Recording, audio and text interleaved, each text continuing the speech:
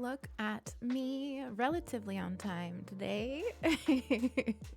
I think within 5 minutes is pretty great. Don't you agree? I think it's pretty good. And I'm here within 5 minutes with breakfast. Those of you who are, invested in me being the type of person that eats breakfast.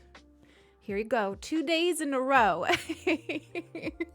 Although I gotta say, I think I had like 4 bites of breakfast yesterday during stream, so I think we're gonna try to do better today.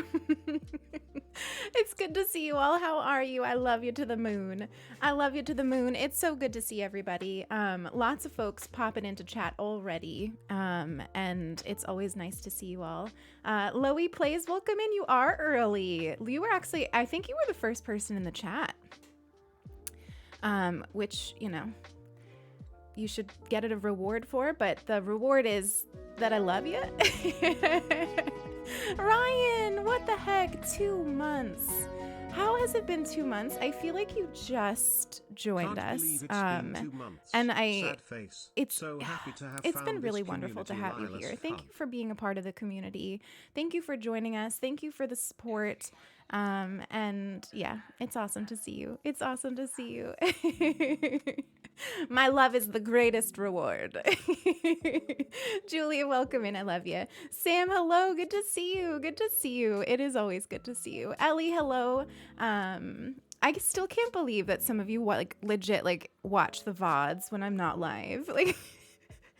I just can't. I'm sorry. I don't mean to start this stream being self-deprecating, but I cannot believe that you do that, people. I just can't. It's good to see you all, though. Hi, Lucelli. Good to see you, child. Thank you so much for the lurk. Yeah, we have this. So I added some Stardew songs, and it's specifically because I'm trying to stop myself from playing it. So it's if I can at least have some Stardew music during stream, maybe it works. I don't know. Hi, Tiny Tigers. Good to see you. Welcome in. Eric is here. Can we get a shout out for Icy Baby mods? It's good to see you. I did finally add Eric an auto shout out for you. I think I was forgetting because of the name change.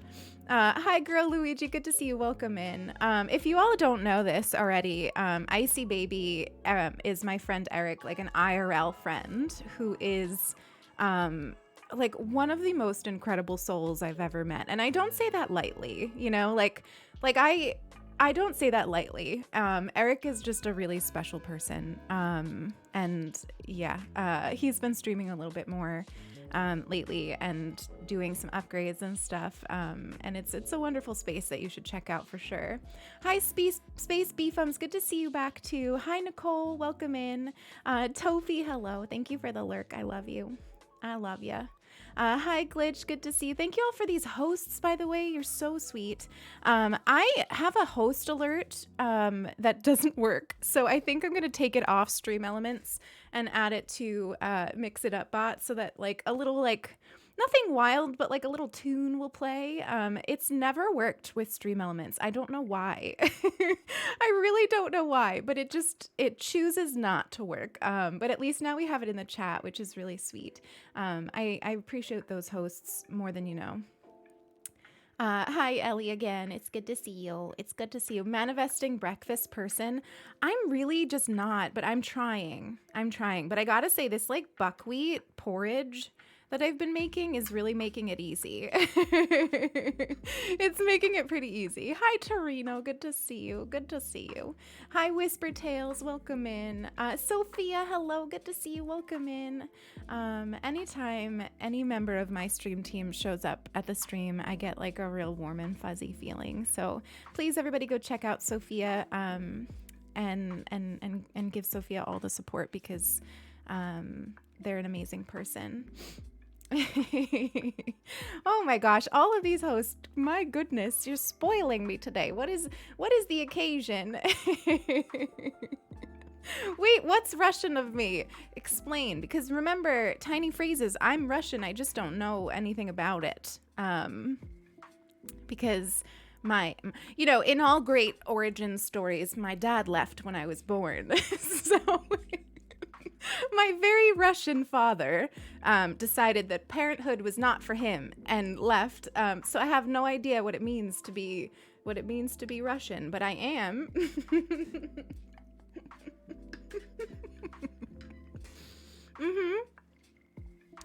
Please be my Russian father. I accept that role from you, Tiny. Hi, Warren. Welcome in. Good to see you. I always feel happy when I see people in the chat. Yeah, me too, Sophia. I'm honestly trash at actually saying hello in streams. Unlike you, who do it amazingly. I'm usually in the shadows. But but loving being there. But it's good to see you. I'm feeling good today, actually. Those of you who were here yesterday, I was like talking about how my brain was just being so mean to me, and I just was feeling really down, and the last couple of days were really hard. I realized it's because of my uterus. And like, even though I don't feel any better, I feel better knowing that it's like not, like, it's not my brain, it's my hormones. Also, please be aware that when I eat this, sometimes my teeth turn blue from the blueberries. So if that happens, don't be alarmed. It's just me nourishing myself, you know, nothing to get upset about. Buckwheat is a quintessential Russian grain. Oh my gosh, literally, I love buckwheat. I like buckwheat porridge is superior, but mostly how I eat it is buckwheat flour and making like buckwheat pancakes and buckwheat waffles. I know technically that's like a healthier thing to do, but I eat it because it's just better. Like, by better, I mean taste, you know?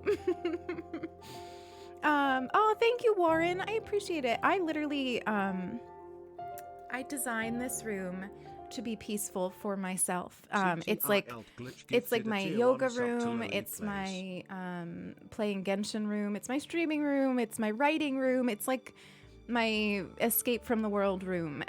So everything in here has some kind of meaning.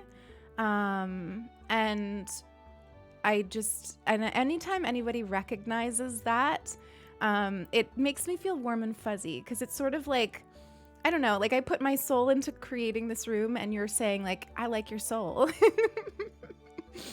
Yeah, my uterus is evil and disrespectful of my gender. Truly, like if I could get rid of it, I would. It is nothing but a problem. It is nothing but a problem.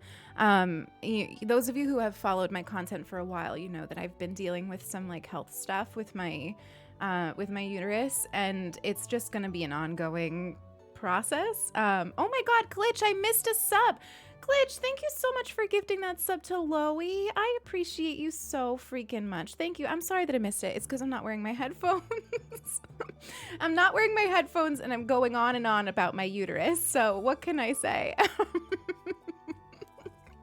Oh, Glitch, I appreciate you. And Loey, welcome to the sub family. Remember to wander aimlessly, spread joy, and revel in the little things. It's so good to have you here. You know what? I should give VIPs access to the mod things too. You know, Sophia, I'll try to remember to do that. If you want to hype it up in here, you can. What the heck? Oh my gosh. Oh my goodness, Crunchy, hello, good to see you. Welcome in, Raiders. I was literally just talking about how I feel so warm and fuzzy anytime somebody from Cosmic Hearts comes into the chat. And now not only are you coming into my chat, but you're bringing friends. What the heck? We're being too nice today. Hi, Crunchy, it's so good to see you. Welcome in. Can we get the most loving of shout outs for Crunchy, who is a fellow member of Cosmic Hearts and a host of just a really beautiful space on Twitch. Super cozy and fun and chaotic vibes. You were playing Valorant today? What the heck? I've never seen you play Valorant. Have I missed that? It's hard for me. Crunchy, I feel you. It's hard for me to catch yours too because I'm not a night person. And I usually sign off like in the evening, and that's when you're going live. But I have popped in and vibed. I'm just usually not super chatty at night, but it's so good to see you. Thank you so much for bringing your community in. If it's 2 a.m. for you, you need to go to bed. I don't make the rules. But seriously, thank you for coming in. It means the world. It's good to have you here always. And welcome in, everybody. Thank you so much for the follow. Sincerely B and Mr. Tad. Tegan, hello. Can we get a shout out for Tegan as well if we didn't? It's good to see you as always. Thank you all so much for these follows. Welcome in. My name is Lilith Fox, and I'm a queer storyteller and mindful gamer here on Twitch. I do have a little raid video that I could show that the wonderful Tofi made for us. My community loves this video, so I'm sure I could show it 1,000 times and they would never get bored of it. So why don't we start with that? I'll take a sip of coffee and eat a little bit more of my oatmeal, and you can watch the raid video. Oh my god, it's a gnome! Who are you? I love you. Really hoping that there's a fox in the game. The goat is gone you, right? Like, I'm trying to find hobbies that don't involve my fingers. My job is to get everybody wet and then climb this phallic object, apparently. I feel legally obligated to let you know that I'm not actually a pro. What is... I am defeated. A moist menace? But as long as I can mount something and ride it around, I'm usually content in a video game. This is us for the rest of stream. Wander aimlessly. Allow yourself the room to wander. Allow yourself the room to explore and test and grow.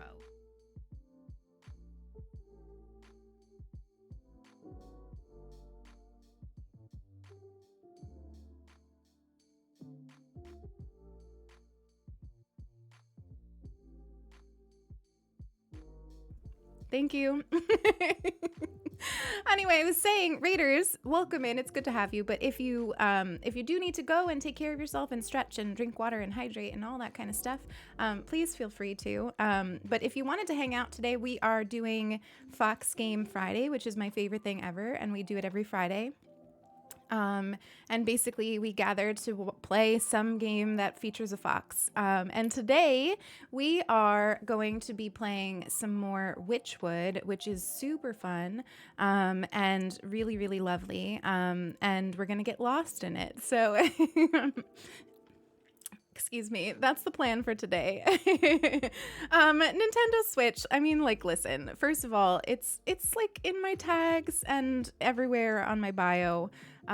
So yes, but also, like, when you join a community, it's super great to just come in and say hi.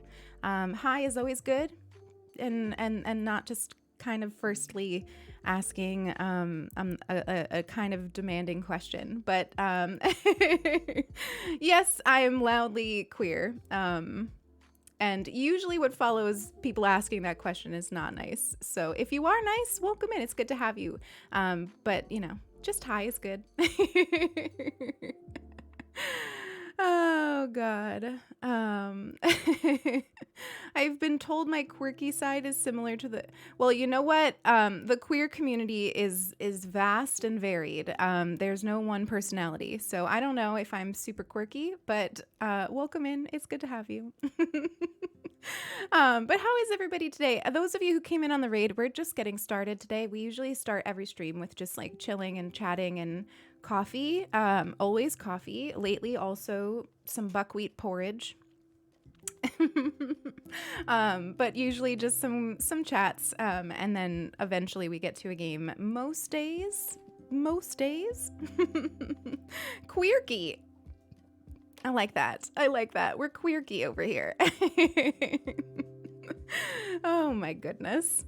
But yeah, so today I'm feeling much better than yesterday. Also, because I don't know if you can tell, probably you can, because it usually makes my lighting kind of wild, but the sun is out today. And apparently that affects my mood. I didn't know that it affects my mood, but it does. Which is funny because I've been so like loudly like I could move to Seattle and not be sad because I don't mind the gray and I find the rain and the snow cozy. But apparently the sun helps me. So I don't know. What is it? But yeah, I feel better today. So it's good to have you all here hanging out. The plan for today is just sort of like an emphasis on wandering. I made a tweet for the stream today. I know, I'm so prepared. Not like yesterday where I just forgot. And I sort of just like set an intention for the day for myself to sort of like revel in, we do this always because it's part of our whole thing here, wandering, right? But I just kind of want to revel in that a little bit today and emphasize it and enjoy thinking about how important it is to, get lost, make mistakes, own mistakes, embrace change, embrace wrong turns, and just sort of like be okay with not having it all figured out and just sort of going day by day, moment by moment. And so that's kind of that's my focus for myself today.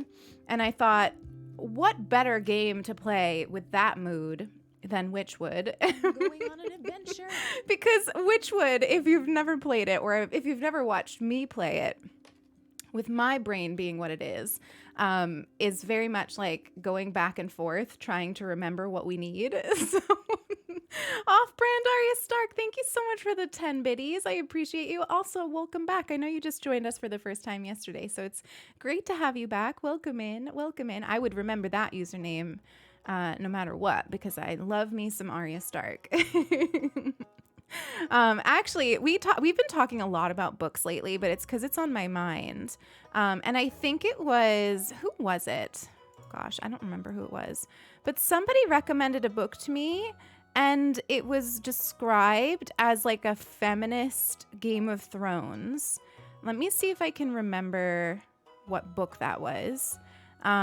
Because I was sold. It's in my to read pile, but now I'm over here like thinking about changing to reading that next. Is it the one with something with like an orange tree? The Priory of the Orange Tree. Yes, girl, that's it. It's Priory of the Orange Tree. Let me see if I can read you the description that sold me. What did I just miss? Paper, thank you so much for the lurk. I appreciate you. Mods, can we get a shout out for Paper, please? It's really great to have you here. I saw your tweets about like having a rough week, and I'm sending my heart to you, okay? I don't know, for what it's worth, you've got my heart now, so just, do with it what you will, but you've got it now. It's everybody, my heart is off limits. It's with Paper now, so. Anyway, the book is Priory of the Orange Tree, and it's the description is, oh wait, this is a larger one than I was, so it's an epic, best-selling feminist fantasy perfect for fans of Game of Thrones is what it's described as. It's a world divided, a queendom without an heir, an ancient enemy awakens.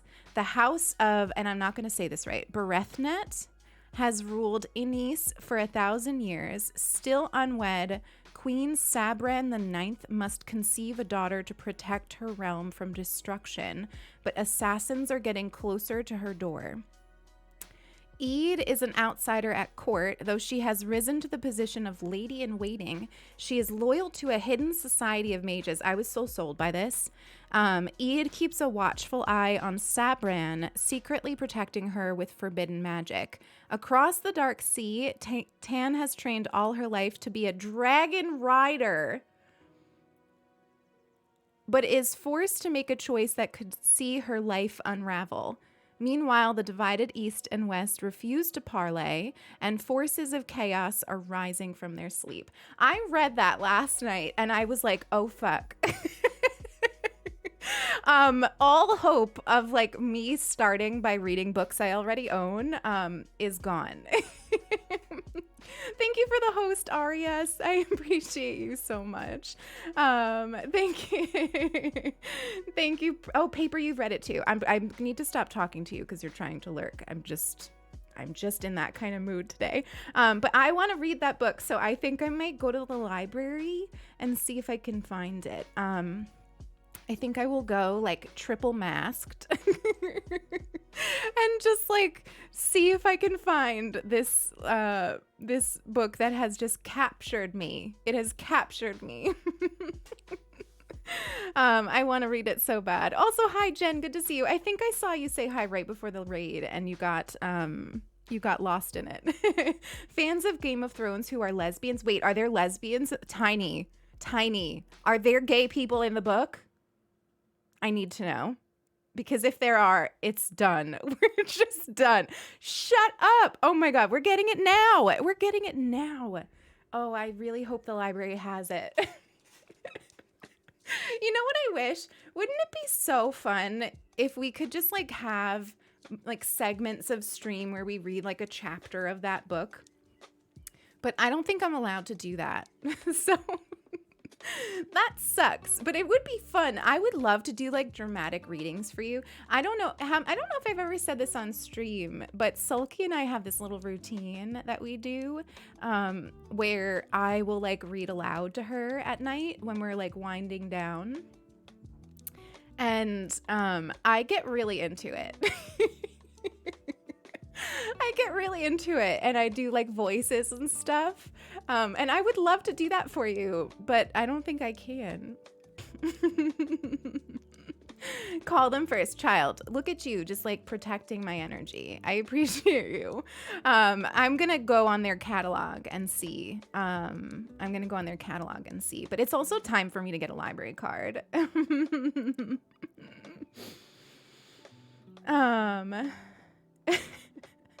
What? Murking? What? Hello, it's good to see you. A new Scream movie today? Is there really a new Scream movie today?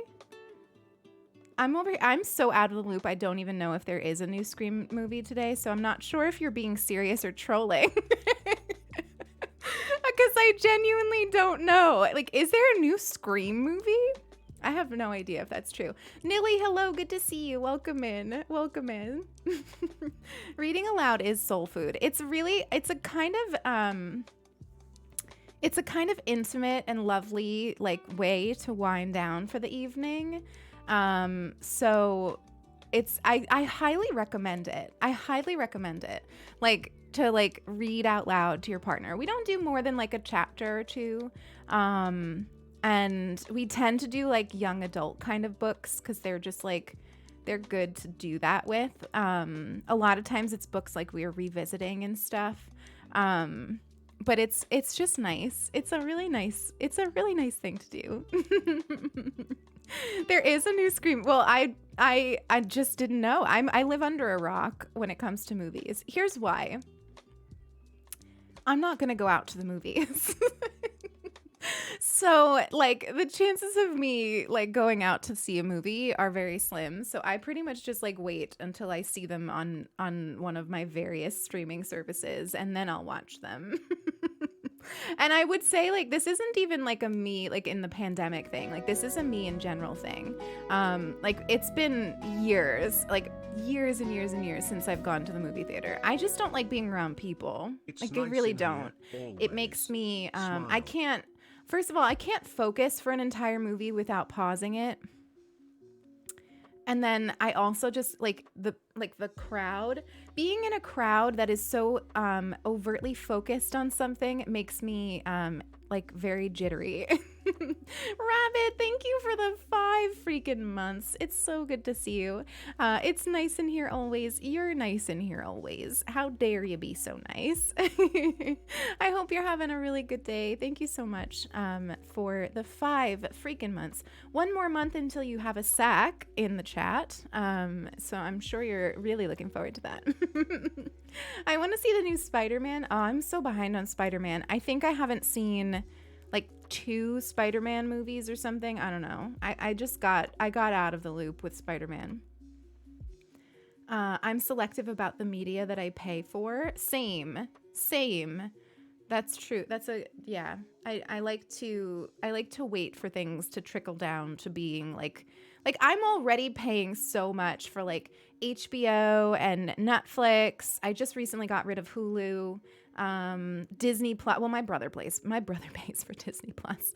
I just stole it from him. But like we're already paying all of this money for all these things, so like I might as well just wait till the movies trickle into those places. Being around people in large numbers is very anxiety inducing. Yeah. I've always been that way though. It's worse now because I'm like, you know, I don't want to get COVID, and it's, you know, it makes it scarier. But I've always had problems, with crowds of people. It's weird. I don't know. Especially considering that I lived in Manhattan. But like, yeah, I've always had issues with big groups. Soon we'll have snacks in the chat. Oh my God. I'm also behind on the Marvel movies. Do you ever get to a point where you're so behind that you don't even know how to catch up? Like that's how I am with all of the superhero movies. And I'm distressed by that because I actually really love them. But like, I just like feel like I'm so behind. I got that way with Star Wars and then finally caught up. And I feel like by the time I finally caught up on Star Wars, like the thought of doing it all over again for another franchise, like I don't know. I'm so behind. I'm very behind. There's some franchises that I haven't even started, like some storylines that I haven't even started. Forget the TV show versions. Like I didn't even watch WandaVision. I didn't even watch it. And I'm sure all of you are going to be like, what the heck? How did you not watch it? I don't know. I'm very behind. I've been in this whole vibe that I'm trying to shake myself out of this year, where I've only just wanted to watch stuff I've already watched. And I spent like a good year and a half like that. So I just got honestly, I feel like the whole pandemic, I've just wanted to watch the same comfort shows over and over. I don't know where it comes from, but that's how I've been. I pay for books. Well, that is like enough of an expense. Like books, you know, a lot of books, like they come out, they're like $9.99, $10. And if you read a lot and you buy a lot of books, like that really adds up.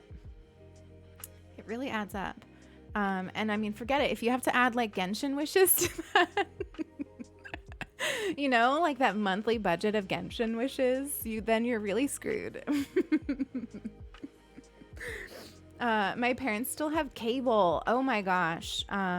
My mom has, I think, still cable.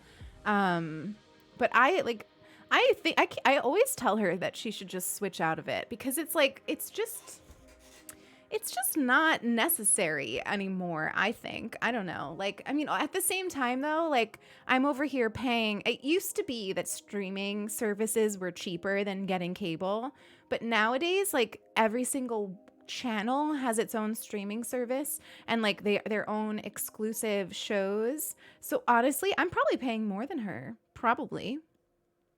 I don't know. But I just like, to me, when I got rid of cable is when I got rid of like mindless clicking through channels.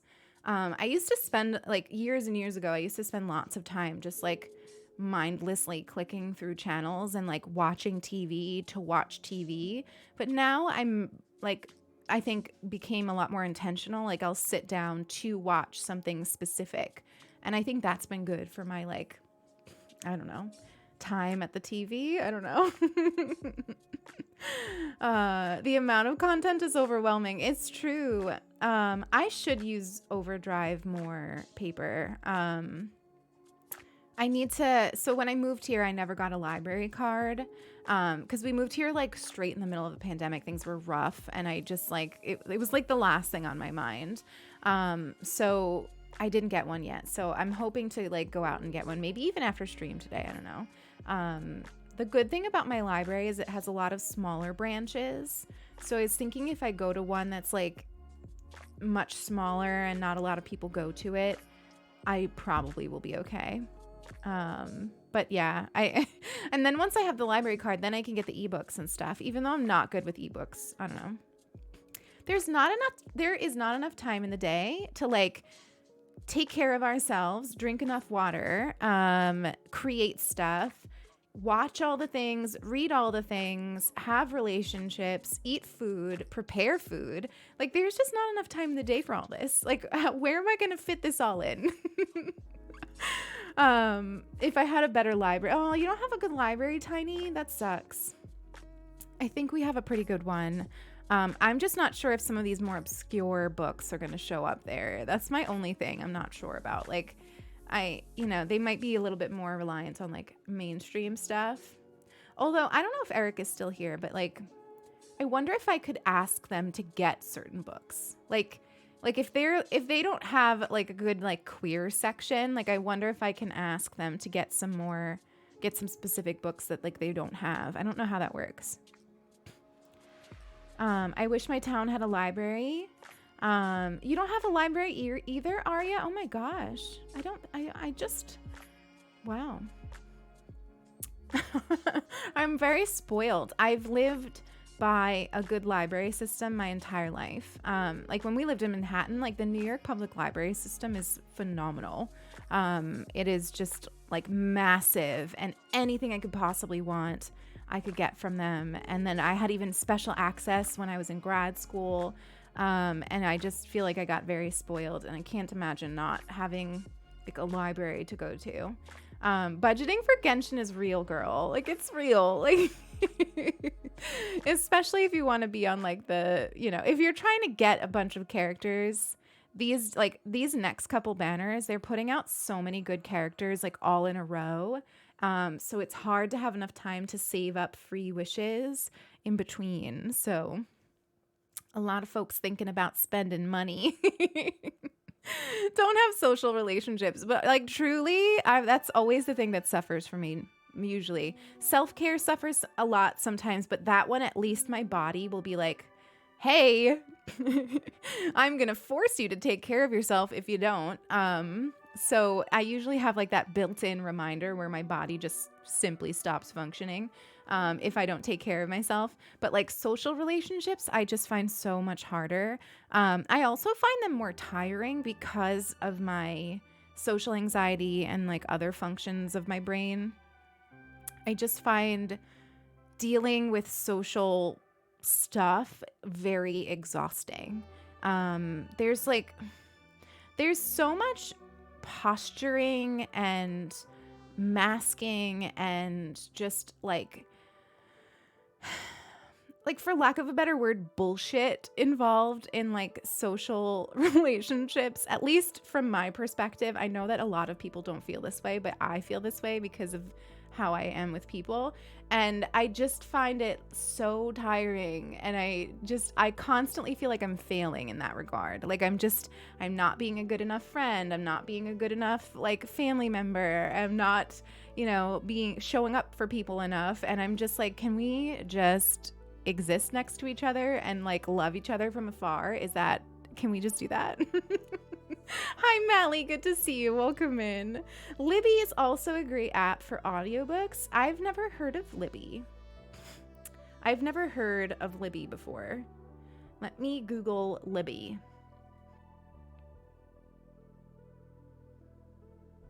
Ooh, does it go through the library?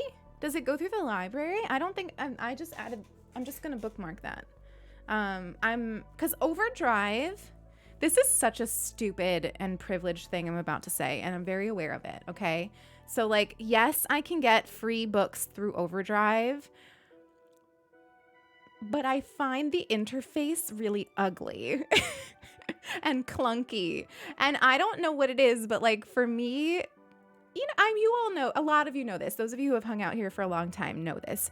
I'm all about like creating an environment, right? So like I create myself an environment for drinking my coffee. I create myself an environment for eating my oatmeal. I create myself an environment for spending time in. Like there's something to me about like the joy of reading that is in like feeling the page, or at least having like a nice looking app to read through. And it's ugly.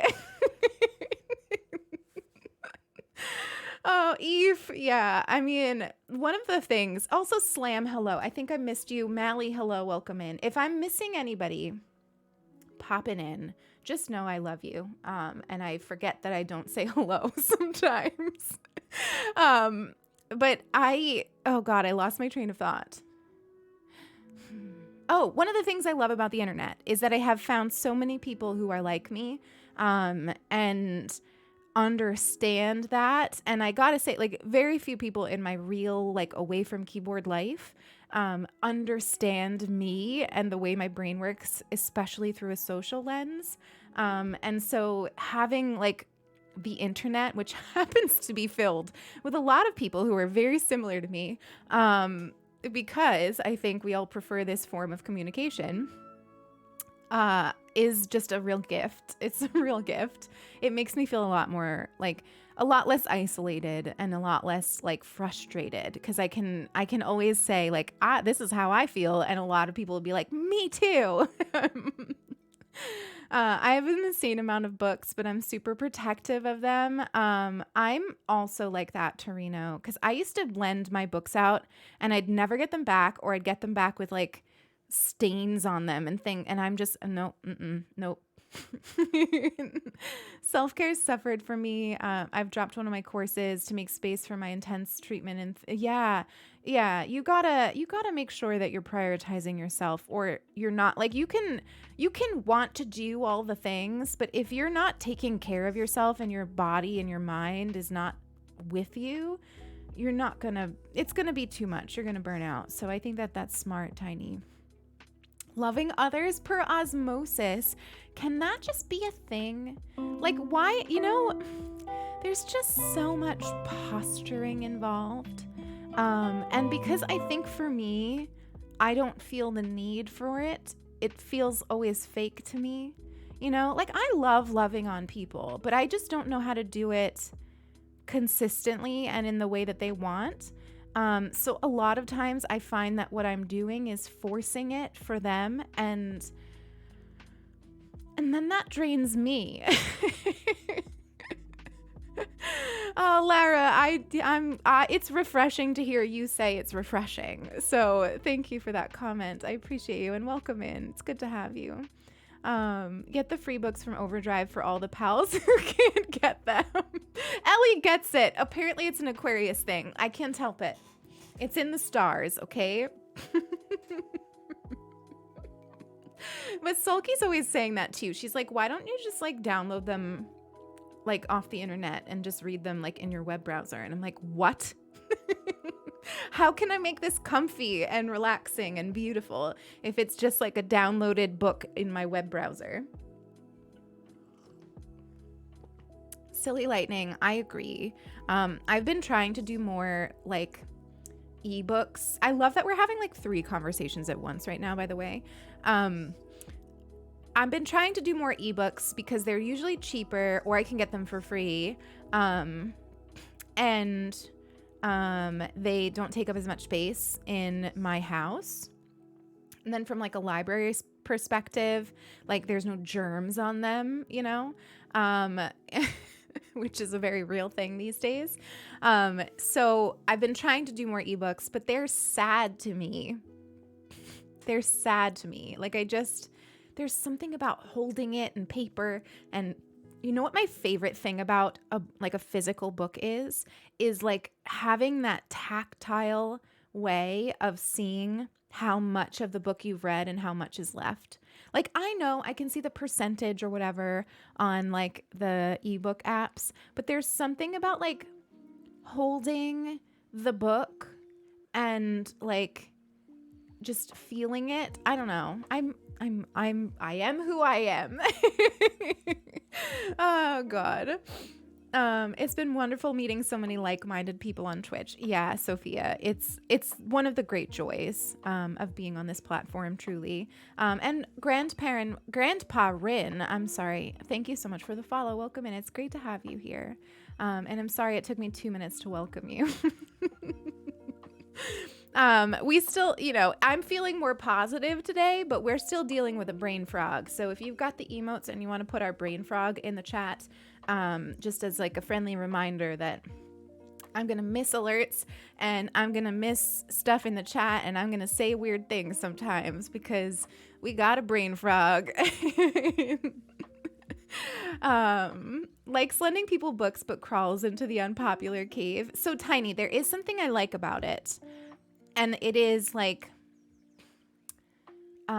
it's like the act of sharing something that you love. It's exactly like what I said about how like I built this space and I put my soul into this space, and when people say that they like this space, it's sort of like they're reaching back out and being like, I like your soul.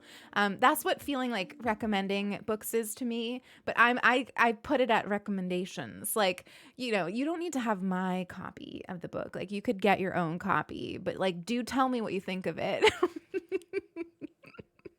Like, I think I'm just like, I don't know. I don't want them touching my shit. World of Books is a good place for used books. Is that a website? Let me see.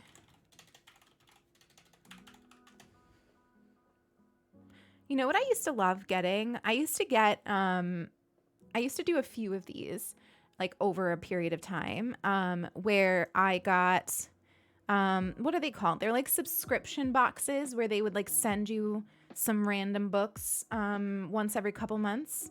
I loved that, but I actually made myself a rule where I stopped letting myself do subscription stuff, because subscription boxes are wonderful and they make my brain really happy, but usually I end up getting shit that I don't need, and that's just not financially responsible. So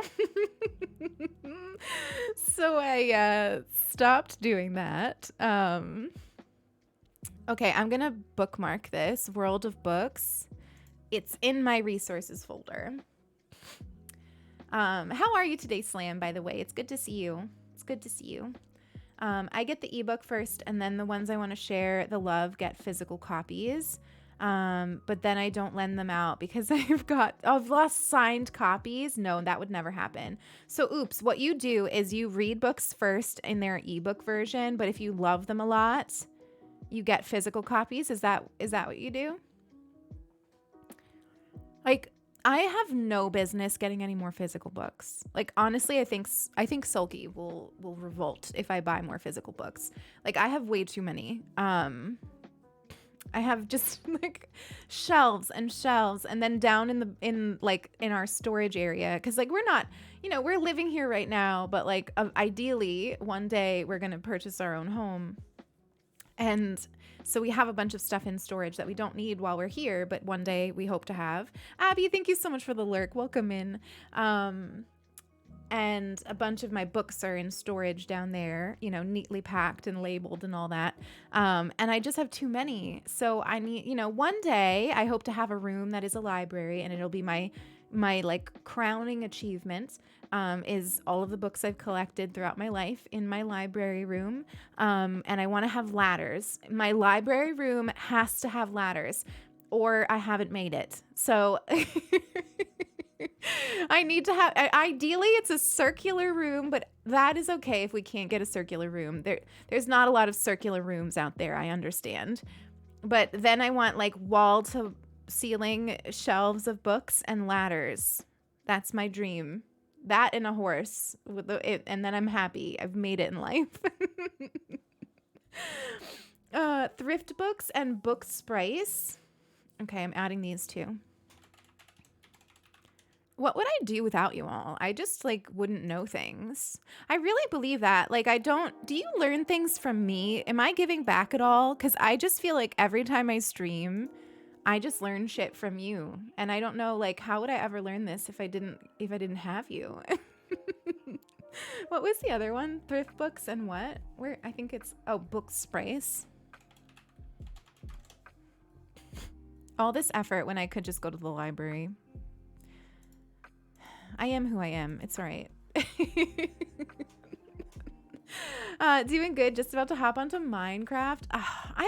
One day I want to be one of those people that plays Minecraft. Like, I see the beautiful like cottages and things that people make in Minecraft, and I watch Kaylina play Minecraft a lot.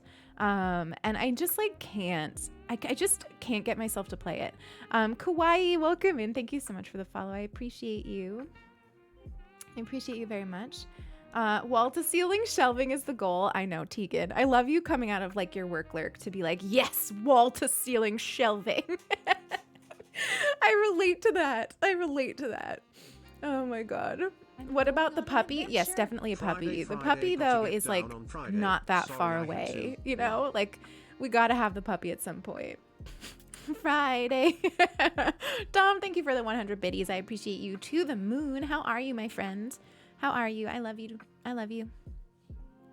I was thinking about you the other day because I've been like really resisting playing Stardew again. And a lot of you are going to be like, why are you resisting that? And it's because I've got this goal for the year that I'm trying to get myself to do new things, play new games, watch new TV shows, read new books. Like instead of just like going back to the same comfortable things, I've been trying really hard to get myself to like not. But I was like thinking about Stardew, and whenever I think about Stardew, I think of Dom because Dom is like a pro Stardew player.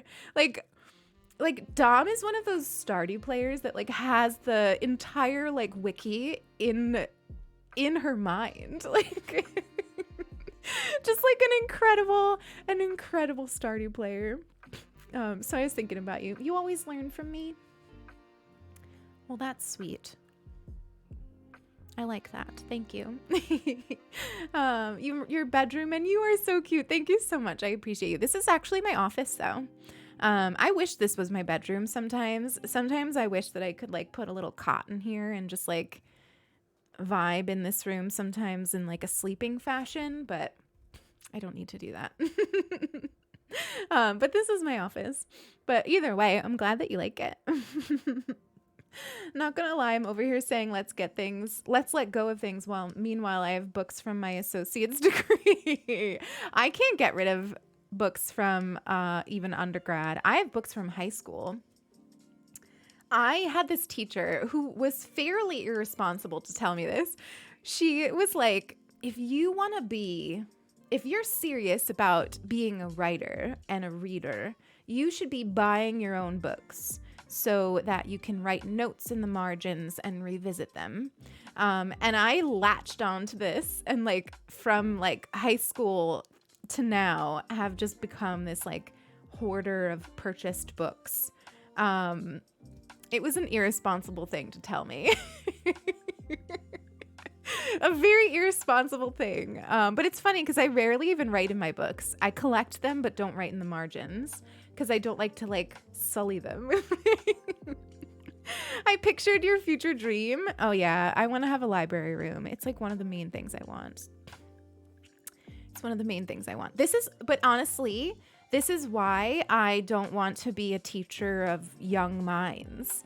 Like I was fine being a teacher of like somewhat developed minds, like, you know, at like university level.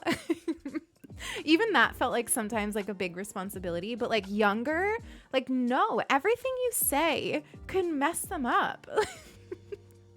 Like literally, I think about the people who made an impact on me, and like it's probably just some flippant thing that they said, and I like latched onto it and made my whole identity surround it, and like that is just too much power. Hi Red Panda, welcome. It is so good to see you. Look at your adorable freaking emote. Oh my goodness. Can we get a shout out for Red Panda, by the way? It's good to see you. If you mentioned books, I'm here. Did you just say puppy? I did, but it's not anytime soon. Sulky and I want to get a dog so badly. But we are like, we're being responsible and waiting until it's the right time. And those of you who are new to the community, maybe you don't know this because I don't talk about it all that much, but it is important, as like to me, is that I'm a caregiver for my grandmother. So I have my hands full when I'm not streaming and desperately writing to try to become a freelance writer and like doing all the things. I'm full-time taking care of my grandmother, which is a job, and it's just not a time for a puppy. It's just not a time for a puppy. So one day, but not right now.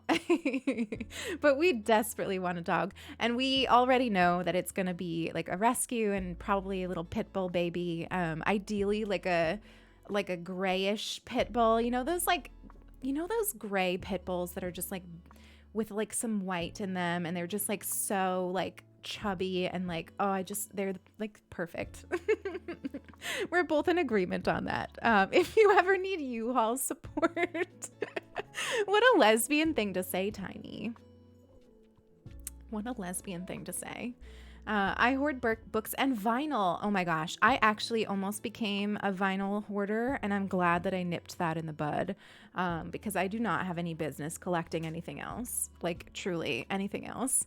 I went through a period of time though, when we were living in Brooklyn, there were like a ton of like old record stores, and I just kind of started going ham in them. And then eventually I was like, you need to stop. Like, you have no business doing this.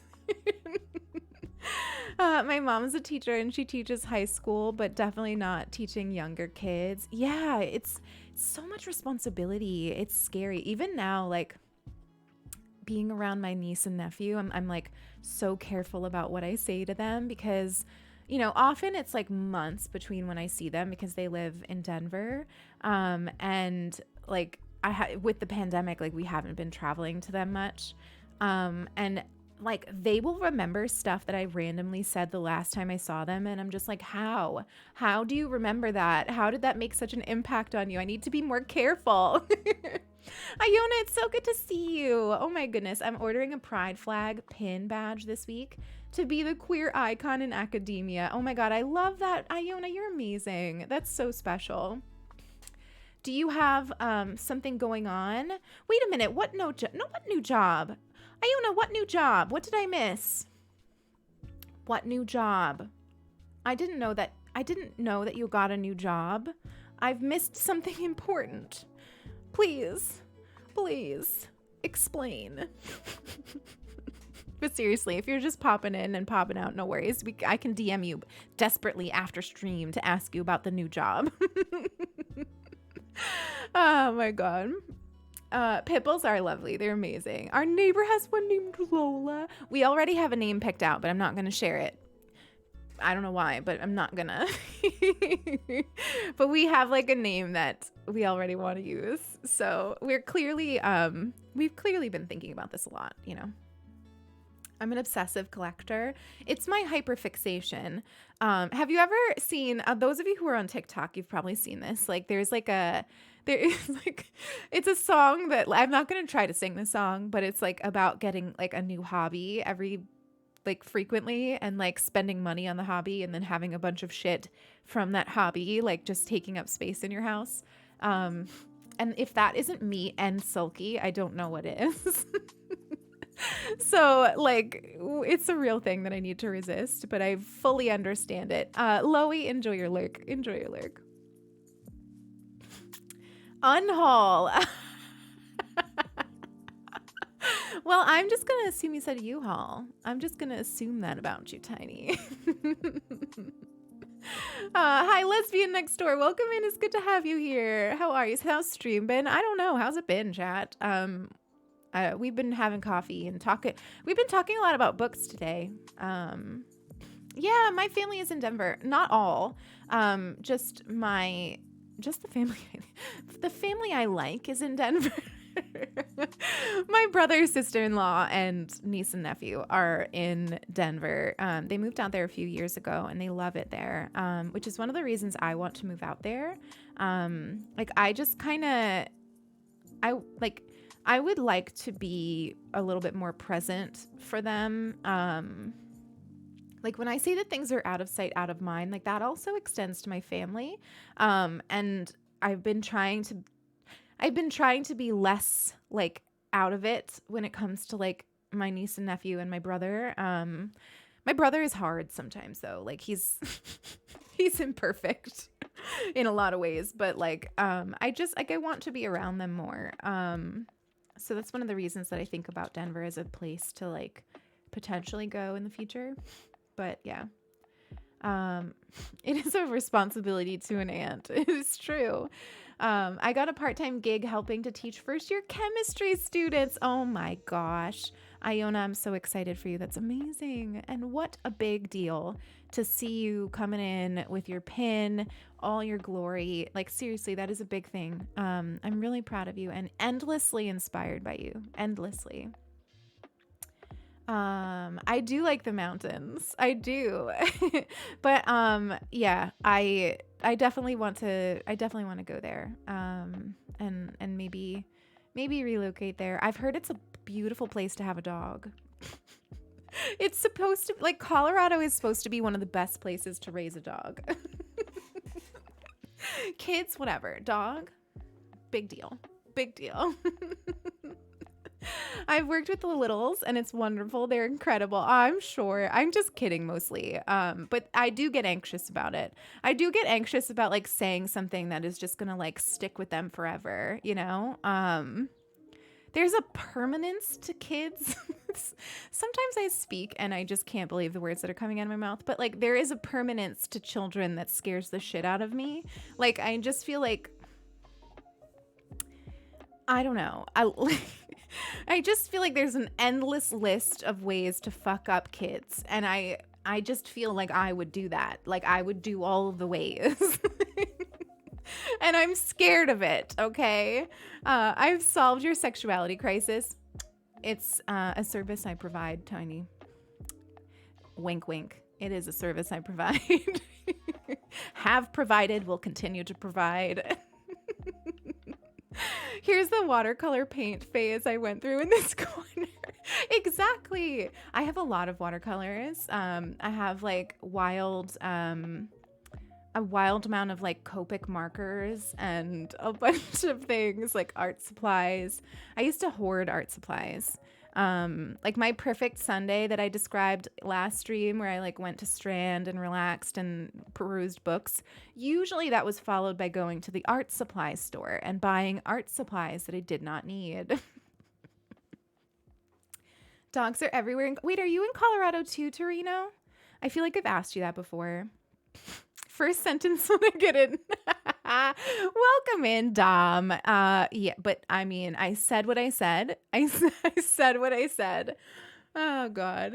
You know what's great about dogs? Love unconditional. It's true. It's true. It's true. But like, as I was saying that, I was thinking about this clip I saw of a streamer, like, just being shitty to his dog on stream. And I was thinking about how like we always say that dogs have like unconditional love. But I actually don't know like if that's fully true. Like you've got to respect and treat your animals well and right. And I think then you get love. And if not, what you're getting is actually like fear, you know? Like I know what you mean, Ellie, but it just like brought up that thing in my mind of like people being shitty to their dogs. Hi Tura sneaks in and swaps my keyboard with a carved potato replica. But then I will want to eat it. And I shouldn't be eating my keyboard. I haven't cleaned it in a bit. I love potatoes. I do have 2 dogs and 0 children. Mood. It's a mood. You're able to have dogs at work. So I think I would probably be allowed to have a dog in a workplace because I'd be able to get a support animal. But I would only want to do that if it was part of the culture to do that. Like I would work in a place where like it was part of the culture to bring your dog. Clitsistence. What is your username is Chef's Kiss. I love it. Welcome in. It's great to have you here. Can I shake your hand? I love it so much. Oh my God. Anyway, I would want it to be part of the culture. 2 dogs, 1 chinchilla, 2 snakes, a billion plants, 0 kiddos. Red panda, I understand you. Also, chinchillas are wonderful animals. My cousin rescues them because a lot of people adopt or purchase chinchillas and don't know how to take care of them and then get rid of them. And he has rescued them and like rehabilitated them, and he's just an amazing person. And chinchillas are amazing animals. Let's go, lesbians. Actually, I was just talking to our emote artist. I reached out to Little Wolf to be like, can I swap out one of our emotes? Because I had this like big brain idea for an emote idea that we kind of would use a lot. It's like an emotion or meme that like we would use a lot. And so I wanted to swap out one if she hadn't already done sketches. And when we were having that conversation, she made it sound like our sketches are really close to being done. So I'm like, yay, so exciting. Is there anything better than new emotes? Like, truly, I don't know. I love new emotes. Handshake. Thank you, Clit Assistance. I appreciate you.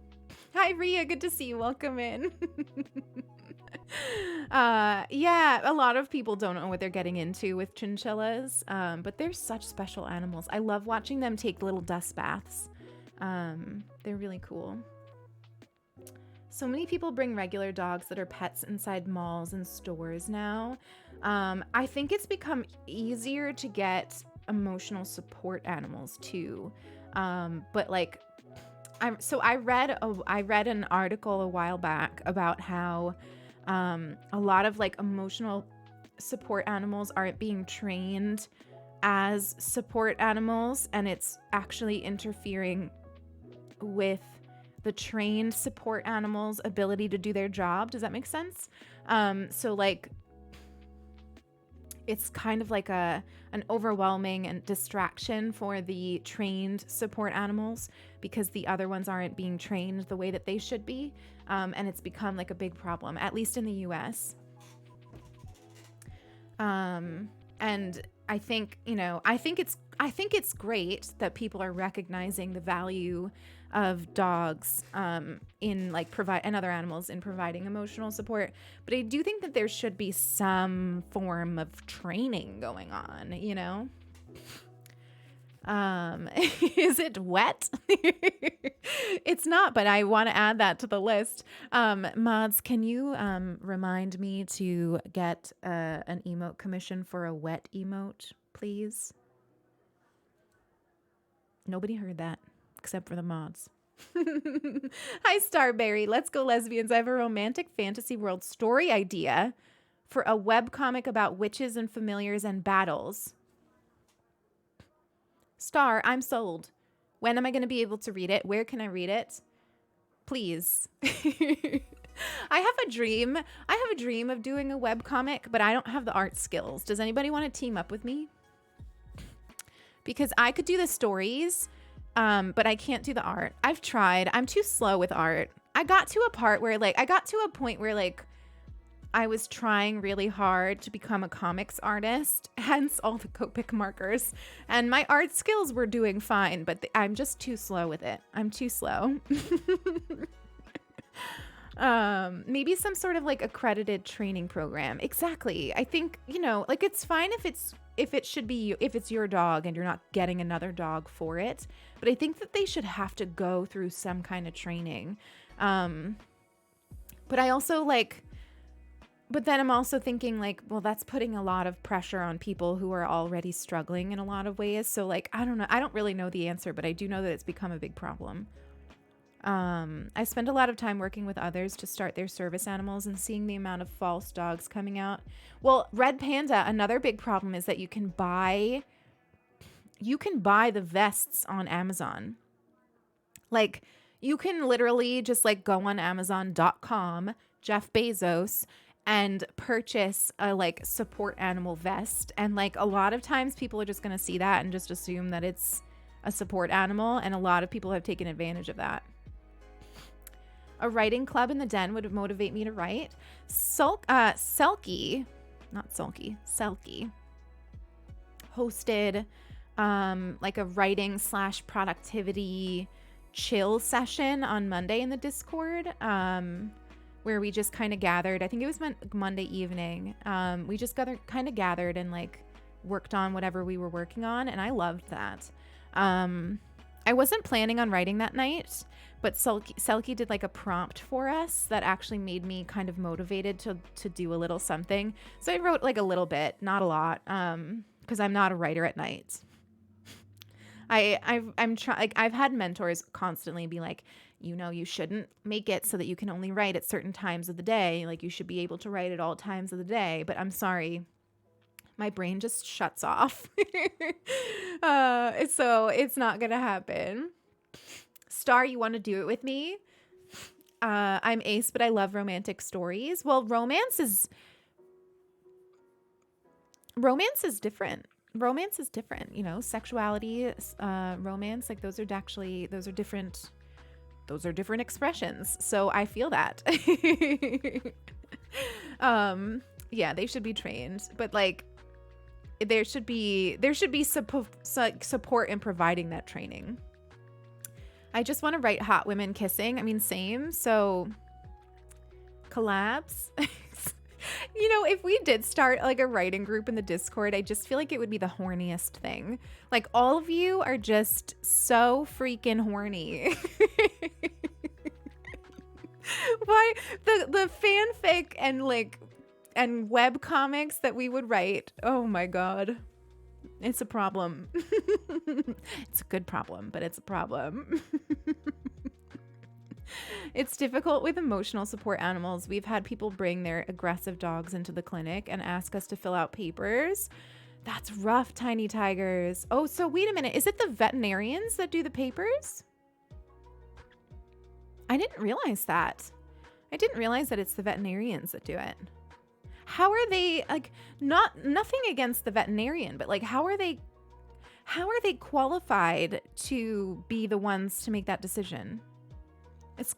Or are they just part of the process? I don't understand.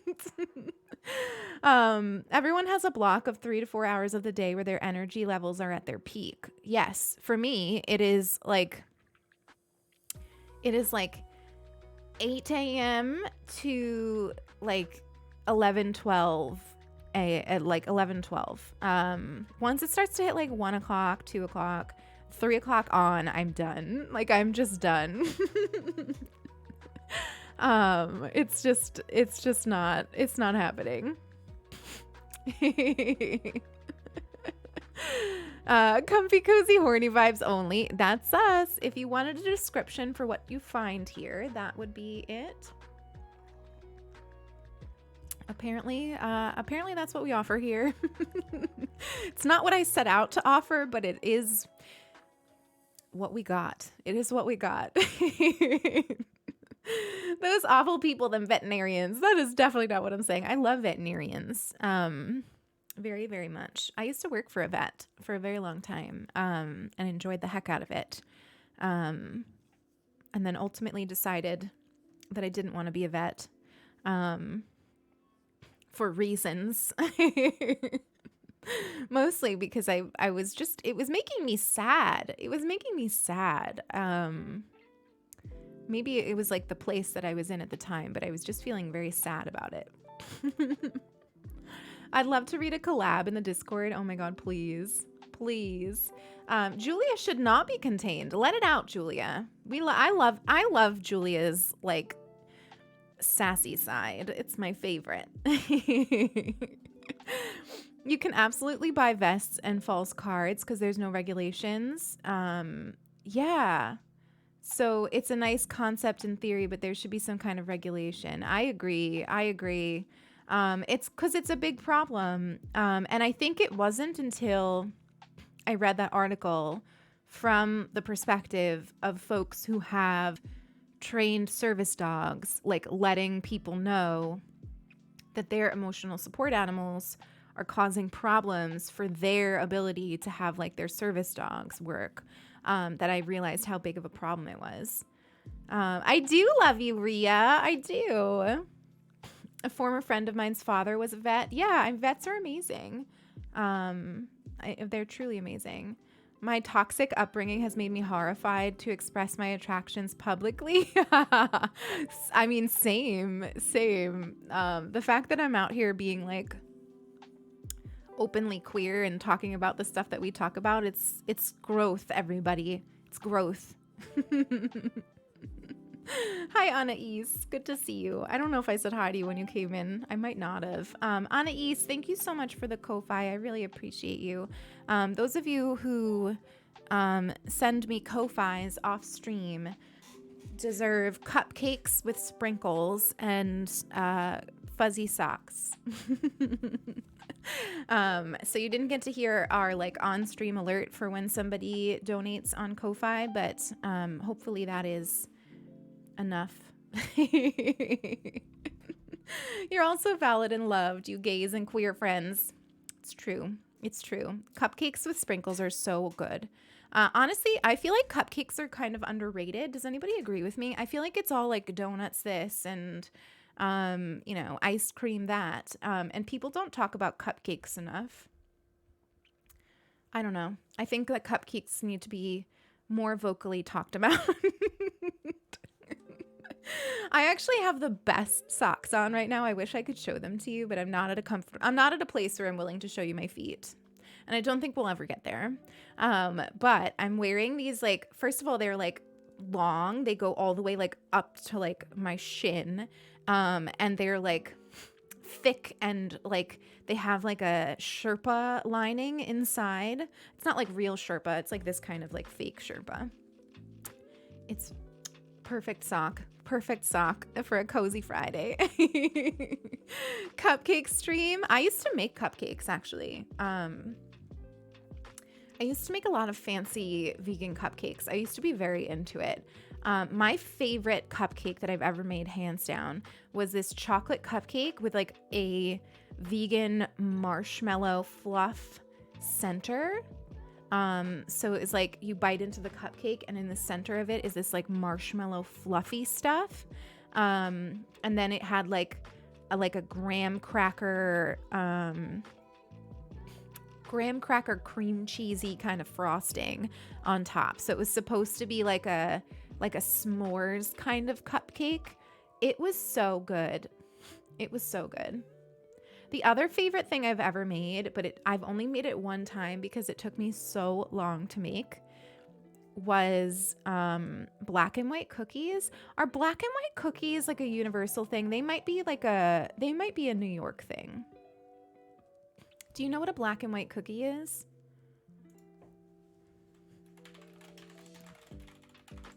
Please tell me if you know what it is. Not sure? Okay, I'm gonna show you. So these are black and white cookies. They used to have them in Starbucks. I've never seen them in Starbucks. Wow.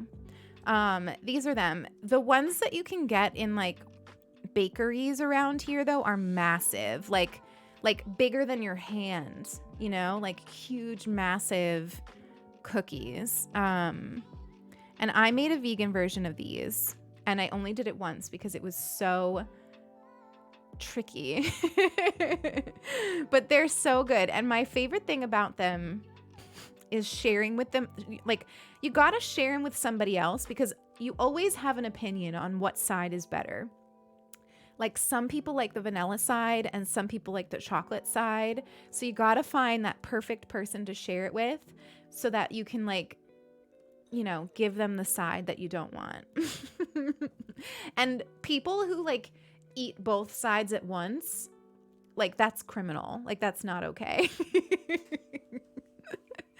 Wait, are they on Seinfeld? That's so funny. That is so funny to me. But yeah, they're a big thing here. It's a big New York thing. Brooklyn in particular, I think. I grew up in northern New Jersey. Yeah, exactly, Anais. That's like the whole, like, that. It's like a Manhattan, New Jersey, like New York, probably also Philadelphia, like Pennsylvania kind of thing. Tri-state area, if you will. We have something similar called Hungarian biscuits. They're dipped in chocolate on one side and plain on the other.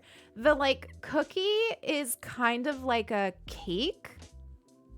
It's kind of like cakey. It's not cake, but it's somewhere between a cookie and a cake. So it's not like, crunchy. My favorite local treat is Bosch Bolin. All right, well, now I need to look at that. Hang on.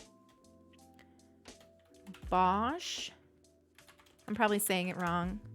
How dare I call? Oh my God, that looks amazing. What is that? Shut up. Look how good this looks. What is that? I need to make that.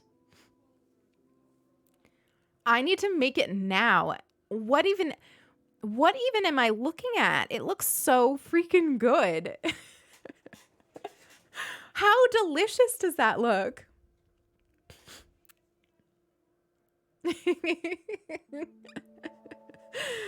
Send the search party. No, Eric. Disowned. You're disowned. It's an extra large version of something we called a I don't know how to say that. Covered in chocolate. It looks so yummy. Is it like pastry? What is the outside of it? It looks pastry-ish. I'm gonna make a vegan version of this. Kind of reminds me of a Boston cream donut. Do you all have, I think they originated in Boston, so maybe you don't have them. But do you all have Boston cream donuts by you? Because that's another thing that's like super popular here that I love. There's a weird fly in here. Wait, what did I do, Ellie? What happened? Wait, you said that? Wait, where did you say that? Oh my God, you did just say that. It does remind me of that. It's like a Boston cream with a ton of cream. Tim Hortons has Boston cream too. Okay. So we know it's in Canada. I'm excited for people to hear the idea. I also love pastries. Wait, idea of what, Starberry? What did I miss? Did I miss something? They look like Boston creams are my favorite donut. I should make a book of the recipes. Honestly, I need to start sharing some of my recipes. I really do. Cause I am pretty good at making vegan versions of things, and I never share it with anyone. I just pretty much make them myself, and Sulky enjoys them, and that's it. And you all are always like, can you share the recipe? And I'm like, if I'd written it down and remembered what I did. Tim's Boston cream. Pisces, when you went to Manhattan, did you get to go to Dunwell? Because Dunwell Donuts had a really good Boston cream. It was so yummy. I'm talking about it in past tense, but I'm pretty sure Dunwell still exists. I just don't live there anymore. So my favorite donut is jelly filled. I've always found them to be too sweet. Like, I just feel like maybe it's the way donuts are made around here, but around here, a jelly donut is like very filled with jelly, like a lot of jelly, and it's just like I just feel like I'm eating half a cup of jelly, and it's like too much. Dom, Sulky's the same way. Sulky doesn't like anything cream filled. She finds it gross. But I'm all about it. So this dessert, this Bosch Bolin, looks like the ideal dessert for me. Like chocolate and a giant thing of cream and some kind of dough. I'm sold. The gay webcomic about witches. It's in the Discord. Yeah, I didn't see it yet. I'm excited to look, Star. Wait, did you write it, or is it one that you already just read? Cruller or sour cream donuts? I've never had that. Rabbit, hang on. That sounds like something I would like to make. Are those the same things? Like, is a cruller? No, that's different. Is a cruller like a croissant donut? Because it looks like it could be. But let me see. A sour cream donut? How does that work? Is it just like baked with sour cream in it? It doesn't look like it's filled with sour cream, which is a good thing, because that sounds like not the best. Yeasted donuts. I have heard about Wordle. I looked at it. and found it confusing and closed my web browser. So that's how we're doing with Wordle. If anyone wants to explain it to me in terms that I can understand. Sometimes reading instructions, I can't do that. Is anyone those of you who can read a paragraph explaining how to do something and instantly do the thing are just really marvels to me. Like my brain cannot. Like I need to have something explained to me. It's the reason I struggle sometimes with even Genshin, learning how to use certain characters' abilities, because I can't just scroll through and read and then know what to do. I need it to be digested for me. I've not heard half of these things in the UK. Oh, I love it. You've got bobbly nobblies in the UK. And what else do you have? Hobnobs, bobbly knobbly. You got the best words. You have the most sexual words for desserts in the UK. You're gonna be like, bye, I'm leaving now. But yeah, so I opened up the Wordle thing, read what I was supposed to do, clicked around, and nothing would click. I couldn't click on anything, so I was very confused. And then I left.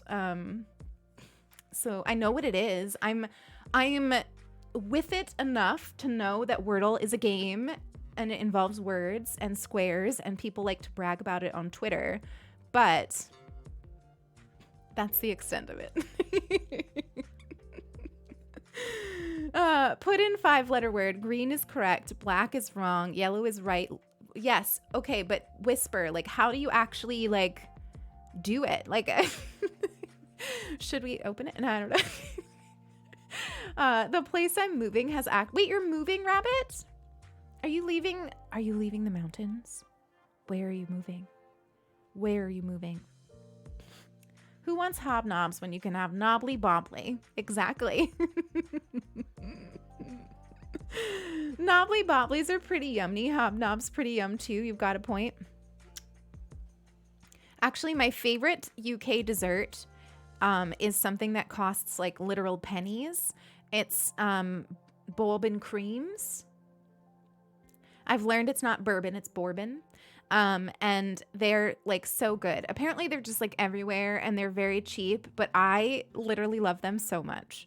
I don't know what it is. There's something about them. They're the perfect cookie for me. And when I had them for that brief window of time where I had bourbon creams, I used to dunk them in my coffee, and they're so good.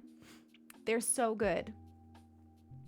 I wanted you to see that I did indeed come up with the story. Oh, thank you, Star. Awesome. I'm excited to see it. Australia has ice creams called Golden Gay Time. Is that a mainstream ice cream called Golden Gay Time? I want to eat it. When I go to Canada, my plan is to just eat stuff. I mean, that's kind of always my plan. Anytime I visit anywhere, I usually don't have a plan other than where I want to eat. That's partially the vegan in me, but it's also just me. I always go with an itinerary for where I'm going to eat. And I never have an itinerary for anything else. I have a general sense that I want to explore the city, and maybe I know a few things that I want to do. But mostly, what I actually want to do is eat. Jammy Dodgers are also good. I got Jammy Dodgers and I got the bourbon creams. I think those are the only 2 cookies I have, but we don't have them here. Apparently there's a way to buy them, but I haven't had success. I'm not leaving the mountains. I'm moving to Granby. I don't know where that is, but I love a small town vibe, Rabbit. Maybe one day you will just see me because I'll have moved there.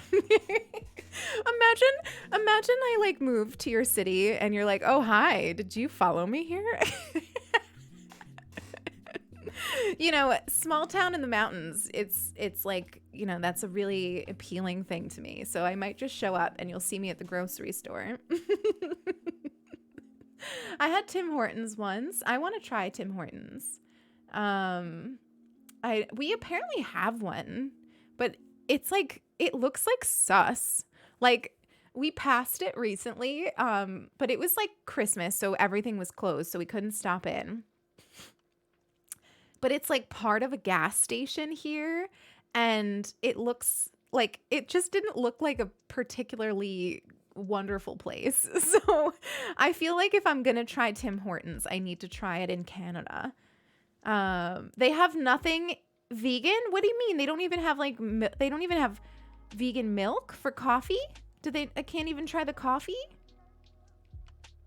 That's sad. Wait a minute. I made myself a water bottle and didn't bring it in, and we've been streaming an hour and a half. That means I haven't had any water. I need to take a quick BRB. I'm gonna get water and a coffee. I'm not doing great at the self-care if I haven't had any water. And when I get back, we're gonna catch up on all this, because a lot of you are talking about things that just ring my bells, like coffee and donuts. So really quick BRB. This is not going to be a long one. It's going to be long enough for me to pour more coffee and grab my already filled water bottle. So quick BRB, and then we'll be back.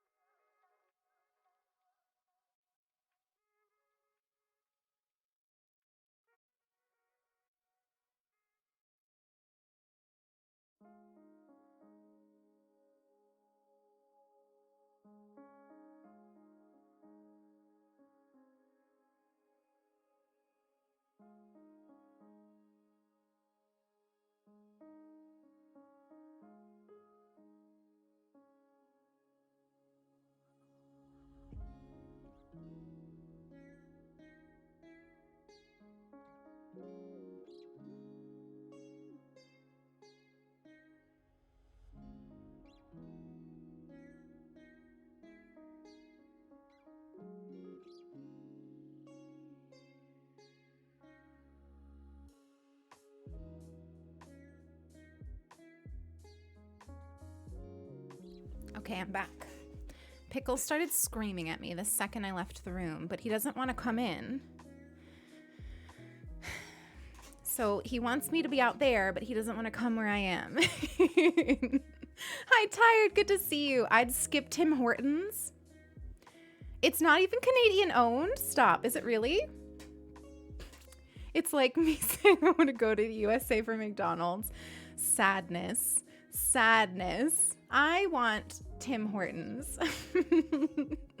No, but actually what I really want is I want to experience like Canadian, like smaller places, like Pisces goes to this like vegan bakery and stuff like that. I just feel like you know, the Canadian vibe I want in the smaller places. But I do feel like, I don't know, Tim Hortons is an experience. I think the only thing that you can have there is hash browns. Wait, I can't even have the coffee? That's just like disgusting to me. Like they don't have vegan milk. That's an audacity. That's an audacity. Oh, they have almond milk. Well, the least good milk of all. It honestly, it sounds like our Dunkin' Donuts, because I don't think Dunkin' Donuts is like a universal thing, right?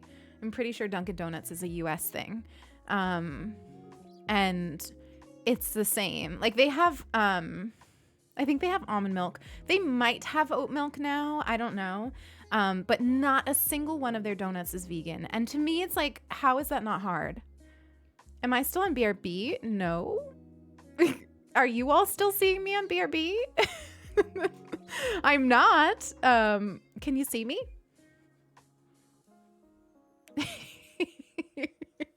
You can see me? Okay, good. Maybe you need to refresh, Pisces. I'm like, uh-oh, what happened now? I'm not dropping any frames. Actually, we've got 0 dropped frames, which is wonderful. Wonderful. The vibe of Timmy's is very suburban Canadian. Okay, so it's Dunkin' Donuts. It's literally, it sounds like the same.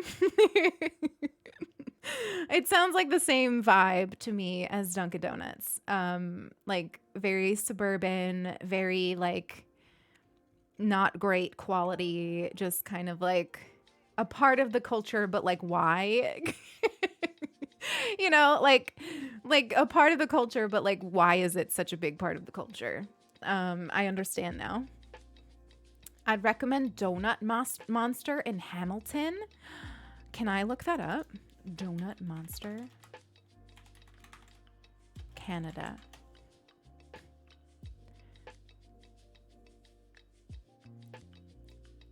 They're big. Look at all these donuts. These are all vegan, or they have vegan. What is that?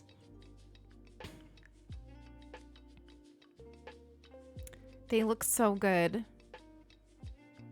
Some of the best donuts though I've ever had. So honestly, the best vegan donuts I've ever had were in Manhattan. This food truck called Cinnamon Snail, it's not a thing anymore. They stopped during the pandemic.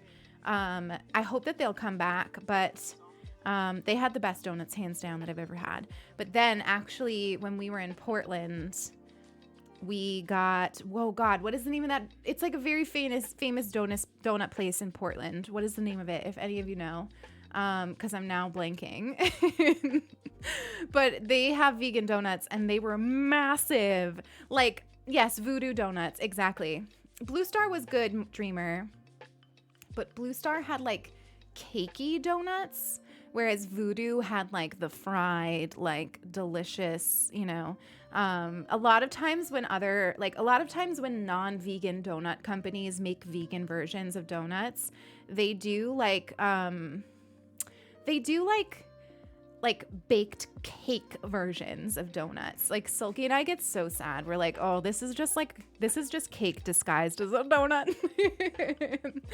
But I like it when they're like, you know, like fried dough and not cake.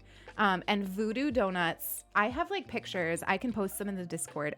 I like take most of my vacation photos are usually of food.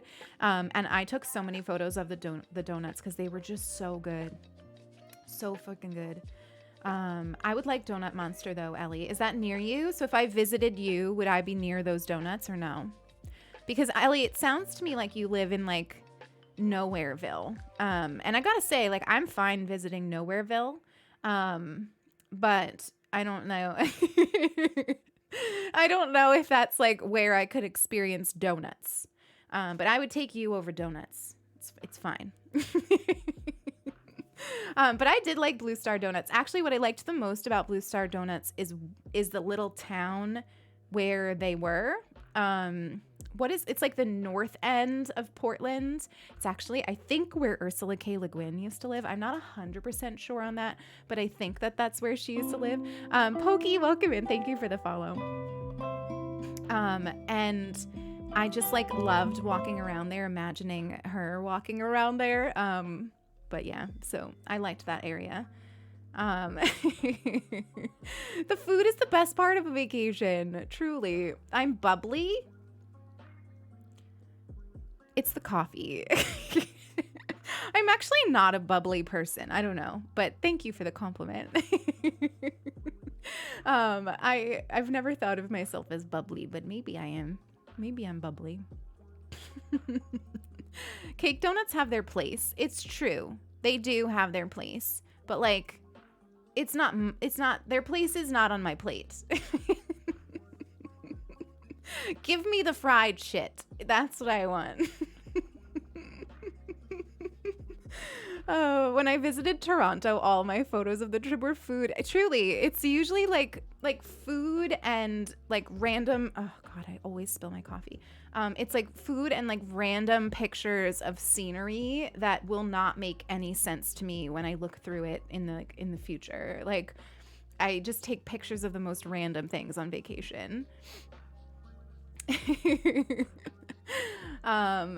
I tried O donuts and they were so good. Oh God, now I just want donuts. I miss eating vegan donuts so much. They are not around here. Like where I live, they just have very little interest in vegan food. And so there's just not a lot of call for it.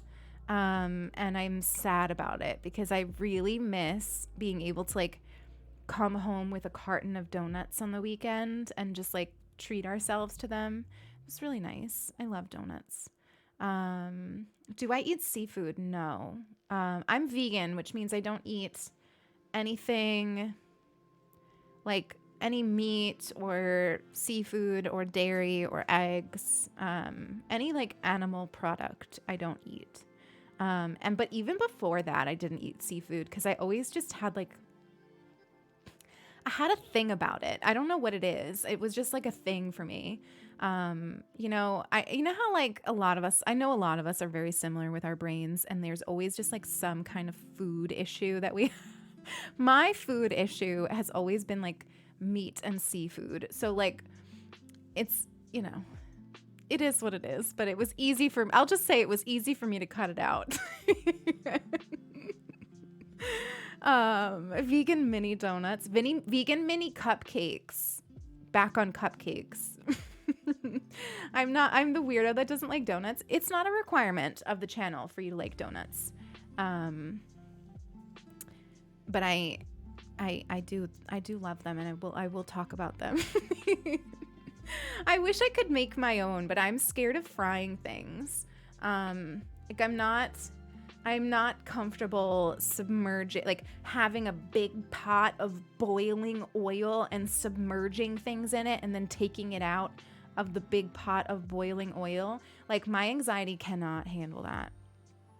Not gonna happen. So the idea of me making my own donuts is a no, unless I make baked donuts, which kind of, for me, defeats the purpose. Defeats the freaking purpose. Wait, Sloan, should we have a vegan cupcake competition? Because I was saying earlier that I make the best vegan cupcakes. So now I'm thinking we might need to have like a showdown. We might just need to, you know, have a cooking competition. I'm sure your cupcakes are amazing and I want to eat them. Send them to me. JRC, hi, good to see you. I need to see if I can find you a vegan king cake. I was going to invite you for a crawfish boil. Oh gosh, no, that wouldn't work, but I love the sentiment.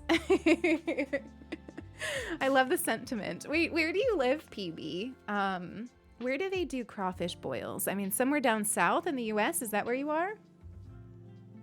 It sounds like a fun cultural event. Like I'm fine going to things that are like I'm fine going to events and not being able to eat. Like that doesn't ever bother me. People always feel bad. They're like, oh my God, you can't eat any food here. And I'm always just like fine with that. Like to me, like as much as I love food and eating and it's very important to me, I also am okay with just like not eating at an event if there's no food for me. Like I'm not going to be upset about it. Louisiana. Well, that's amazing, PB. I would come to a crawfish boil to experience it.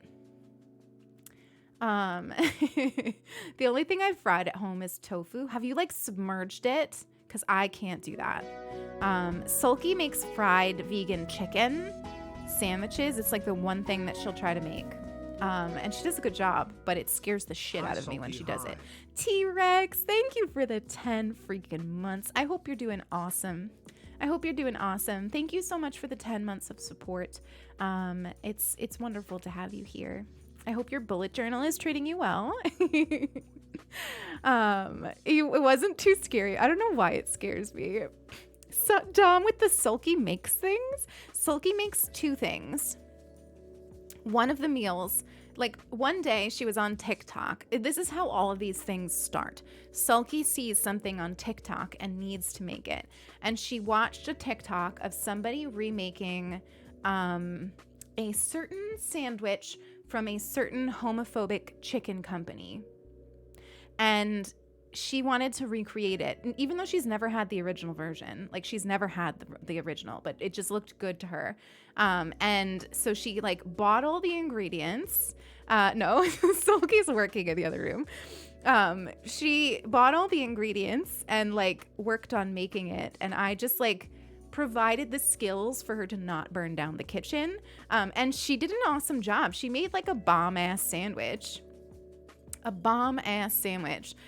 it's not something she makes often because it takes a lot of effort. Imagine finding you here. Hi, Tora. Welcome in. It's good to have you. Or are you not talking to me? Are you talking to somebody else? Because I'm always here. Most of the time I'm here. But either way, you know, I'm glad to see you here too. Sulky knows. I always talk about Sulky's cooking. I've told the story about how I was watching her cook one day and she took the can of spray oil over, and there was like we have these like tiny cast iron pans. It's like just enough to make like a singular amount of food. And so like she was making something for herself, maybe like a vegan egg or something. And she like held over the flame a can of spray oil and was like about to spray it like over the flame. And I was like, no. And like, it was just so dramatic. And ever since, you know, I watch her in the kitchen. But sometimes I will use a spray bottle like on my cast iron pan while the stove is on. But like I do it in a way that is very careful. And every time she's like, I thought you said we can't do that.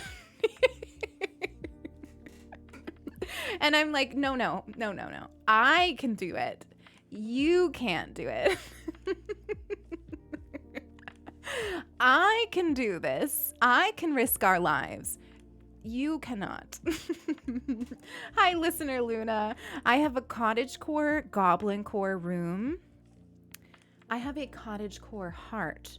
So, that makes sense.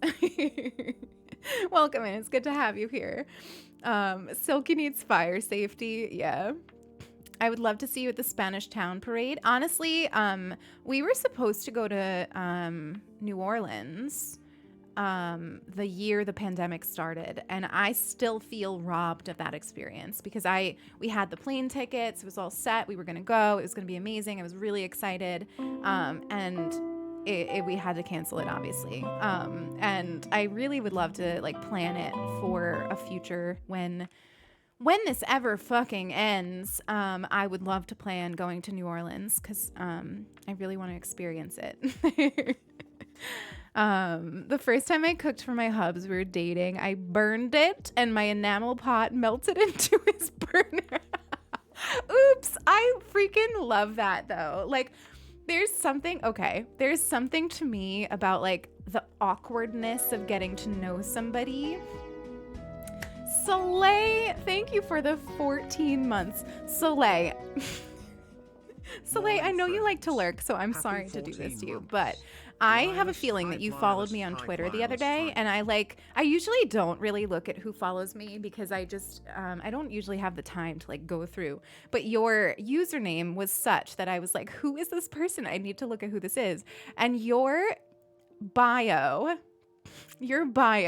had me dying. I literally showed it to Sulky, and as I was like, look at this person who followed me on Twitter. And then as I was doing that, I saw that your name was Soleil, and I was like, oh my god, it's Soleil. I freaking loved it. So please just know that you brought me a lot of joy. You bring me joy by existing. Thank you for the 14 months. I appreciate you so much. But anyway, I love the awkwardness of when you're meeting somebody new, and like whatever colossal like awkward mistakes that happen during like a new relationship. I just love those stories. So oops. You know, I think it's a good thing that you melted the pot. He was like, why is there smoke? Oh my God, not this. I think I definitely won over Sulky with my cooking abilities. Like, Sulky and I did not date very long before we moved in together. Those of you who are not lesbians or immersed in lesbian culture, or in addition to that, Manhattan people, because like, you know, even non-queer Manhattan people understand the value of moving in together early in a relationship. Maybe you wouldn't understand this if you're not immersed in either of those cultures, but like really early on into our relationship, Sulky and I moved into the same apartment. And I think that like my cooking abilities like really sealed the deal for our long-term love. I've always been able to win over Sulky with food. She really appreciates that side of me. This is like the steamed ham story all over again. Wait, what is the steamed ham story? I don't think I know about this. TikTok thinks I'm a lesbian. I was trying just now to do that, like to move my eyebrows, and it just didn't work. Those of you who have like a lot of control over your eyebrows, I am very impressed with you, but I will like try to move my eyebrows like a cartoon character, and they just don't do it. So if you ever see me like scrunching and trying to like make eyes at you, it's because I'm trying to move my eyebrows, but I can't do it. But anyway, I love lesbian TikTok, so you're on the best side. You're on the best side of TikTok. It's just a joke from The Simpsons. Oh, I'm like, oh God, I just really didn't watch a lot of the Simpsons, not The Symptoms. Am I alone in that? Have most of you watched The Simpsons? Because when I was a kid, I find this very funny, but I wasn't allowed to watch it. Like, my mom specifically called out The Simpsons as something that I was not allowed to watch. And I really don't know what made her get to that conclusion. Like she really was very adamant that, like, we were not allowed to watch The Simpsons. And then I just, like, never watched it. Like, not because of, like, anything. I guess because it wasn't, like... It just wasn't something that I was already aware of, so I just wasn't watching it. So many of you were not allowed. Is this something they told parents? Like, don't let your kids watch The Simpsons? Because, like, I just thought it was something quirky about her. But, like, yeah, we were not allowed. She was adamant about it. And it's interesting because my mom was really not, like... super restrictive of things that we were allowed to watch, but she was very adamant that like we were not allowed to watch The Simpsons. I don't know. It's so strange. It's strange to think of like what was going through her mind. Like, what was it? I mean, I feel like she watched some kind of news story about it or something. You got DVDs later as adult. Oh my God, I love that. My parents bought me the VHS set. Oh my God, VHS. When I was younger, I could make my eyebrows move in a wave. I'm very impressed with you, Tura. I can move my ears and I can flail my nostrils, but my eyebrows, I'm not super, like, I don't have a lot of control over them. I have control over one, but not the other. The other one just chills. Like, it just doesn't move. Your friend was forbidden to watch The Simpsons, but it was fine to watch Family Guy and South Park. Those are very much worse, I think. But I feel like all of our parents watched the same like news show about the Simpsons corrupting the youth. I didn't understand the humor. I have trouble sometimes with the humor of like some of those shows.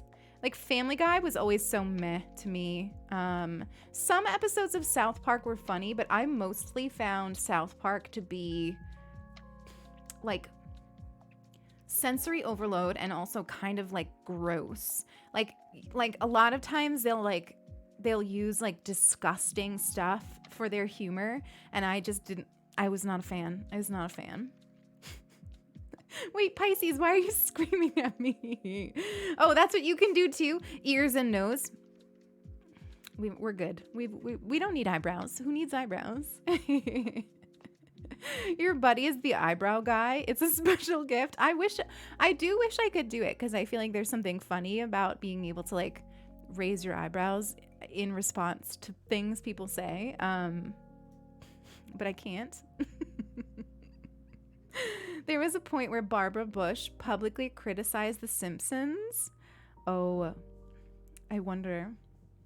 My mother is a recovered Republican.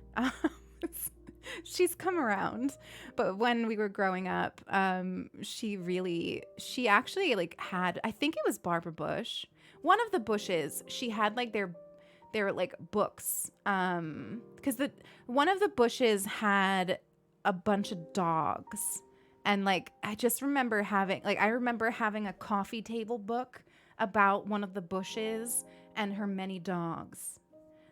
It's very odd, the things that I remember, but yeah, she definitely, maybe that's what it was.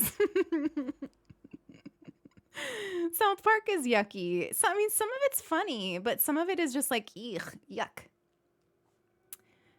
When me and my partner were spooning, and in the middle of the night, and I let out, it woke my partner up. Oh my God, stop. That's so funny, T-Rex. South Park is a mixed bag. Yeah. And they also like, just, I don't know, like some of the humor is just not funny to me. Like they try too hard to make things funny that aren't funny. I don't know, but I haven't watched it. Is it still on, that show? I feel like some of these shows are just like never ending, like truly never ending. And I just like, I could never watch a show that long.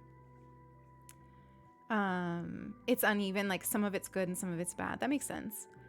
I remember being called back for Book of Mormon and being like, if I could actually book this, no one in my family is allowed to see me in it. That's so funny. That would be so awesome though. Hi Wickless, welcome in. Happy Friday. How's everybody's Friday going? Do you have any plans for the weekend? I'm trying to think about what I want to do with my weekends, and like make some plans for it. I'm looking at the weather and hoping that maybe I can get out for a hike. Yesterday our daily intention was to like use nature for healing, and so I'm trying to take that seriously and plan a little bit of a hike. But otherwise I think I'm just going to be in pursuit of cozy all weekend, just like comfy socks, scented candles, cozy drinks. I really want to start watching a new cartoon. I've been thinking that to follow up She-Ra, I might start Owl House. Does everyone feel like that's a good idea? Owl House. And of course some gaming. We're going to be, so tentatively, we're going to stream tomorrow. I'm saying it's tentative. Mods are on board for a bonus stream. I'm on board for a bonus stream. The only thing that could get in our way is my uterus. So if my uterus comes to play and I'm not feeling well, we won't have a bonus stream tomorrow.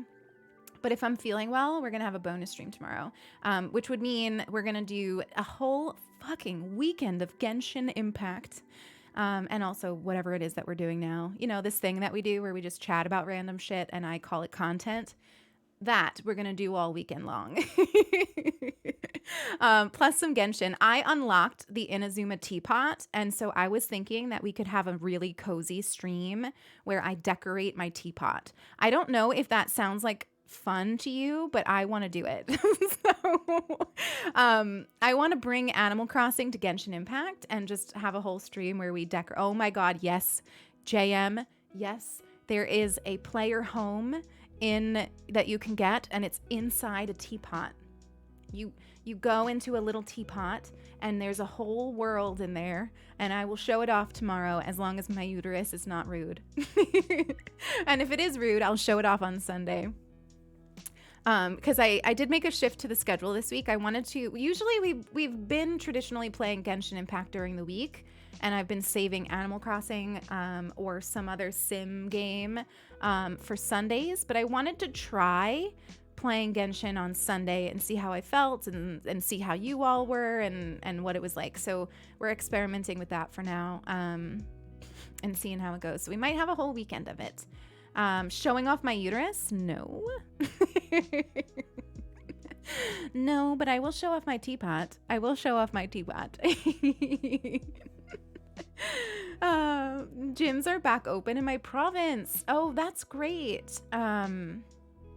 I want to start going to a gym. My neighbor, I have one neighbor who I really enjoy, and she runs like a yoga class at a gym nearby, and I want to join it because she is like the kind of person that I would trust to teach me yoga in a more formal manner than I've been practicing it so far for the last few years. But I've been too cautious and too scared. Upside down monkey, I would burn. Burn, baby, burn. That's what would happen to me. If you're trolling, just please get out. I'm not in the mood. I'm not in the mood.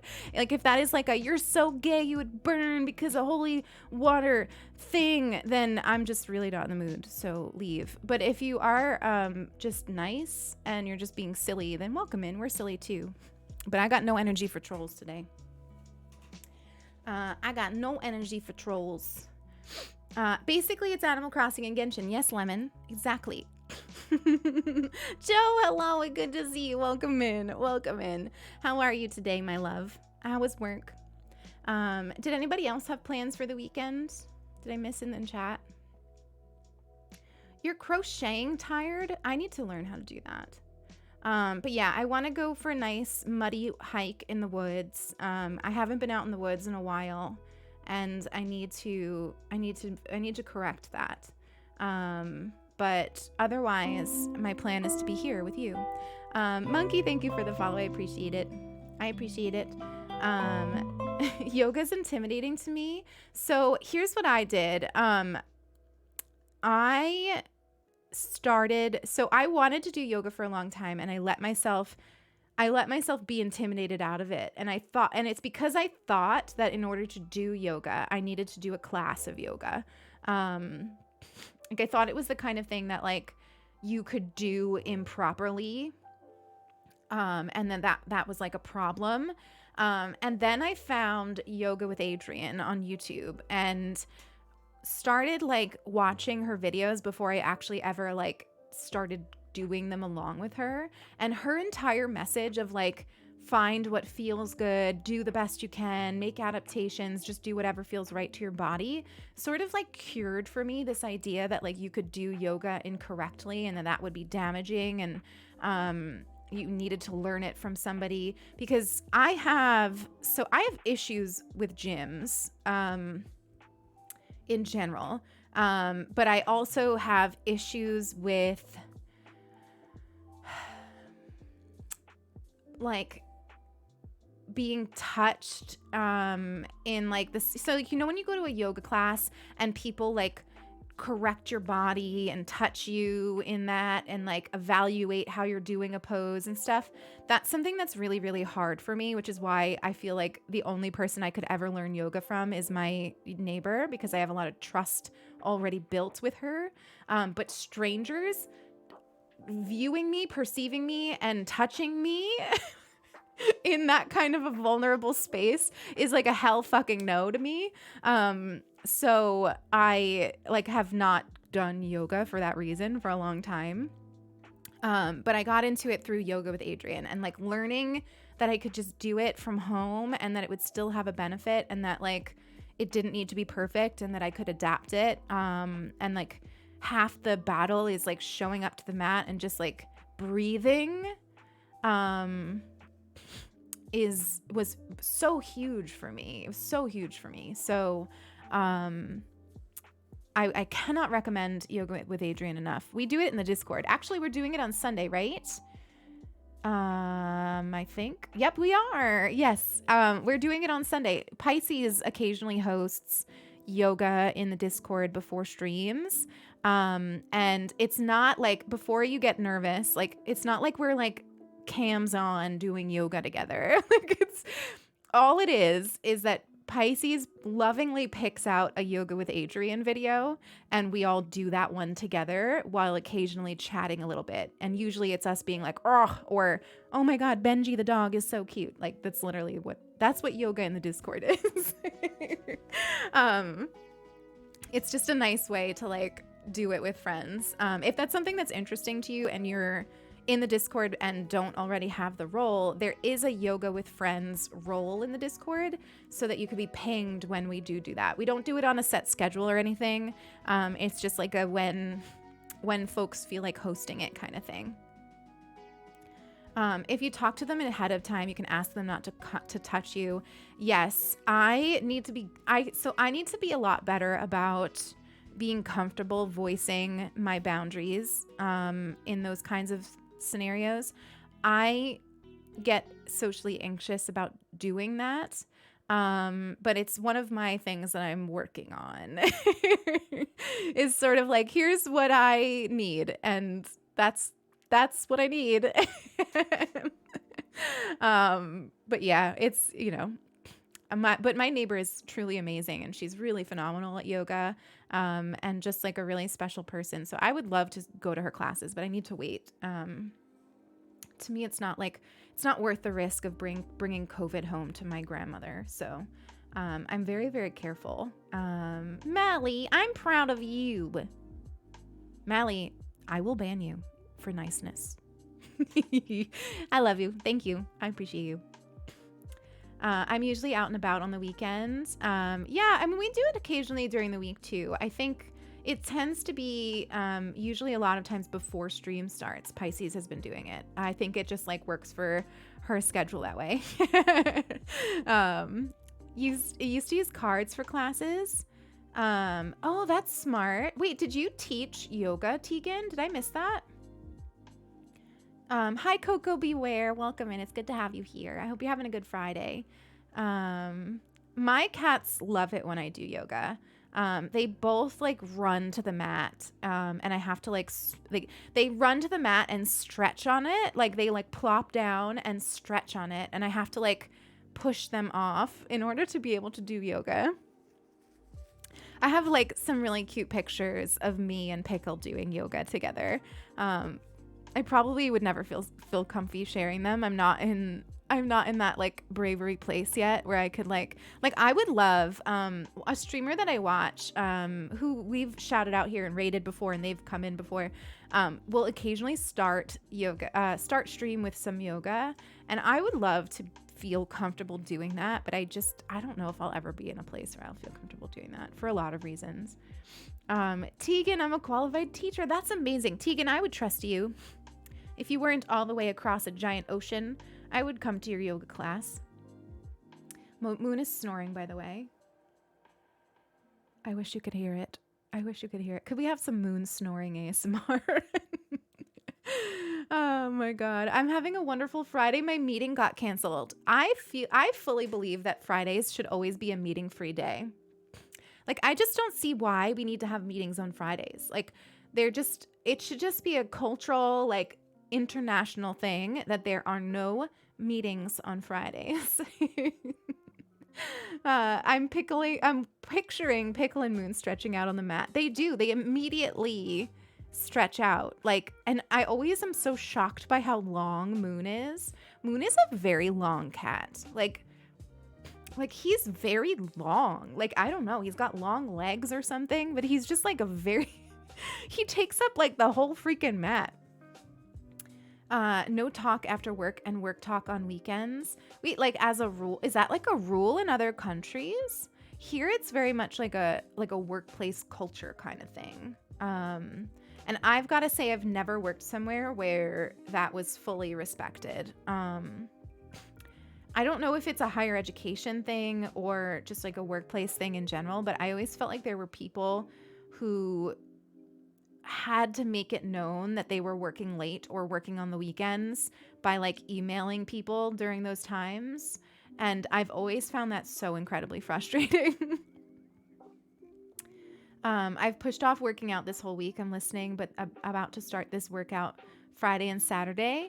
I was actually good about showing up at the mat this week. I don't know how effective they were as workouts, but I did show up. And I did stuff on the mat, which to me is the most important. You did an online Zoom yoga group. Oh, that's so cute. That's also a great idea. Wait, what does what mean tired? My brain has gone from subject to subject now. What do you mean? I'm in the US and work stuff is wild. I heard in other countries they don't talk about work after the workday. Yeah, I've also heard that other countries have like long breaks in the middle of the day and stuff. And just have like a better culture in general towards working. But I don't think it's universal. What is my favorite yoga pose? I'm a big warrior pose fan. I always feel like fairly powerful in that. Also, like just like basic mountain pose is kind of nice too. Nothing too complicated. For me, it's less about the pose itself, but more of the like movement from one pose to another that I tend to like. But yeah, probably like a warrior. The warrior poses are always nice for me. North America is toxic. Yeah, it is. I mean, listen, Sloan, if we're being real, it's fairly toxic in many ways. Lunchtime, right as we talk about breaks. Are you having lunch right now, child? I hope you're having something yummy. Yeah, I also, like, there was always like a culture of working through lunch too. That was really common in where I worked. A lot of people wouldn't actually take their lunch. And I always felt like, and part of this is like my social anxiety too, but like, I always felt like I was being judged for like actually taking my break, you know? There's like this realm of like, everyone is overworked and like, are you as overworked as I am? And if you're able to take a lunch and stop working at 5 o'clock, then you can't possibly be as overworked as I am. That's kind of the culture where I worked. So it was sort of like almost like a posturing to be like, I'm working just as hard as you because and I'm going to prove it by emailing you at 7 p.m. and working through lunch. Oh, it's a shit show, really. The French workday, I've heard that. I've heard that the French have a nice working schedule. We have fika. Yeah, oh, T-Rex. You have fika. Fika is my favorite concept. Literally, I love it so much. It is like a coffee. Tell me if I'm saying this wrong, okay, T-Rex? But it's like a time for like coffee and pastries and like chilling out and having nice conversations, right? Isn't that what fika is?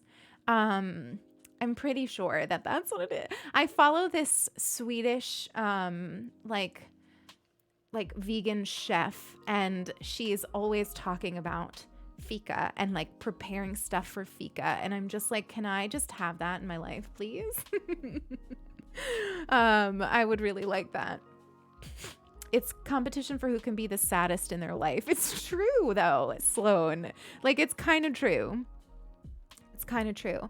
And it's because a lot of times where I worked, raises were handed out to people who went above and beyond the roles of their job. So literally, like the way that you got the highest raise was by working so past your job functions and responsibilities. Like it was literally, you were scored on like how far outside the realms of your job responsibilities you went. And so it was always this like posturing of like, I'm doing all the things and I'm working outside of the roles that I have. And it's wild. And I'm just so not into it. Marlo, thank you so much for the follow. I appreciate you. We love fika in Sweden. I love fika. Employers are trash. It's a mood. It's a whole ass mood. I hate the whole idea of going above and beyond. I mean, it's kind of just a silly concept. Like, you're paying me to do a job and I'm doing the job, and you're telling me that I need to do extra? Like, I'm sorry. What? Pretty, thank you so much for the 5 freaking months. Thank you so much for the 5 months. You're pure and lovely. I appreciate you. Thank you for that incredible support. 1 more month until you've got a sack in the chat. 1 more month. Did they have yearly raises to keep up with inflation? So yes, but you would get a percentage. So you'd get a 1% raise if you were doing mediocre work. You would get a 2% raise. I mean, all of this is so fucking ridiculous. You would get a 2% raise if you were doing your job. And you would get a 3% or sometimes higher raise if you were working yourself to death and going outside of the realm of your job responsibilities. And it was literally like, I was a manager. So I used to score people like this, and I hated it because it was sort of like, in order for human resources to approve their 3 or 4% raise, the only way was if I proved through their evaluation that they were going above and beyond their job responsibilities for 1%. It's really the dumbest shit I've ever heard of. The dumbest. The culture of, if you aren't going above and beyond, you aren't a good employee. Yeah, I mean, and it's ridiculous. And and it breeds a culture of I'm working harder than you are, and and also stepping on each other's toes, because if we're all going outside of the realm of our job responsibilities, then we're definitely sometimes taking on other people's jobs, so it ends up repeating work.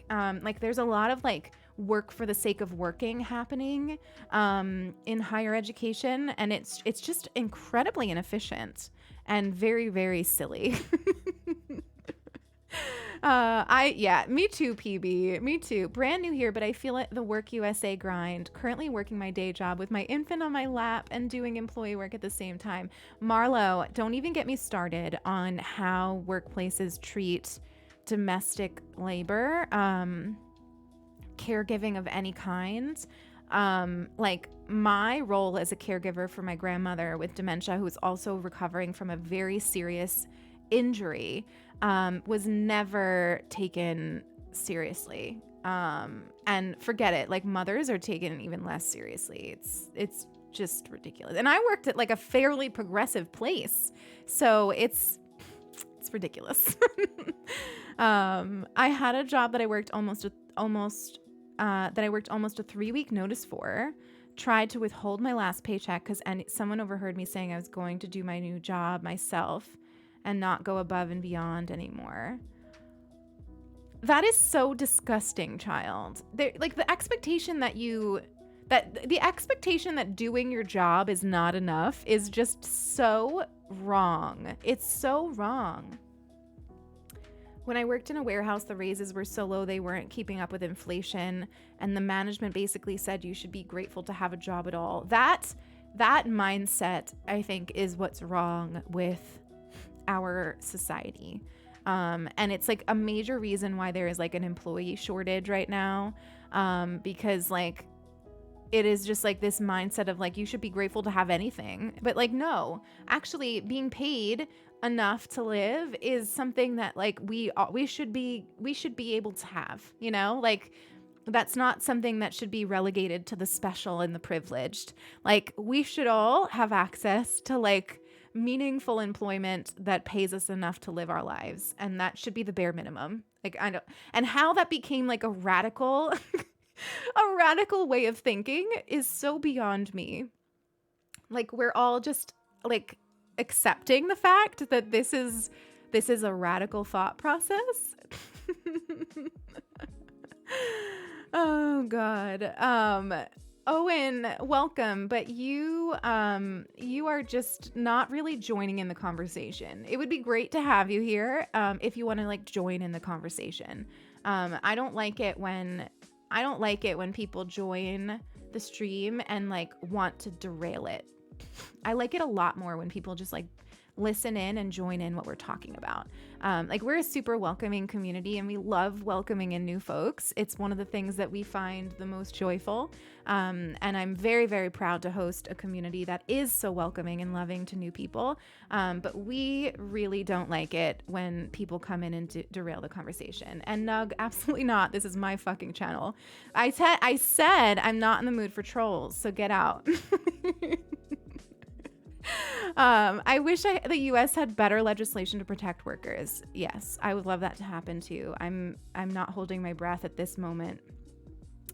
I've had supervisors and managers in my last job actively telling people that our coworkers were letting us down and making it harder on us because they were laying out when they had to call out. That is so wild. Okay, I think we're getting some weird... something weird is happening. We're getting a lot of trolls at once. I'm sorry, friends. Thank you, mods. I love you. Can we get some mod love in the chat? Can we get some mod love in the chat? If I need to go into follower only, we will, but let's just keep an eye on it. We're getting the scum of Twitch into the channel at the moment, so let's just ignore them, everybody. Ognami, thank you so much for the mod love. I love y'all. Mods, you're the best. I appreciate you to the moon. To the mood. To the mood. To the moon and the mood.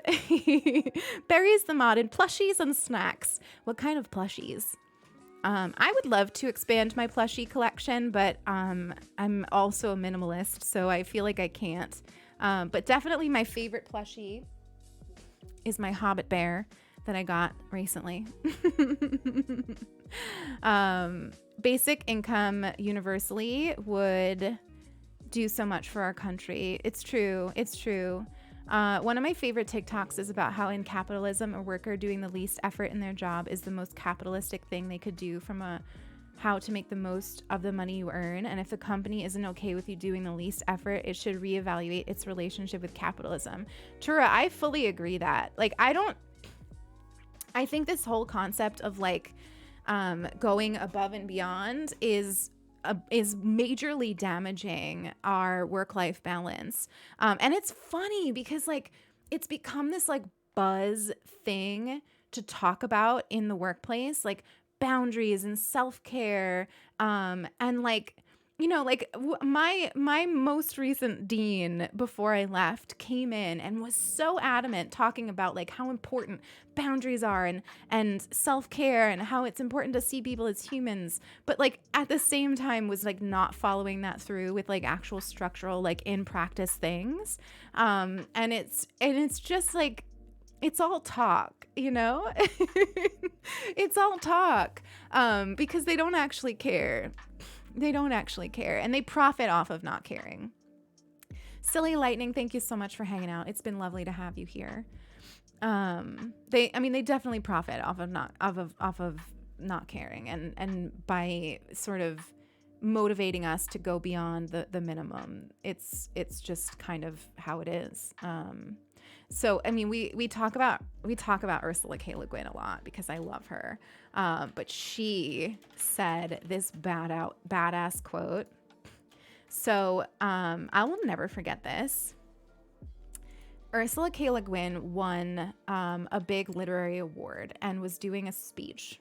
And like in front of everyone, like she comes up, she walks up, and you know, she's like this mildly unassuming lady, and like, you know, and just like, and then does this speech.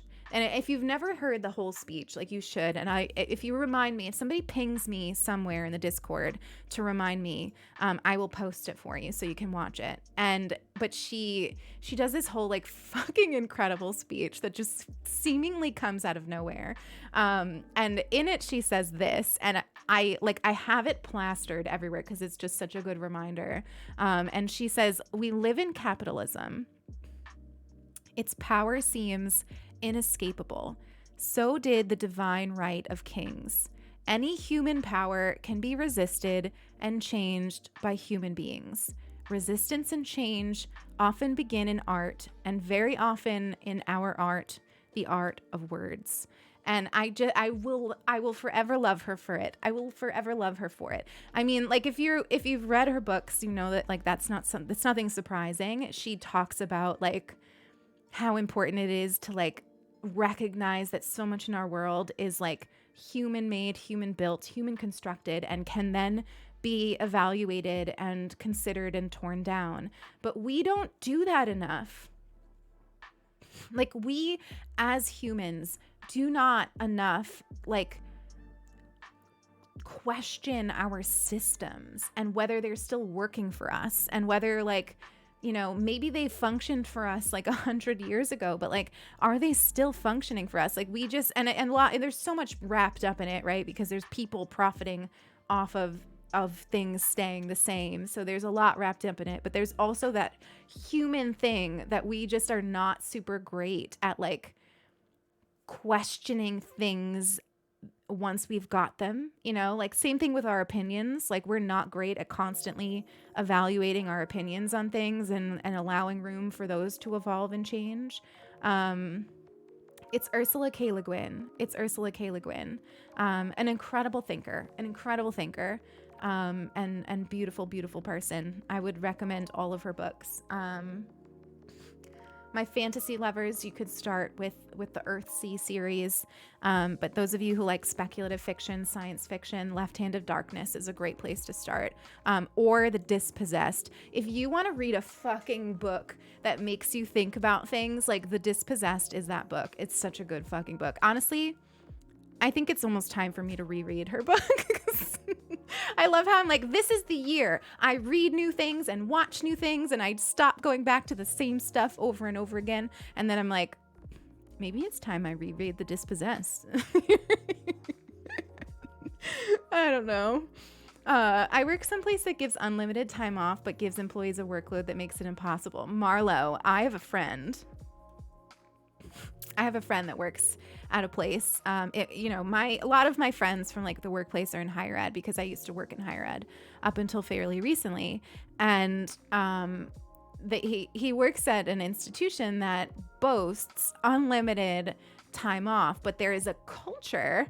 Of like they don't like it when you take time off. So it's like, why have unlimited time off if there's a culture of like not allowing you to use it and being like sus of you when you use it, or like just piling on the work so that you can't possibly use it. It's a problem.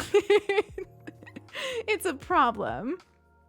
But man, do they boast about it. They love to talk about it, like how they offer this to their employees. But it's just trash. Also, Faye, welcome in. It's good to have you here. How are you today? I work for a progressive anti-poverty workplace that pays me poverty wages. Yeah. A lot of nonprofits have that issue. I'm going on an adventure. The only reason A they lot give of them. unlimited PTO is so they don't have to pay out vacation. I've never even heard when of you her, but quit. adding to my Google list, yeah, she's fairly underrated actually. But I think her work will become even more widely read over time. Literally one of the few times that I've cried when like somebody I didn't actually know passed away.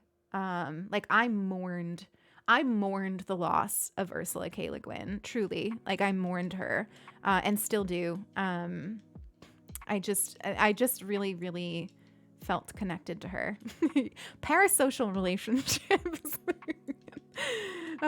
She was friends with Margaret Atwood. Yeah, yeah.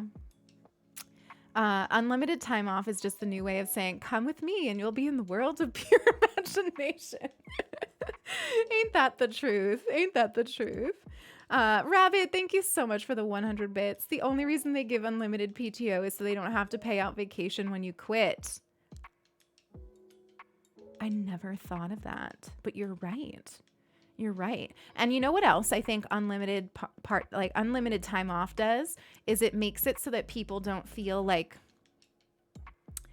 I used to make sure that I was taking the maximum number of vacation days that I was allotted that wouldn't roll over.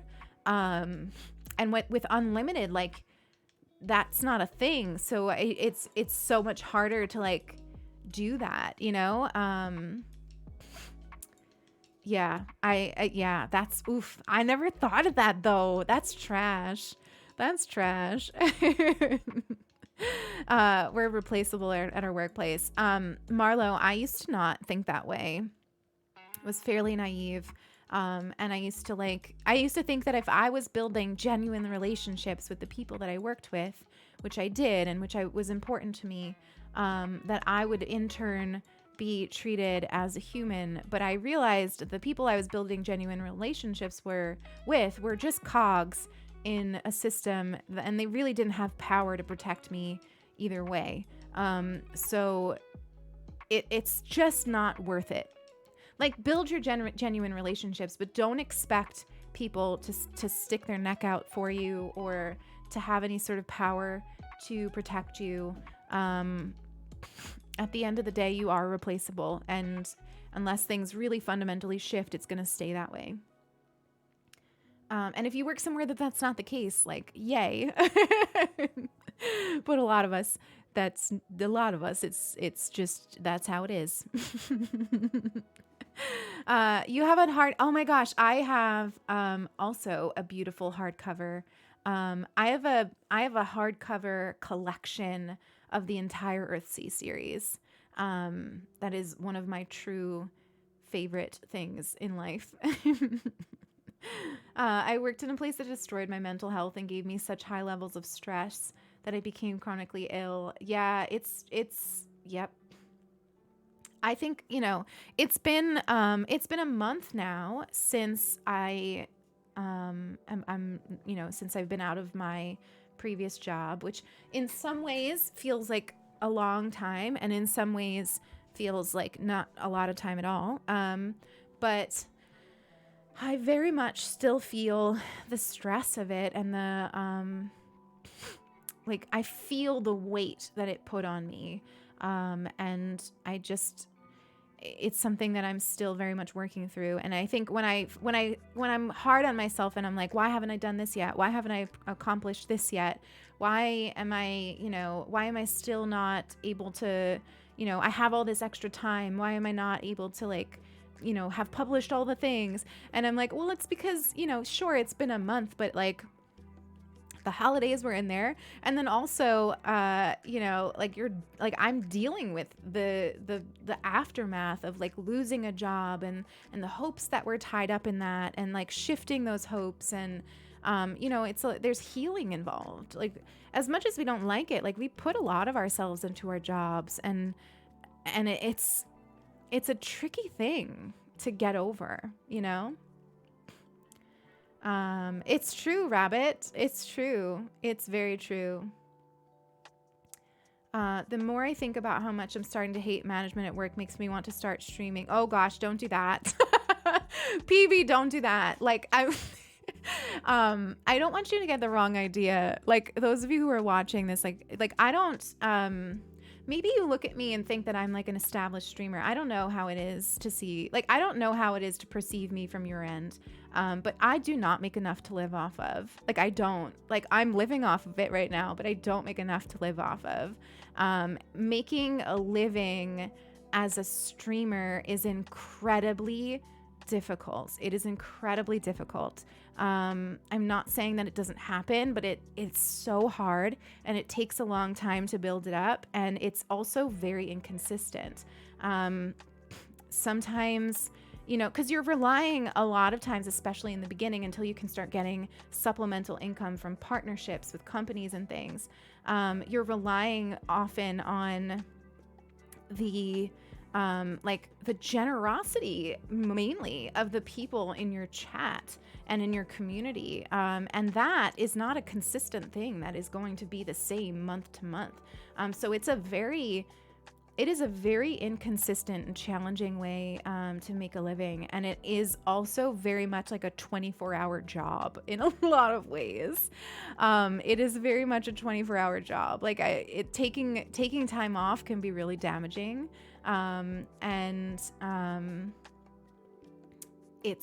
There's a lot of pressure involved.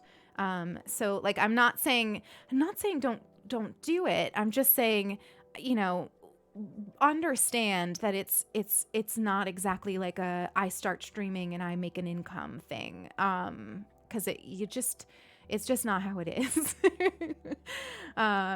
The time we need to recover from environments like that should never be underestimated. It's true. And I think a lot of times, like, we don't recognize when we're grieving something, or when we are like still healing from something, especially something where you feel like maybe you should be doing more, doing better, and it's hard to recognize that there's reasons why you're not, if that makes sense. Honestly, at the end, Eric, there was nothing I enjoyed about my job. I went into it bright and full of hope, and I got burnt out on it. At the end, there was nothing I enjoyed about my job, truly. What kind of work do I hope to land on next? I'm not 100% sure, which is so scary. It's so scary. I'm not 100% sure. I'm not 100% sure. And I have been trying to lean into that and be okay with that, and like, give myself the time to think about it, and give myself the time to pursue things I never dreamed of allowing myself to pursue. So it's not that I'm not comfy saying it, it's just that I'm not sure. And am I comfortable with being so uncertain? No. Not at all. But I'm leaning into it. And I'm in a position right now where I can, for a little while, explore and think and create and see where it lands me. And I'm very, very aware that I'm very lucky to be in that place, and that this freedom that I have right now is something that a lot of people don't have, and I don't take it lightly. But I am trying to make the most of it. Prawn, thank you so much for the follow. I appreciate you. But yeah, like, I'm not planning on, I have no thought that I'm going to be able to be a full-time, like, only streamer. Like, I just don't think that that's something that I would ever be comfortable doing, like, forever. Like, I don't think putting all of my eggs in that basket is something that I would ever be comfortable doing. You know, it's a fickle place. It's a hard thing. You ordered the book. Awesome. That's amazing. I hope you like it. Which one did you order, Wee? Was it, I'm assuming it was an Ursula book, but which one? So many of my friends go into adult work because of these problems. It comes with a lot of problems as it is a job, but the independency, you choose schedules. What do you mean? Oh, do you mean sex work? I see what you're saying. I was like, I thought you were saying like adult, like age, like adulting. Yeah, I mean, listen, like, I mean, that's just another form of content. It's just another form of content. I'm in a similar position, just trying to give myself time and be patient so I can find the right thing. Exactly, Blur. That's kind of what I'm doing. I would very much love to find work relating to writing, at least part-time. So I'm trying to give myself the time to take that seriously and put effort and love into it, and see where it leads me. It's been something that I've always wanted to do, but I've been too afraid to do. And I'm just plunging. I'm plunging. You know, I was kicked into the plunge, but it doesn't make the plunge any less real. I wouldn't have chosen the plunge. I would have been too scared to choose the plunge, but I was pushed into the plunge, and now I'm owning it. And I'm trying it.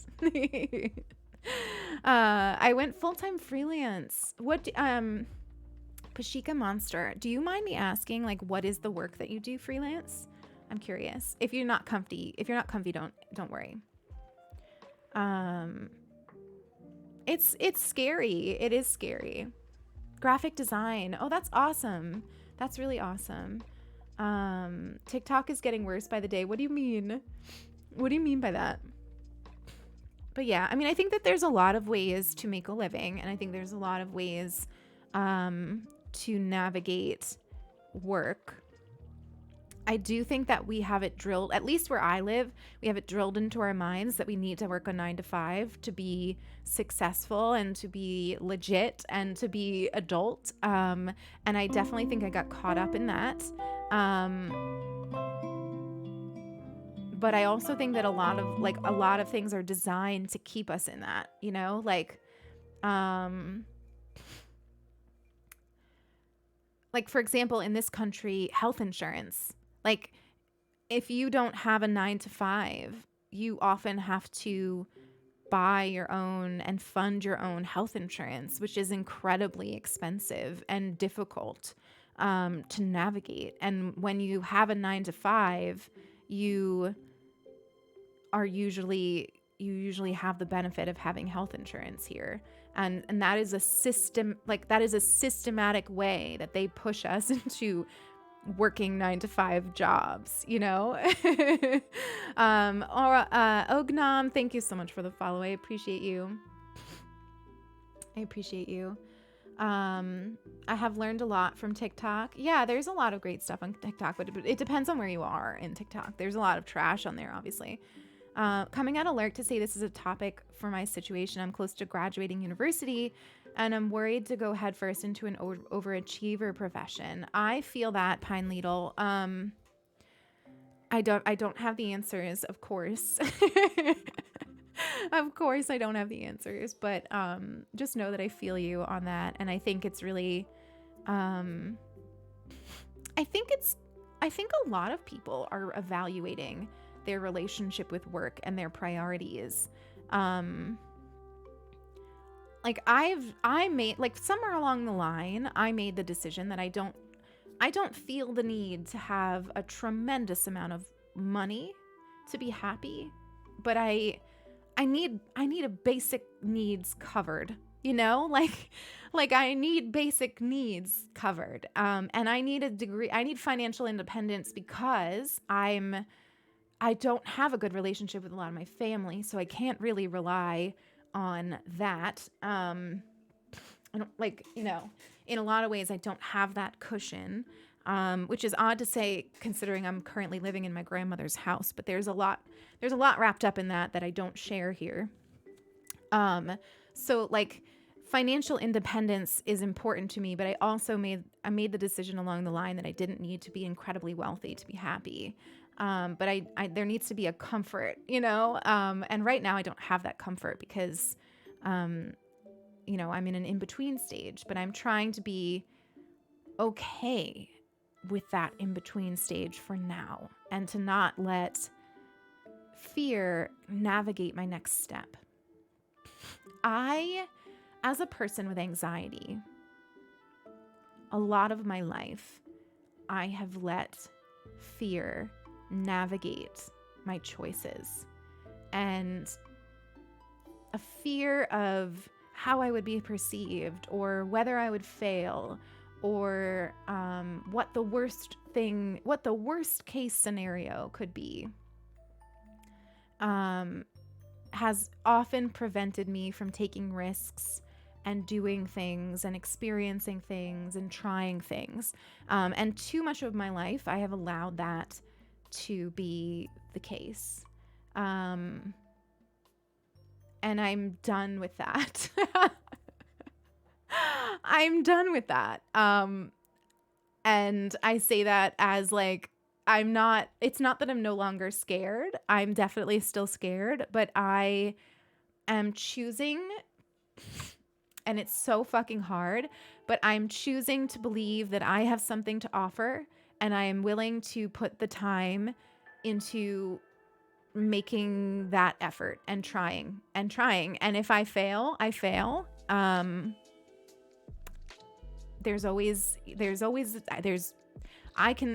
am privileged enough to have an education where there is always something I can fall back on. But I just, you know, being able to believe that we have something that is worthwhile that we can offer to the world is a fucking hard thing for a lot of us. And I know it's not just me. I know that owning that and believing that and putting resources into that is incredibly hard. But I'm trying and I'm failing most of the time, but I'm trying. And I'm leaning into it. I'm leaning into it. So we're trying. I don't know. And then people could work part-time and actually enjoy life that would be lovely, but it's a long way off. I never say never though. I never say never, but it's a long way off.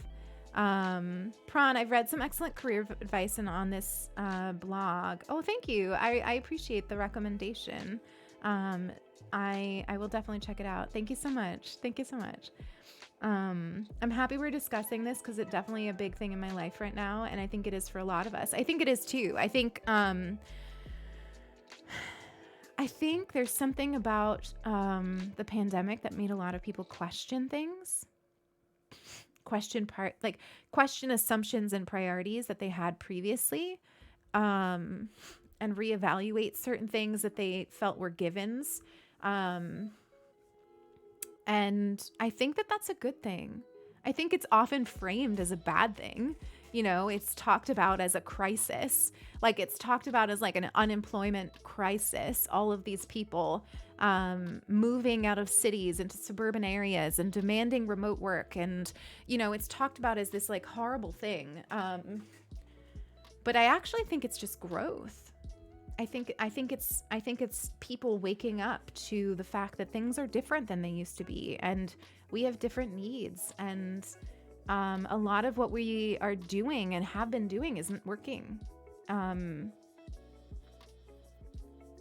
think we've also like a lot of us have learned boundary setting in a way that like generations before us just didn't have, you know, and to their detriment, you know, like I think a lot of us have just learned to prioritize things and to voice that. And so I think it is like a very common conversation right now that a lot of people I know are having similar thoughts and feelings and making shifts and changes. I think it's a good thing. No is a complete sentence. I love that. I love that a lot. I'm a massage therapist and went to grad school because I thought I wasn't working a real job, and now have a lot of debt. Yeah, Lemon. That's a whole other thing. Is like so many of us were pushed into getting and earning degrees and going into a lot of debt and finding that they weren't as useful as we thought or as needed as we thought. And like the cost is the issue, you know? The cost is the cost in the US and the fact that it's put on us to finance it is really a problem. It's a big problem.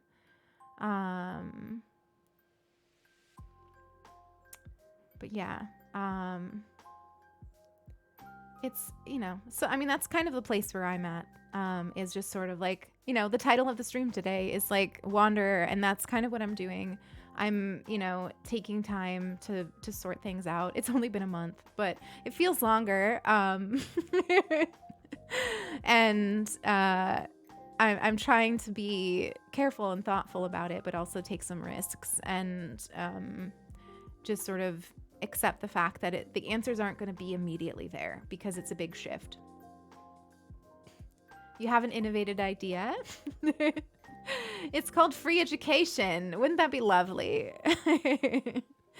I've learned more from my failures and failures of those around me than what I learned from my successes.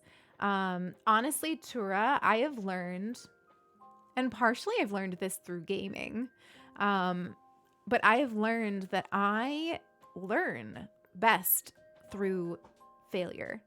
Like, I am a person who learns by doing. I can't conceptualize theory as well as I can actually doing the thing. And that means getting my hands dirty and making mistakes and figuring it out as I'm doing it and learning then from that experience. And I don't think that that's always valued and accepted, and it's not always perceived wonderfully, but like, that's how I learn. And I've been just sort of accepting that about myself and like,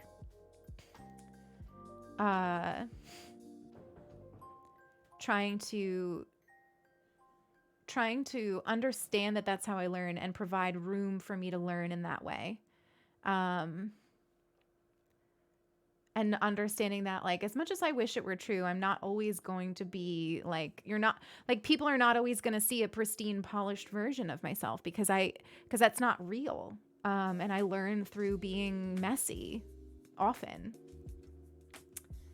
Oh, Pine Needle, that means a lot to me. Thank you. I learn just as much back from you all. Like, truly, like, I learn just as much from you as you potentially learn from me. So, if not, probably more.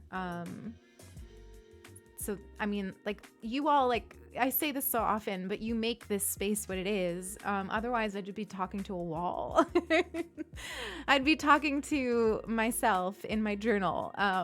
But, like, it's the back and forth that I think makes the learning happen, or, like, the exploration happen. Our lives were completely centered around theater before, and now not at all. Life is beautifully chaotic, and the uncertainty of what's next is thrilling, to say the least.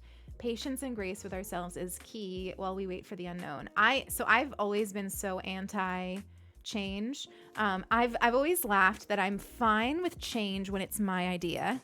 Like, I love taking a leap, and if it's my idea, I'm super down for it. But it's that subtle, I have zero control over it change that is a problem for me. And I've tried so hard to flip that script for myself. And like, talk about the dispossessed. There's a quote from that book, Ursula K. Le Guin, and I have it on my Notion dashboard because it's something I need to remind myself of every single day. And it is that change is freedom, change is life. And like change is inevitable. It's beautiful. It's human. Embrace it rather than trying to cling to like some stagnant reality. But it is so contrary to what I want. Like what I want is a stagnant reality. But of course, it's not actually what I want. But like trying to be comfy with change is really, it's something that I always work on. Games have helped me learn by failing. See, we learn a lot from gaming.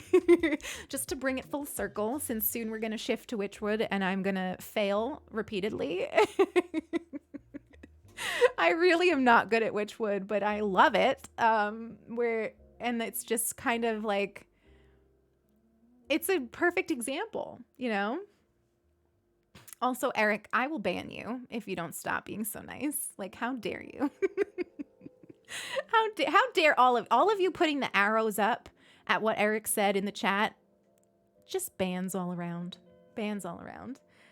Change is freedom, change is life. Yeah, it's part of a longer quote from The Dispossessed. You should. God, am I making a mistake? Is it not actually from The Dispossessed? Hang on. My entire Notion is filled with Ursula K. Le Guin quotes. Yeah, it is from The Dispossessed. Do you want to hear the full quote? Change is freedom, change is life. It's always easier not to think for oneself. Find a nice, safe hierarchy and settle in. Don't make changes, don't risk disapproval, don't upset your syndics. It's always easiest to let yourself be governed. There's a point when you have to choose whether to be like everybody else the rest of your life or to make a virtue of your peculiarities. Those who build walls are their own prisoners. I'm going to fulfill my proper function in the social organism. I'm going to unbuild walls. That, my friends, is fucking Ursula K. Le Guin. So please go buy the book. Or get it from the library, whatever. We're trying to save money here. But that's the whole fucking quote, and it's amazing, and you should read it. If you're wondering why I am the way I am, it's because of this woman. So now you know my secrets. Octavia Butler's on my wall. That's Octavia Butler. Right there. So yes, I agree. Butler is truly amazing as well. Just amazing. We've actually read some quotes from Butler on the stream too. I grew up in a house where my father had the same job since he was young. My mom was at home and kept saying I needed to save money for everything. And now I'm like, I have these ideas hammered into my brain. This is what I'm talking about. Children are permanent and we can really screw them up. So many things I internalized. That are just not real. But that's why I emphasize, like, for myself, like, reflection so much, like thinking constantly about, like, why am I thinking this? Am I the one thinking this, or am I feeling some sort of external pressure to think this? I constantly ask myself that, especially as a recovering people pleaser. I'm always wondering, like, am I doing this or feeling this or behaving like this because I want to be doing this, or is it because I feel that I need to do this for others, or other people expect this from me? The Dispossessed is the book. It's a very, very good book. We've all been screwed up by our parents. It's okay. It's fine, you know. I feel like I got slammed by philosophicalness. I'm sorry. I tend to be dramatic sometimes. But I also offer coziness. Look, I got a blanket. While I lure you into an existential crisis, I also offer cozy blankets, warm coffee, cat snoring, pretty plants, and a fireplace. So, you know, at least while you're having an existential crisis, you're also comfy. You're comfy while you do it. It's fine. It's fine. Those boomers, you know, they just did it. They just did it. Comfy, cozy, horny, drama. Yeah. If that's not me, I'll have to ask Tofi to add that to our trailer. This is what you get here. This is what you get. Hi, Chris. Welcome in. Good to see you. Good to see you.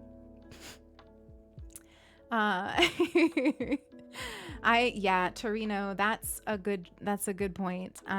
You know what it is that I do? I was just thinking about this actually, because I'm in a liminal space. I'm in a transitional space, right? Like I'm in a space where things aren't how I want them to be.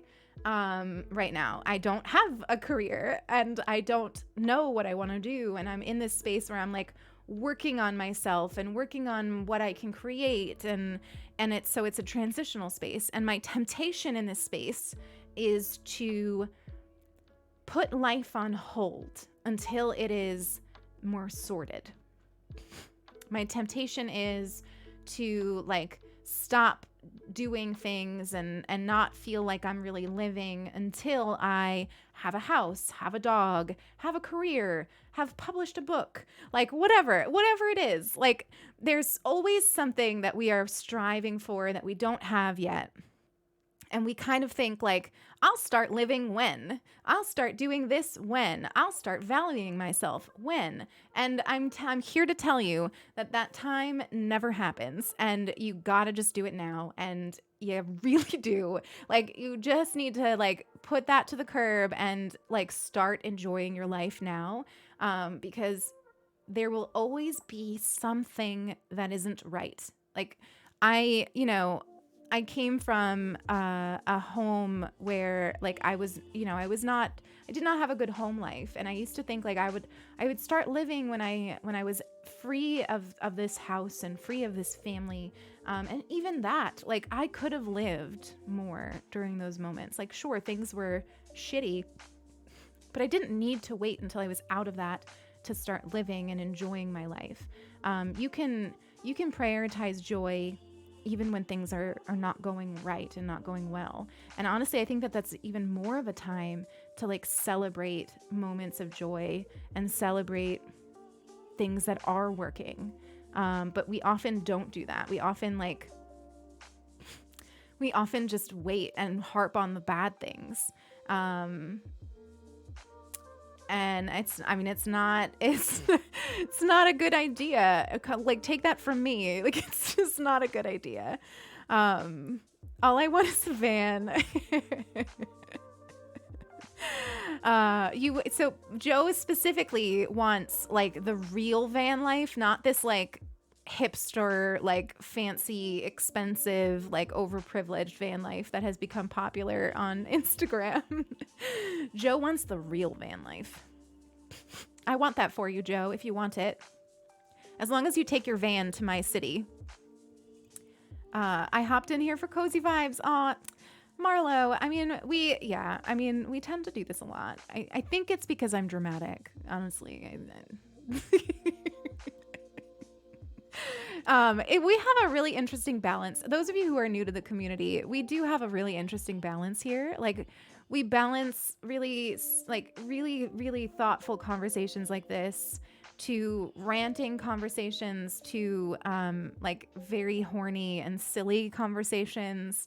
And then we throw in gameplay too. So I don't know. How would you... I've been asked to like describe our channel multiple times because like that's a thing that you have to do to like promote yourself. And I never can. I really struggle to encapsulate like what we are, because we contain multitudes. We do. Just like my gender. I got caught up in that when I was younger. I'll do this for myself when I lose weight, when I achieve. Well, time passed and those things didn't happen. Yep. It's exactly. I used to do that too. Like, I would be worthy when I lost 20 pounds. And like, take it from me, like, as somebody who, ended up with an eating disorder, like, there's never an amount of weight that you are satisfied with. So just do it now. Just start loving your body now too. Like, it goes for everything, like living, but also just like loving yourself now. Appreciating who you are in your like messy form, I'm telling you right now, like if you do achieve everything you've ever wanted, if you don't love yourself along that journey, like you're not going to actually feel it when you get there. Like, I know that sounds really hokey and very self-helpy, but like, it's true. Like, if you don't love yourself along the way, like once you finally do make it to all your goals, like it's not going to feel like anything. It's really not. Like, you probably won't even notice that you get there. It's chaos, but you have a warm, fuzzy blanket. I don't think we've had a single stream without this blanket since Twitch gave me this blanket for Christmas. This is my like one of my presents for being a Twitch partner. They sent us this blanket, and I have not stopped wearing it since we got it. Charlotte, hello. It's good to see you. Welcome in. I think I missed you come in. I hope you're doing awesome. It's great to have you here. That hit you in the heart. Well, I hope it hit you in a good way. I hope it was like a healing kind of way. You're welcome, Duchess. You're welcome. The goalpost is always moving. That's very, very true. I'm on the journey to loving myself. It's been hard. Well, Charlotte, for what it's worth, I think you are an incredible and awesome person. And sometimes like listening to the people who are kind of outsiders is really important. I've learned that it's the outsiders who have the clearest view of me as a person.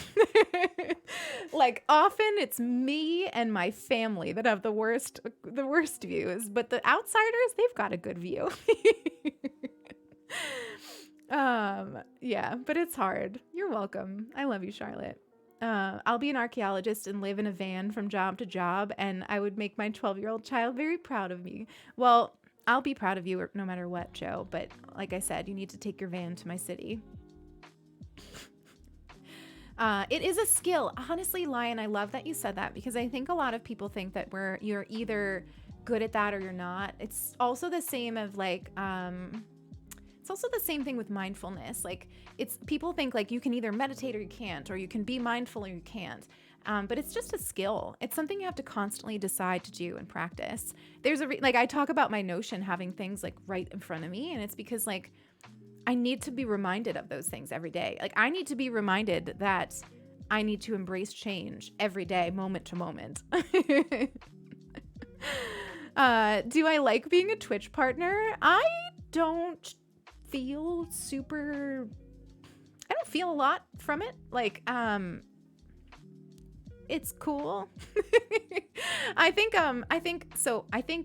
a lot of people who aren't partnered by Twitch really strive for Twitch partner, and I understand it. This community was partnered super early in our journey. You can see it actually in my about. I have our dates on there. So like the day that I started streaming and the day that we achieved partner, I think it was like a 2-month difference. So for me, partner has just kind of always been a thing that we have. But I also like don't view Twitch in that kind of a way myself. I just think it's like it's something that's assigned to you, and it's not something that I necessarily have control over. So it's inherently less valuable to me, if that makes sense. Like, it's sort of like numbers of a stream. Like, sure, great, awesome. But also I didn't control that. So, I'm not going to celebrate it all that much. I don't know. I don't know how to voice it. So it's fine. I like it. It's cool. I like the purple. It opens up some more opportunities. But it's not, it hasn't made a big difference for us either way. So it's kind of like a whatever thing.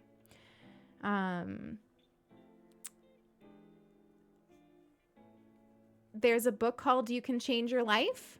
Oh, that's awesome. Oops, you redeemed a daily intention. Should we do it? Let's see what our intention is for the day.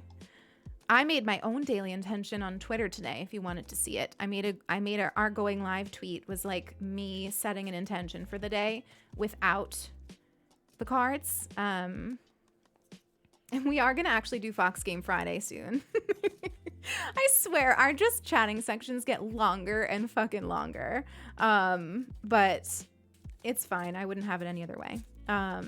But we are going to switch to Wytchwood soon, which is a really beautiful, like a beautifully made, it's a beautifully made indie game that recently came out. And it's a really fun game to get very lost in, because the game is designed to make you go to like multiple areas back and forth to collect stuff. So you're constantly lost and looking for things. So it's like literally the perfect game for the conversations today. I appreciate you too, Charlotte. I appreciate you too. I'm very glad to have met you. Some of the people that I met through like the early days of Animal Crossing are really just such treasured people, and beautiful people. So anytime anyone from that community pops in, I always feel very warm and fuzzy. Your name is literally Fox. I mean, I took that name for myself. It's not my official last name, but you know, it is my name. Are they Tarot? No, Tarot. No. They're it's called the Inquire Within deck, and it's by Worthwhile Paper. They're just very simple and beautiful cards, with very simple words on them that you can just sort of like reflect on. So they work for us and what we're usually doing, because we just kind of take it as a hint and reflect. It's sort of like an oracle deck, yeah, but it's not like there. It's very, very simplified.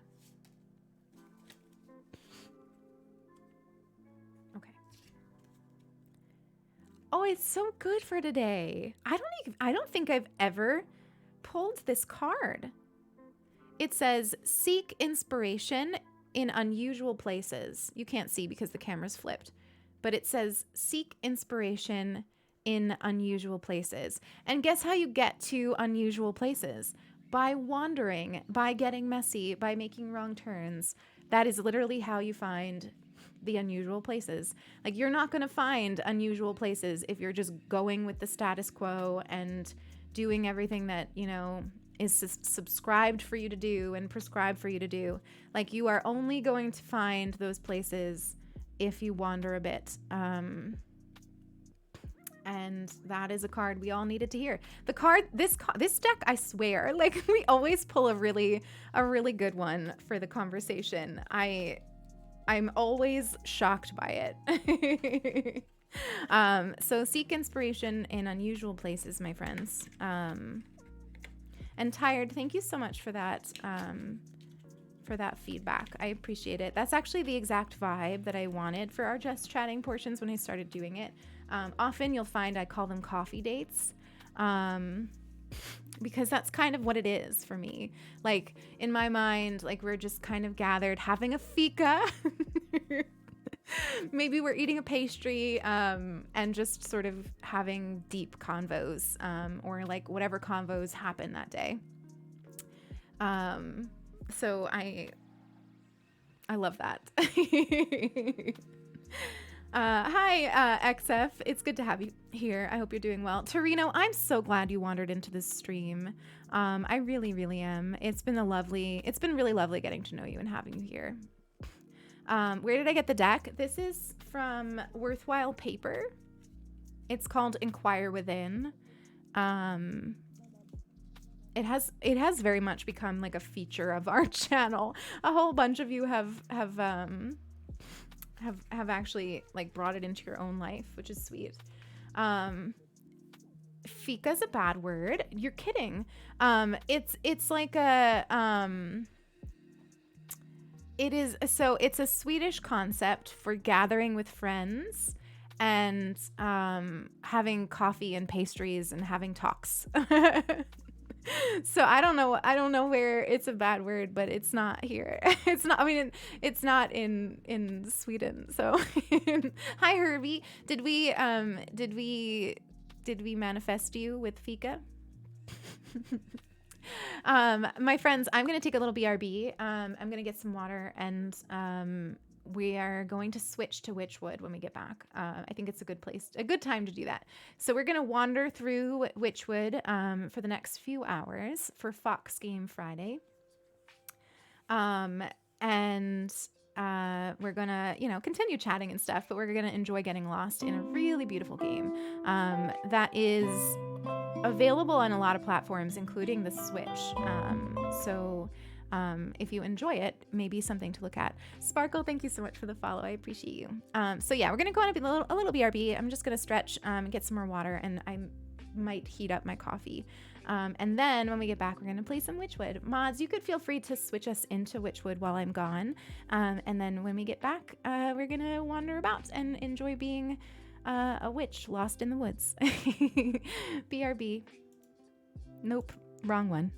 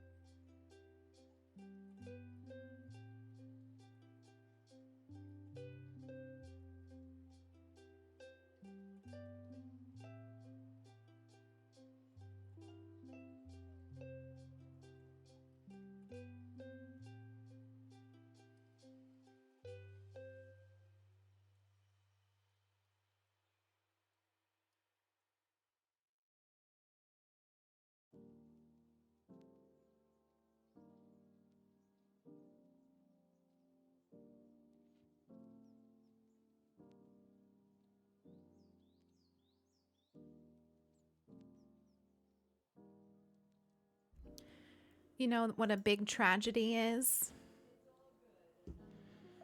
Sulky is in a meeting right now, so I wasn't able to give her a cuddle in my BRB. I hate that. Don't you just hate that? Anyway, hi, I'm back. I know that wasn't a very long break. Sorry, mods. Mods have been trying to get me to take longer breaks, and I'm not always good at it. I've done decently this week, though. I took like a decently long break yesterday. But now I'm like, I don't know, I'm fine. I stretched my legs. I got some more coffee. That's all we need. What else do we need in life? Who needs anything more than that? Not me. All right, let me get Wytchwood up. I'm actually excited to play it. I haven't played since last week. So I've been kind of looking forward to it. So let me turn off Spotify. Sorry, your lo-fi vibes are over now.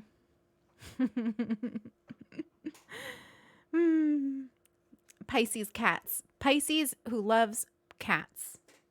Okay. Let's go to the game. Hello. What was the last game we played? Wytchwood. There it is. Gorgeous.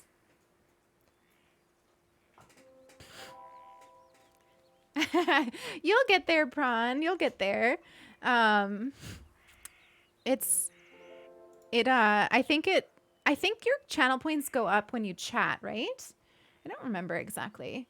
But I think you get more as you like chat. Oh, Torino, really? I love that. I love that. Wytchwood is super fun. I really love getting lost in it. Like it's like a silly kind of frustrating to be like, I need this ingredient and I forgot to get it and now I need to run all the way back to this region.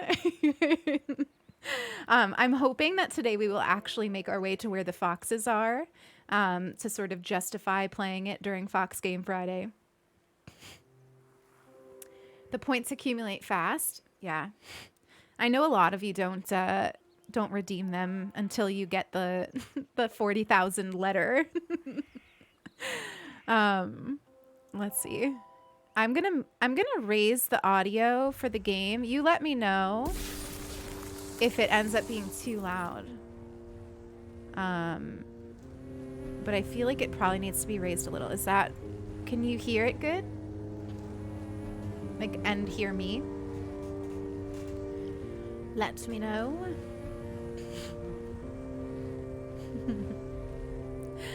I have no idea what we were doing last. Like, honestly. We just killed the leech. It sounds good? Okay. Julia! Thank you so much for the 14 months. I appreciate you so freaking much. So freaking much. Thank you endlessly for being my mod, for being my friend, for being here since the start. Look at that first badge. I just love you. Thank you, thank you, thank you. You're the best. You're the best. I'm always rooting for you. What the heck? But yeah, when we ended, we like killed I don't know, we did something to the leech. He was naughty. He was a naughty leech. Oh shit, what did I just do? Time to go home? I didn't mean to. Stay here. Thank you. I didn't know I could do that though. Did you all know that you could like go home by using the heart seed? Because I didn't know that.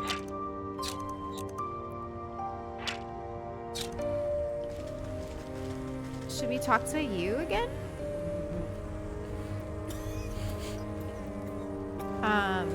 Oh, it's too loud. Okay, I can lower it. You let me know if let me know if that's any better. You notice the little robot badge? Robot badge. Oh, that's a Junimo. That's not a robot. It's a Junimo from Stardew Valley. It's, have you ever played Stardew Valley, Torino? Because you would love it. Don't make me play it. I'm so freaking tempted to go back to playing Stardew Valley. But it's a Junimo. And you got it for donating bits. So you've cheered at least 100 bits. So you got the blue Junimo, and there's different color ones for depending on how many bits you've cheered. It sounds great now. Good. Hi, Becca. Good to see you. Welcome in. Oh, Torino, I feel like you would probably like it. It's a really fun game. Stardew Valley, let me know if any of you like agree with this, but I feel like Stardew Valley has a bit of a learning curve. Like for me, there was like something like a hurdle I had to get past in Stardew Valley before I started to enjoy it. But it's really worth it. I love this game. I love that it's like a story because I get to like read to you all. It's one of my favorite parts about playing this game is like the sections where there's conversations that I get to like do dramatic readings. Should I get really into them today? Maybe we should get really into our dramatic readings today. I need to remember to collect all the things. So I'm playing on Windows. I actually don't know if it's able to be played on Mac. It could be. But I know for sure it's on the Switch, and I feel like it might be on other consoles too. Don't quote me on that though, all right? How do I collect the slug? Should we see if we can make slug salts? How do I do that again? How do I get to my journal? Oh, here it is. Grimoire. We should be mean and make a slug salt. What is that? Unveiling powder. Let's kill a slug. When I first started playing this game, I was so like, no, I don't want to hurt all the baby animals. And now I'm like, let's kill them. It's fun. It's definitely got a learning curve, similar to Harvest Moon. Yes. You do fall into a rhythm. I would say with Stardew, just don't try to be perfect.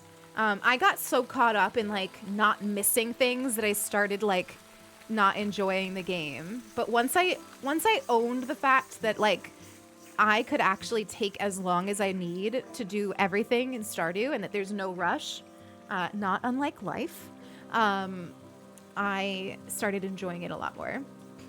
Poor little babies. Let's kill a slug. I would never do this in real life, if that needs to be said.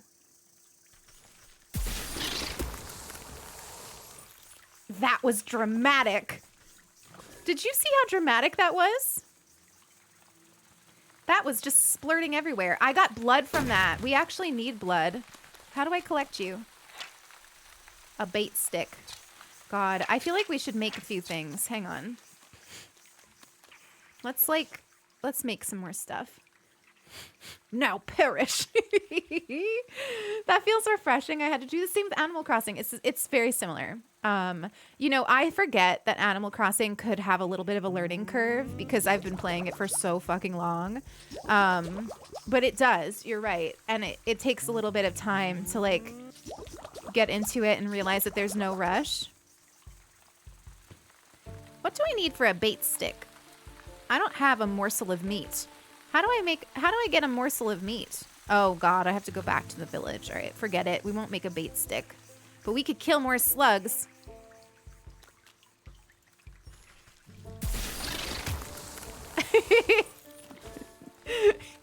That's fun. But again, I feel the need to say I would never do that in real life. I would never do it in real life. Like, I think people who put salt on slugs are meanies. It's a very cruel thing to do. How do I collect you? Oh, I just pick you up. Okay.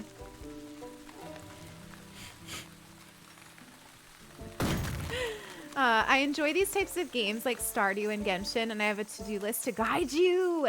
Yes, Lemon. That is one of my favorite parts of Genshin.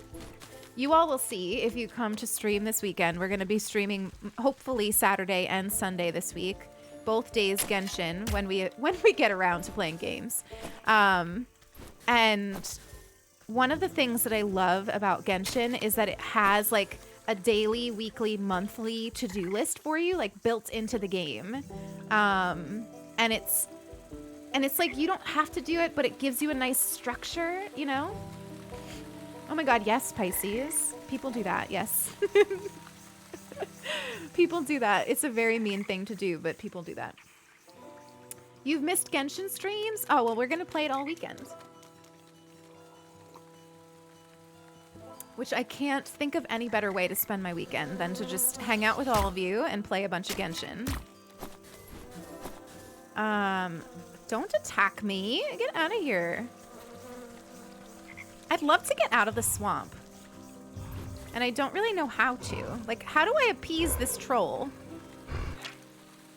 Like, I would love to get through here, but I don't know what to do.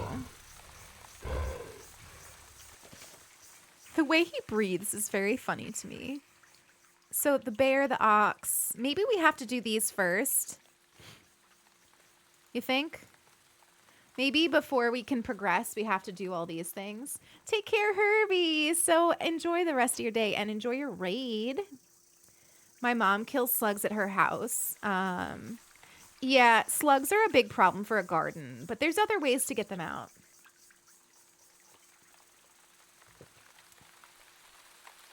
So for me, like, I would rather have an imperfect garden that is kind to the creatures that live in my yard than have like a perfectly beautiful garden that is toxic to the environment.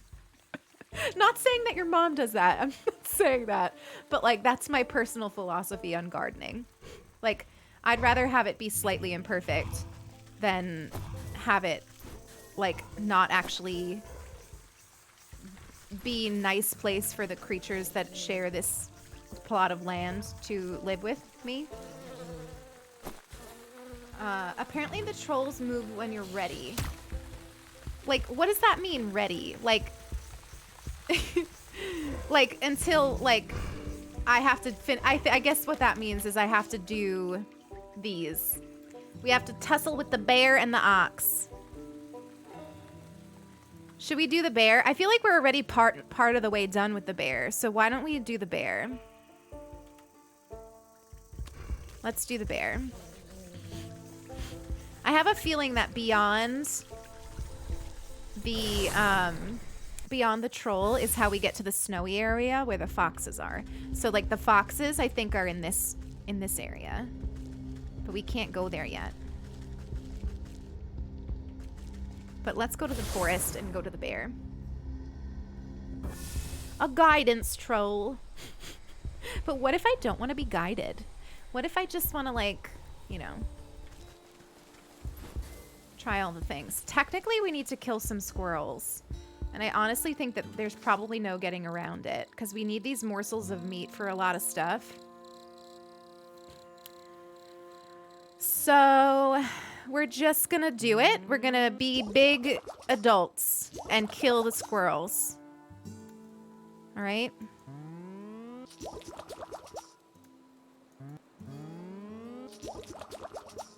Big adults. Troll, please get the hell out of my way. All right. Well, this I'm gonna not enjoy, but we're gonna try it. Oh, I don't like it. Don't you go near the trap. Do you think that's enough?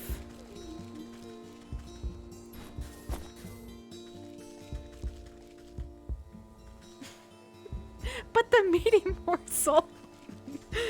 I think we have to talk to the bee.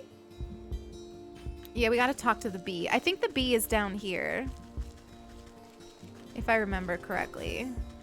So, is it this way? I think I could look at the map, but I'm not good at that. I like to get lost, you know? Oh, there's another squirrel. Let's just do it. Oh, poor baby. I'm sorry. Am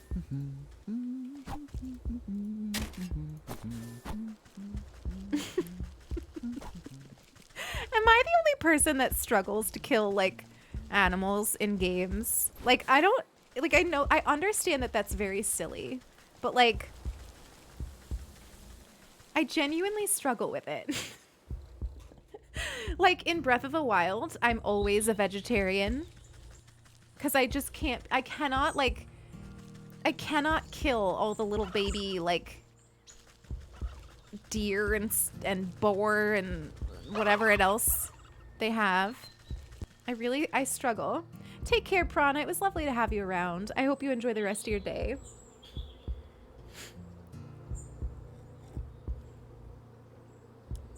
Torino, are you gonna check out Genshin? Is that what I saw? Or are you talking about Witchwood? Either one is awesome. Is this where the bee is? Yes. How do we get... if I remember correctly, the bee attacked us. Am I... Oh my god, I've got no health. Hang on. Let's... Not me running into this bee area with no health.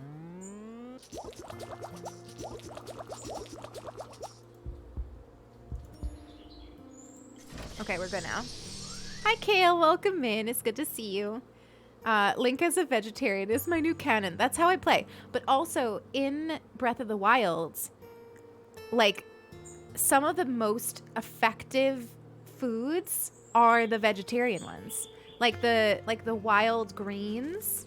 That's like some of the best food in the game. Look at the description. Generally well-mannered, but can be quite hostile when irritated. I feel that on a fundamental level. I feel that. Oh my gosh, Torino, if you have any questions at all about Genshin, please let us know. If you're in the Discord, no pressure to join. But I will say, like, Genshin can be a little bit of like a learning curve when you first start. So please do not feel shy about asking questions. Also, over the weekend, if you pop into streams, I'm always happy to answer questions. But I love the description of this bee. Oh my god. You've never played Breath of the Wild, Tired? Oh, it's such a good game, but it'll never go on sale. It'll never go on sale. Wait, I just want to talk to you. Oh. The regal insect looks down her curled nose at you scornfully. That fool beekeeper is supposed to stop the rabble from trampling my delicate garden. Good help is so hard to find, isn't it? And I suppose you've come to lend a hand? No, I don't think so. What do you want, little beetle? You're in the Discord. Well, perfect. Perfect. You can ask us all the questions. You seem like a very busy woman, so I won't waste your time. I need honey. Your best honey. She tilts her long neck back and lets out a buzzing laugh. Ha! Do you think I simply give my carefully cultivated riches to just any commoner? Do you have any idea how much time and energy is spent managing this colony? Everyone always wants something, but no one ever wants to work for it. Tch. Please puke on me. Not that. Oh my god. T-Rex, there is definitely a lot of questions, but for me, there's no such thing as too many. The only way I was able to start playing Genshin was by asking a ton of questions of Ellie and other people in the community. So, please don't ever feel like you're asking too many. In a rustle of petals, the beekeeper comes running over. Ashley! Ashley, hello! Welcome in, Raiders. It's so good to have you here. Hello, my friends. Hello, my friends. Let me go to just chatting for a second. Welcome into the Fox Den, everybody. It's so good to have you here. I love Ashley. Ashley is one of my favorite people. So it is really lovely to have you all popping in today. My name is Lilith Fox, and I'm a queer storyteller and mindful gamer here on Twitch. Today is Fox Game Friday, and we're playing Witchwood, which is a really lovely, everybody keeps saying whimsical, indie game where you get to play as like an old crone witch, and there's a lot of foraging and crafting and beautiful art. It's just a super cozy and fun game. But how are you? How was stream? What were you doing? Stardew Valley! Yay! How was Stardew Valley? Christy, May, and Addie, thank you for these follows. I appreciate you.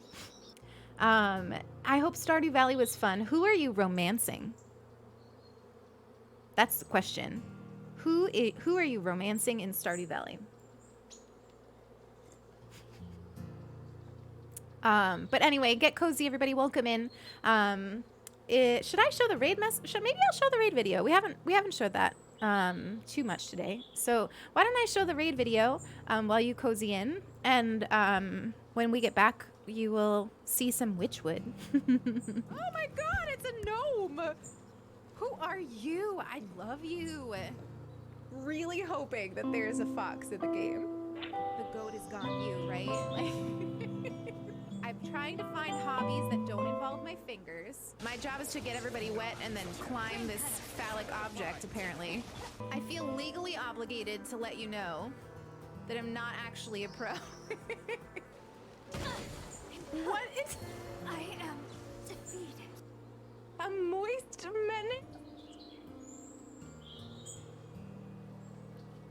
But as long as I can mount something and ride it around, I'm usually content in a video game. This is us for the rest of stream. Wander aimlessly. Allow yourself the room to wander. Allow yourself the room to explore and test and grow.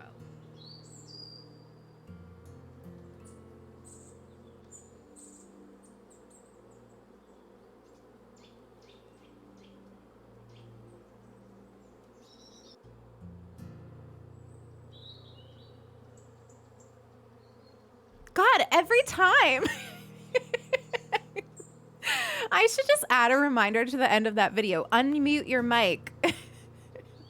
Or I should just not even mute it and just laugh the whole time. You would just hear me like snickering in the background.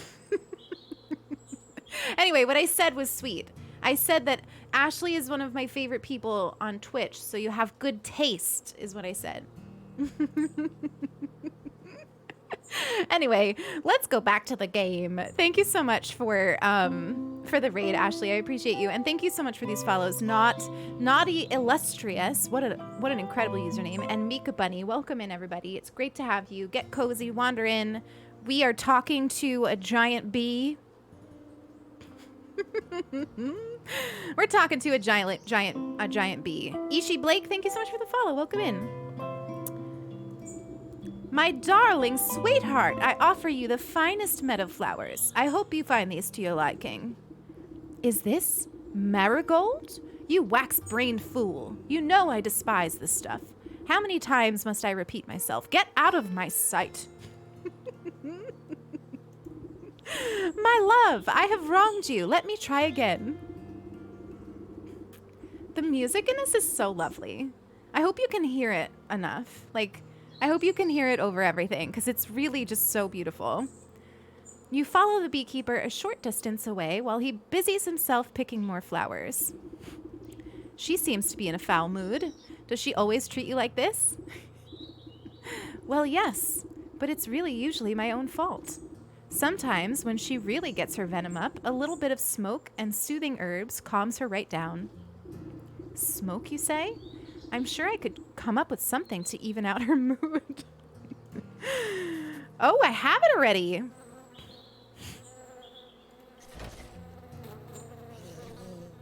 Wait, where's the incense? How do I use it? F, F, F. Did I do it? Oh God, oh God.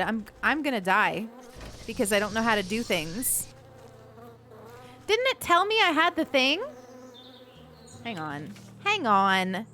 Didn't it tell me I had what I needed? Royal incense? Here it is. Oh, I don't have it. But I can make it. Hi, Mika Bunny. Enjoy your lurk, both of you. Thank you so much again. I also smoke herbs to calm down. Wait, but didn't it tell me I had the thing? Did I just like fuck up just now? Or did I never have the thing? Maybe it gave me the recipe for it. All right, so now this is the heart of this game, everybody. So if you're new to this game, the heart of this game is having to collect a bunch of shit to make something. And the like what you have to collect is all over the world. I don't have anything in my inventory, I don't think, right? But good to know I could put shit down here. Okay, so like for example, in order to make the thing we need this thing, which we need more of these for. So we got to collect that. And then we also need this thing, which we also need those for. And then we also need this thing, which we can make. Love it. So all we need is a bunch of green leafy things, and I know how to find those. Look at this. We're in good shape. Hang on. Can I look at this? Is this... Oh. Give me all the stuff. Thank you. I want all that. We'll be back, beekeeper. The beekeeper is a bottom and not a power bottom. Like, the beekeeper is a serious bottom. Hi, Sulky. Hello, Sulky. I love you. Sulky, I took a break before and I chose turkeys. I tried to come over and give you a kiss, but you were in a meeting and it was sad.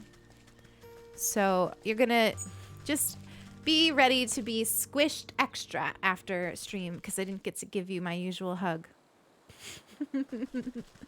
How's work going, Sulky? Oh, you were recording a video. I thought you were in a meeting. Ooh, that means we're getting Genshin content. Everybody, subscribe to Sulky on YouTube if you're not already. Especially if you like Genshin, because that's mostly what she's been doing lately. Sulky is a YouTube celebrity. Where are all the green leafy things when you need them? Pasta sauce with beans in it is an underrated meal. Sulky thinks it's weird. But I think that adding beans to tomato sauce is a really great way to add in some beans to your diet. Oh, look, a green one. Of course. Of course, taking breaks is important.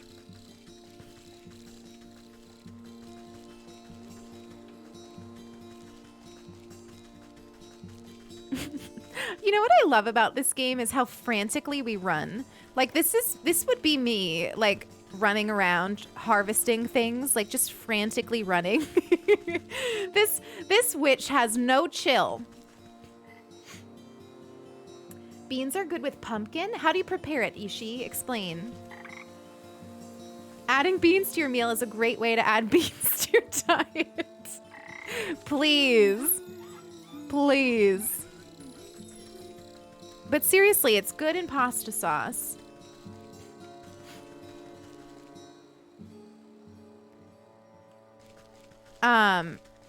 Oh my gosh. Yes. Our stream help channel is not even a thing. We were gonna do that, but we decided, you know, we haven't done that. But the Sulky's YouTube is like legit. Sulky has a legit YouTube.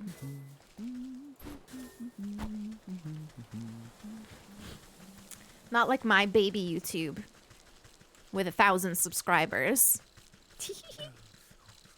What, did I get enough?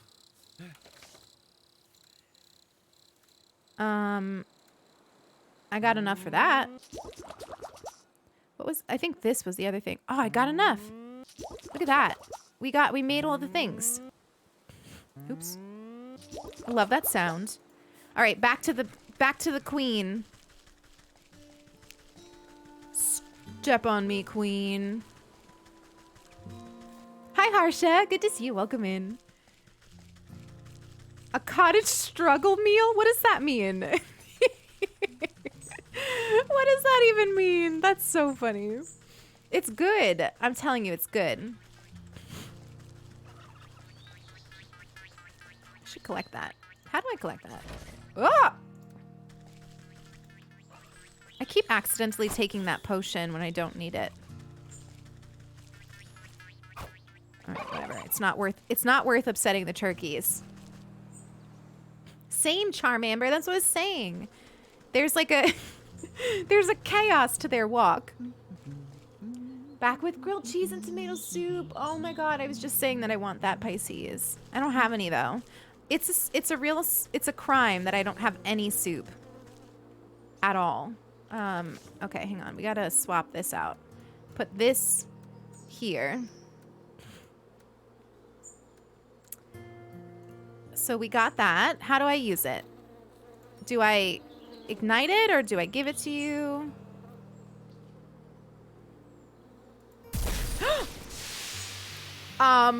She's calm. You sneak. Do you honestly believe that your little puff of a chew smoke can... The queen fans herself lightly as the world begins to push and pull all around her. Does anyone else feel a little hot? Whew. Anyways, I was saying, you can't just... The sparkling sun bears down on the queen like a warm summer's embrace. My, look at all of these beautiful colors. Have they always been so bright? This is amazing. The queen bee stretches her arms across the sea of flowers, brushing the tips of their petals gleefully. She arcs her limbs through the myriad of colors swirling about her head. It's gorgeous. And what's that delicious smell? Cracking into the waxen walls of her hive, the queen pulls out a golden honeycomb. She proceeds to messily stuff the honey into her face. Oomph! Delectable. Oh, it's so good. You simply have to try some, my dear. I've never tasted anything so delicious in my life. She offers up a sticky handful to you. Why, thank you, my queen. Take it. What do I do now? Oh, it's the honey. I got it. Look at her. She's so happy. If that was all it takes. I drugged the queen, Addie. It's fine. It made her hot, you know? She's really enjoying life. I want what she's having. I love her though. Look at her like high heel boots. She's a vibe. Well, that was fairly easy. We got the honey that we needed. Now we need to craft a protective talisman and a metamorphosis elixir. Where is the talisman? Here it is. It needs 2 of these, which I can definitely craft. And this. I need a dragonfly wing and some milk. How do I kill the dragonflies again? Might be this. All right, let's go get the milk because that's the easiest. The milk is right here in the fields. I'm crocheting and I realized I counted stitches wrong. Oh no. I feel like, honestly, that is one of the reasons that I would not be good at crocheting. Is I would be far too distracted. Oh, is this wheat? Oh, I bet you this is wheat. Wheat, the grain. That's what we were looking for last time we played. It reminds me of Animal Crossing, the wheat fields.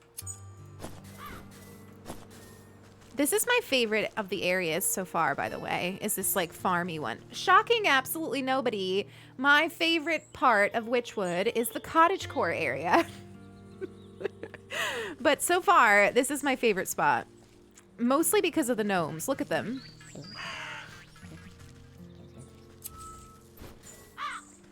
Where are the cows? Oh, I need, hang on. Oh, I forgot. I need, oh, an empty jar. Cool, I have it. We're good. Everything's good. I have an empty jar. Moo milk. Perfect. Okay, we got milk. Now we need to go into the swamp. Back to the swamp. Hi, Ryan. Welcome back. How are you? This way to the swamp. And what am I getting? A dragonfly something? I just saw the dragonfly. How do I kill it? I don't want to kill you. I want to kill the dragonfly. I think I remember it being the bait stick. Hopefully that's true. Bait stick.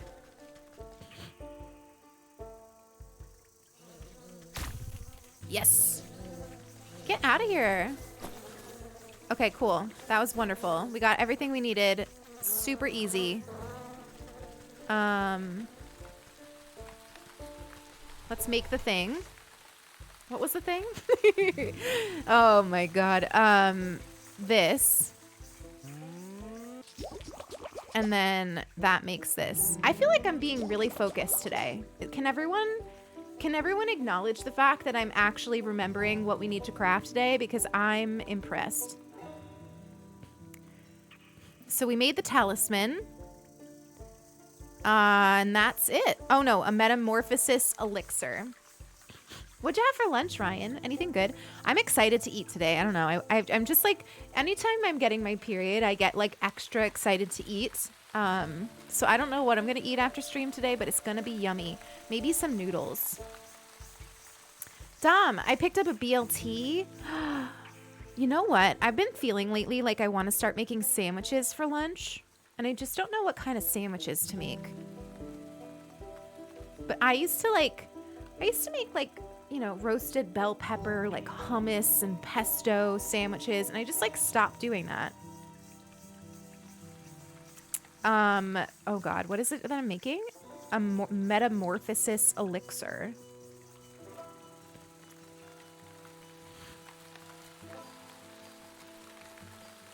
None of these are metamorphosis elixirs. That's okay. So what is that?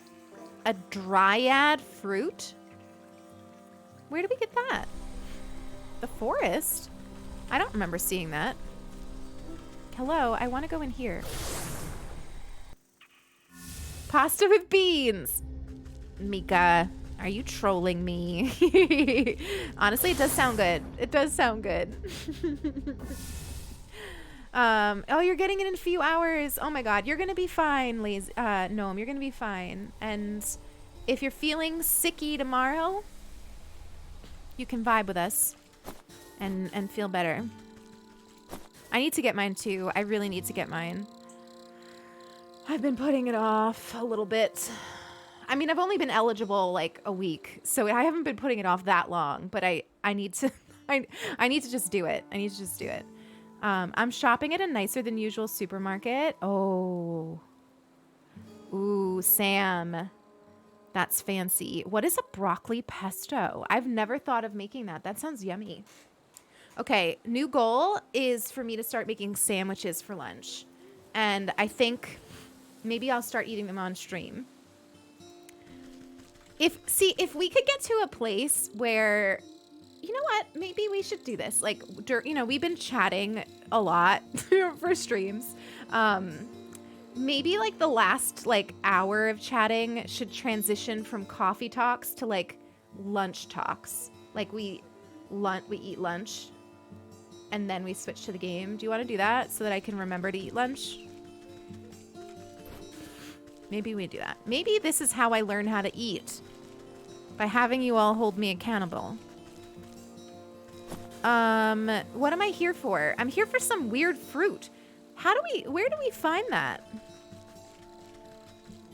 I've never seen a thing with fruit.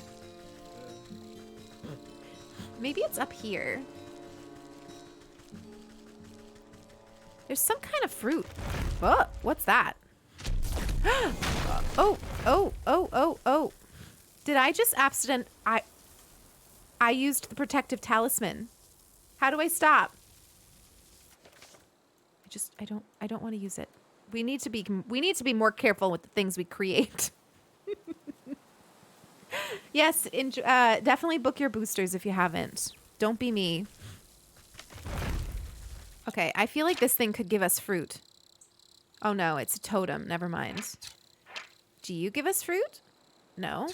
Wait, it does give us fruit. Look, it's got fruit hanging off of it. Look at me. Look at my brain working. Do you see the pink fruit on it? All right, so we need to kill the Ent, which is upsetting to me. As a hobbit, I don't kill Ents. So it's upsetting, but we're going to do it anyway. We need a cinder box. Is this honey? Rodent lard. Kill me. Kill me. I have to kill something. How do I get rodent lard? Is it something I get from a squirrel? Give me your lard. The squirrels don't give me lard. They just give me meat. Oh, that was lard. I got the lard. It's okay, everybody. I got the lard.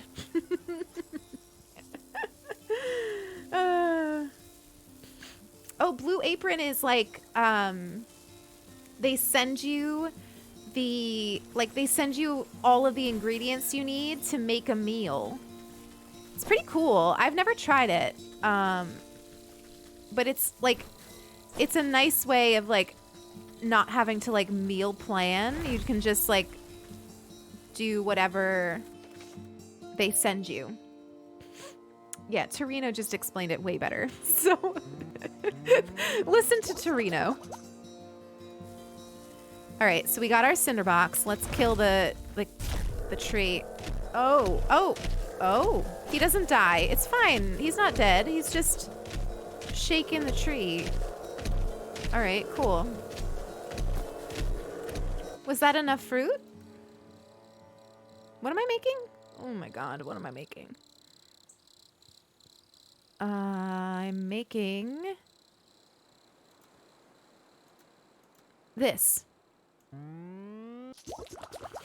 Oh my god, I think we have everything we need now to confront the bear.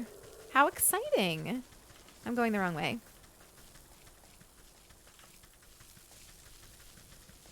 There's nothing like that. It's like a, yeah, like something that, it's like a company that you get from like, you can like get it online.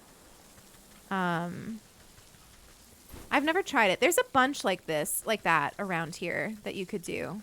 Can't think of the other ones right now. The only one I can think of is Blue Apron. Enjoy your meeting, Dom. I hope it's productive. Hello Fresh, yes. There's also a vegan one. I'm blanking on what it's called, but there is a vegan one that you can do. I probably would never do them because I am too like fickle in my like I would need like I would need to be able to like adapt it. I don't know. I change my mind and my mood a lot in terms of food. Add ingredients to the brewery. Here's some honey. A teddy bear? How do I get the teddy bear? Wasn't the teddy bear in here? I think it was. How do I... Oh, okay. I give him the talisman. I should make one for myself. Okay, into the tent, we get the teddy bear. Purple carrot, that's the one I was thinking of. HelloFresh got caught union busting. Oh my gosh, well, that's good to know. Green Chef.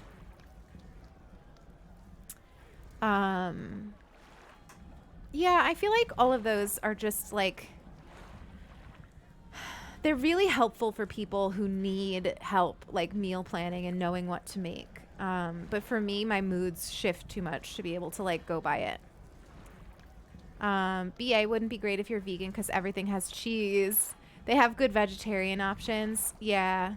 I mean, I have pretty good cheese replacements. But I feel you. What's that? Anything else I can take in here? No? Okay. It's a cozy tent.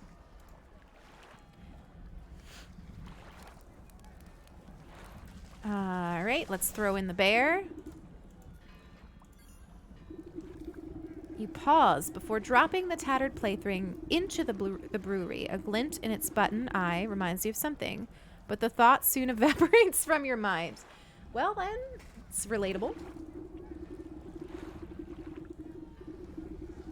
You overturn your palm and the stuffed bear splashes down into the concoction.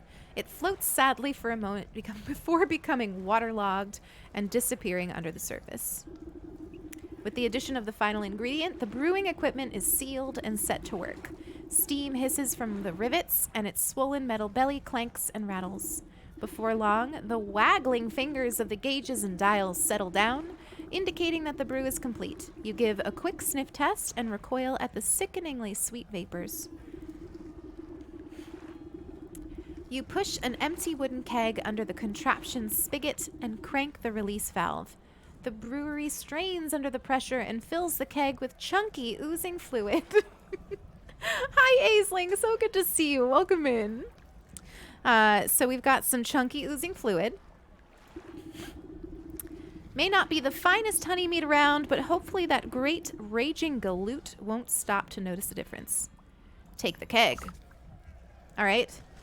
Let's give this mead to the bear.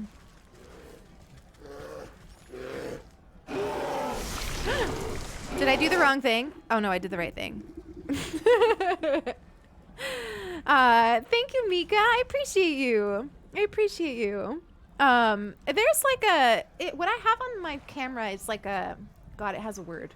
A LUT. And all it does is like, I don't know, it adds like makes things a little sharper, I think.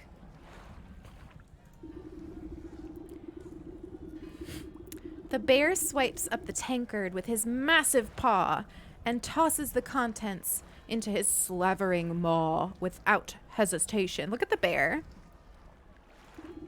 He licks his chops, savoring the peculiar flavor. With a sudden jerk, he bears down on you with suspicion. Say, this tastes kind of funny. What did you do, soldier? It's a new recipe. I thought you might enjoy something with a little more sting in it. Rawr. You know I hate new things. I'll teach you to mess with my favorite brew, you hayseed. The bear is upon you with frightening speed. He raises the huge mace in his paw skyward, and you brace for the impact. With an equal measure of speed, the sergeant leaps between the crashing mace and your head. You peer through your fingers as a great clang resounds through the camp. The bear roars furiously as his blow is magically repelled from the sergeant's talisman. The mace goes spinning out of his paw and falls into the lake with a great splash. He gapes, dumbfounded, as the sergeant stands before him completely unharmed. Ha! That'll teach you to pick on us, you big oaf. This has been a long time coming. The sergeant wags his finger at the bear. Who do you think you are, huh? You think you're so big and tough with your fancy feather hat and your big honking club? Well, look at you now. This is us talking, all of us talking to our employers. The camp soldiers gather to witness in stunned awe. Miraculously, the bear seems to shrink in the face of the sergeant's onslaught. If it was up to me, you'd be dishonorably discharged for disorderly conduct. You're a disgrace to the uniform. You're no captain of mine. With fear welling up in his eyes, the bear shrinks and shrinks until he is reduced to the size of a small cat. And another thing. What's happening? Carrot bisque. Ooh, that sounds good. Tired plants. I feel like you have really good recipes. The ones you posted in the Discord look so good. In place of the bear's drunken grimace is the stretched smile of a doll's grin. Two button eyes stare back at the disapproving faces surrounding the little plush toy. The sergeant takes a step back to reveal the small shape of a stuffed teddy bear where the brute once stood. Your transformative potion has finally done its work. I guess I overdid it. He scratches his head in befuddlement, but seems genuinely relieved. Hey, Sarge, I guess that means you're in charge now, right? Yeah, I guess it does. What are y'all standing around for? The camp's a mess. Let's get to work. Oh, we love a happy ending. You pick up the diminutive doll and brush some sand out of its fur. As you inspect it further, its head lolls to face you. Far within the glassy surface of its button eyes, you can barely make out a tiny crimson flame, the trapped soul of the bear. Yeah, the writing in this game is superb. This ought to be what the old goat is after. I hope he's happy. All right, we completed the bear. I think that just leaves us with the ox. Yeah, the ox. Which I don't think we've even met the ox, so let's head there.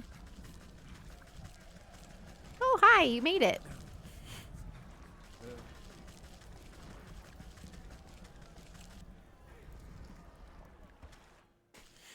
It is a treat for the eyes and the mind. You should toot your own. Toot your own horns, everybody. You're all amazing. I love the like warm tones of this game too. It's very autumny. Autumny? Lots of autumn.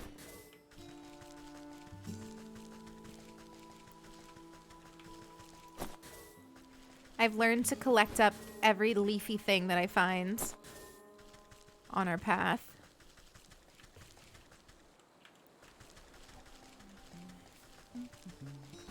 I also love how everybody hums in this game. It's very soothing to me. Autumnal, thank you, Tura. That's the word that I was looking for. We learn vocabulary from the game and from the chat.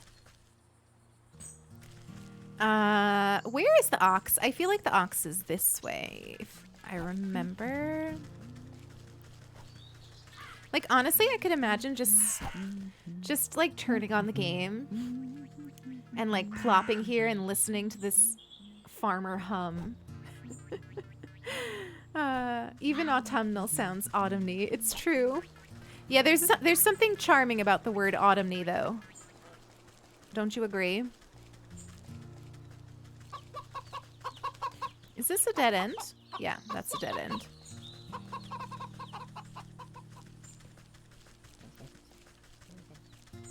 Nothing beats the sound of the gnome, though. Isn't it the best? That like, how would you even describe that? Like a muttering? It's just the best sound. Let me see. Where are we going? Ollie oxen free? I don't know what the ox's name is. Muttering. He's so cute. I love him. I could have sworn that it was down here. Oh, there it is. That's how we get there.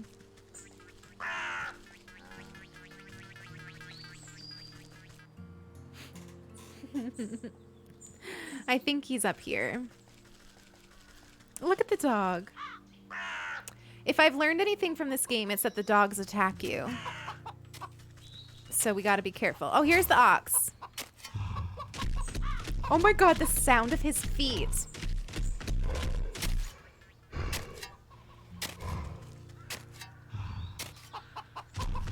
It's an upside down cauldron. Oh, I never noticed that either. Sounds like me trying to be sneaky. I actually have very heavy feet too. Like, I just walk very loudly.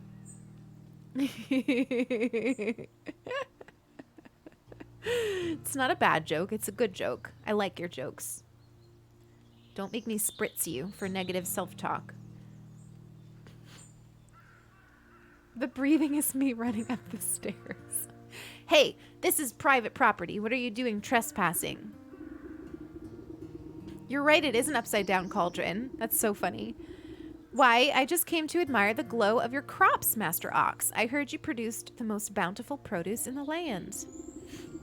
Well, you heard right. I work day in and day out till my hands are raw and my back is broken, but you won't find a finer farm anywhere else. Work-life balance, dude. Work-life balance.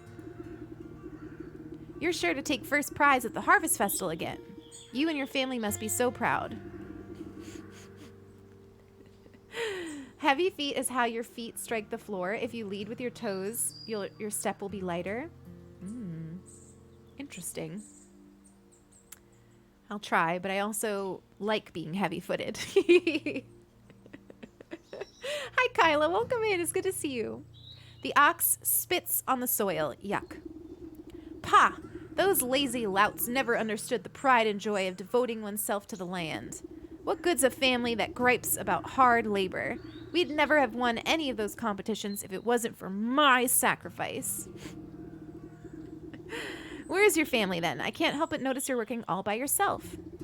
If you must know, those damnable bandits out by the South Bridge stormed in the place one night and stole him away. You don't seem very concerned about getting them back. I'm better off. For all I know, they could have been already ransomed off for fertilizer. But if you're so worried, why don't you go talk to those bloody brigands yourself?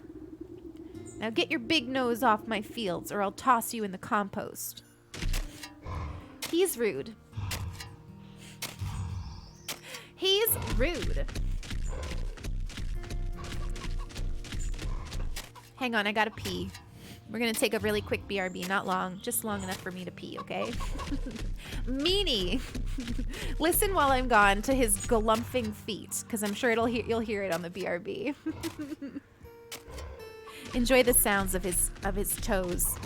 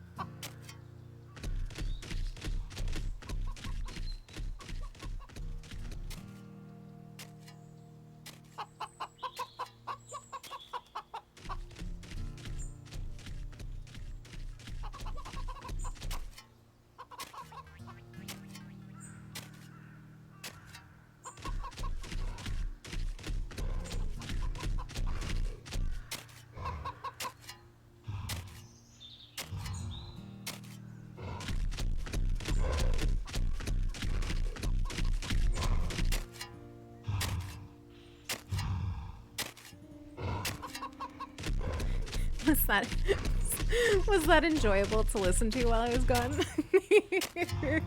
I'm sure it was. I'm sure it was. All right, let's play. What are we doing? We need to find his family. Let's see. The ox. Let's track that. How I sound while working out. Some Witchwood ASMR. It's fine. Dig.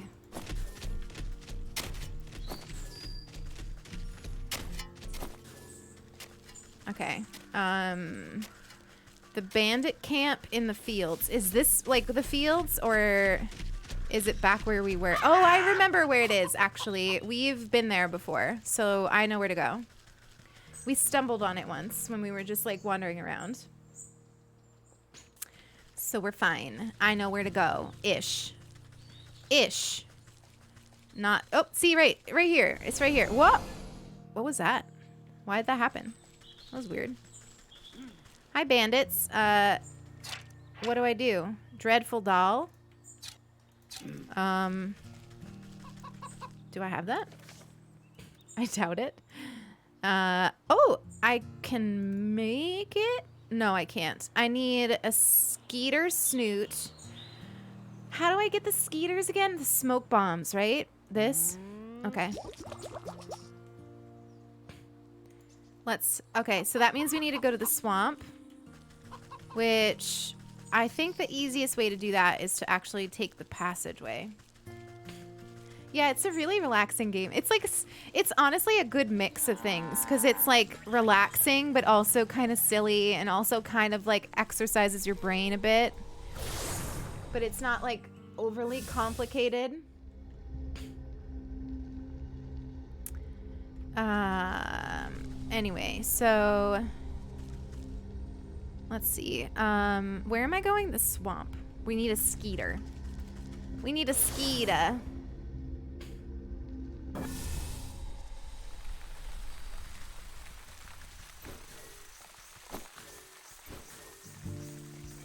Oh, look, 2 skeeters. Let's try to get them to come for me. And then I'll put the smoke down. Yes! Got them both. What do I do then? I hack them? Yeah, there we go. Aggression. We're meanies. Aggression. Hi, Dom. Welcome back. All right, well, that was really effective. Let's... That's how you smack them, with a little smoke. Okay. Now, what was the thing I was gonna make? I was gonna make a this. Oh, but for it, I need this. Okay, so we make a sewing kit, and then we make a doll. Do you think we should make 2? Probably. What do you mean I don't have more? Oh, I guess we can't make 2. Okay. Everybody please hope that 1 doll is enough. There's a lot of mosquitoes in Texas. Yeah. I'm not big into mosquitoes. I don't like them. I get very allergic. Like, so when they bite me, I get super swollen. And it's very uncomfy. If they didn't, like, if I wasn't allergic, it wouldn't bother me. Wait! Oh, it worked? It did? No, I don't know. Do I hack you now? No? Okay. Is it the smell of me? Oh, they're afraid of me. Interesting. Oh, the buzzing. Yeah, that doesn't bother me. Honestly, like, I wouldn't care if I didn't get all swollen and uncomfy. Ah, sly old fox. Hey, how did they know I was a fox? How'd you manage to get your creaky bones past my grunts? My mooks must be getting fat round the waist to let you slip by so easy. This guy seems like a treat. Never too old to teach you youngins that hands are better left out of people's pockets. Next time I catch one of your thugs rooting for gold, they'll have to recount their fingers. They like A+ blood, so I get to be a magnet. Same. I'm always the person that gets, like, eaten by mosquitoes. And, like, I could be sitting around a group of people and everyone won't be getting bit, but I will be.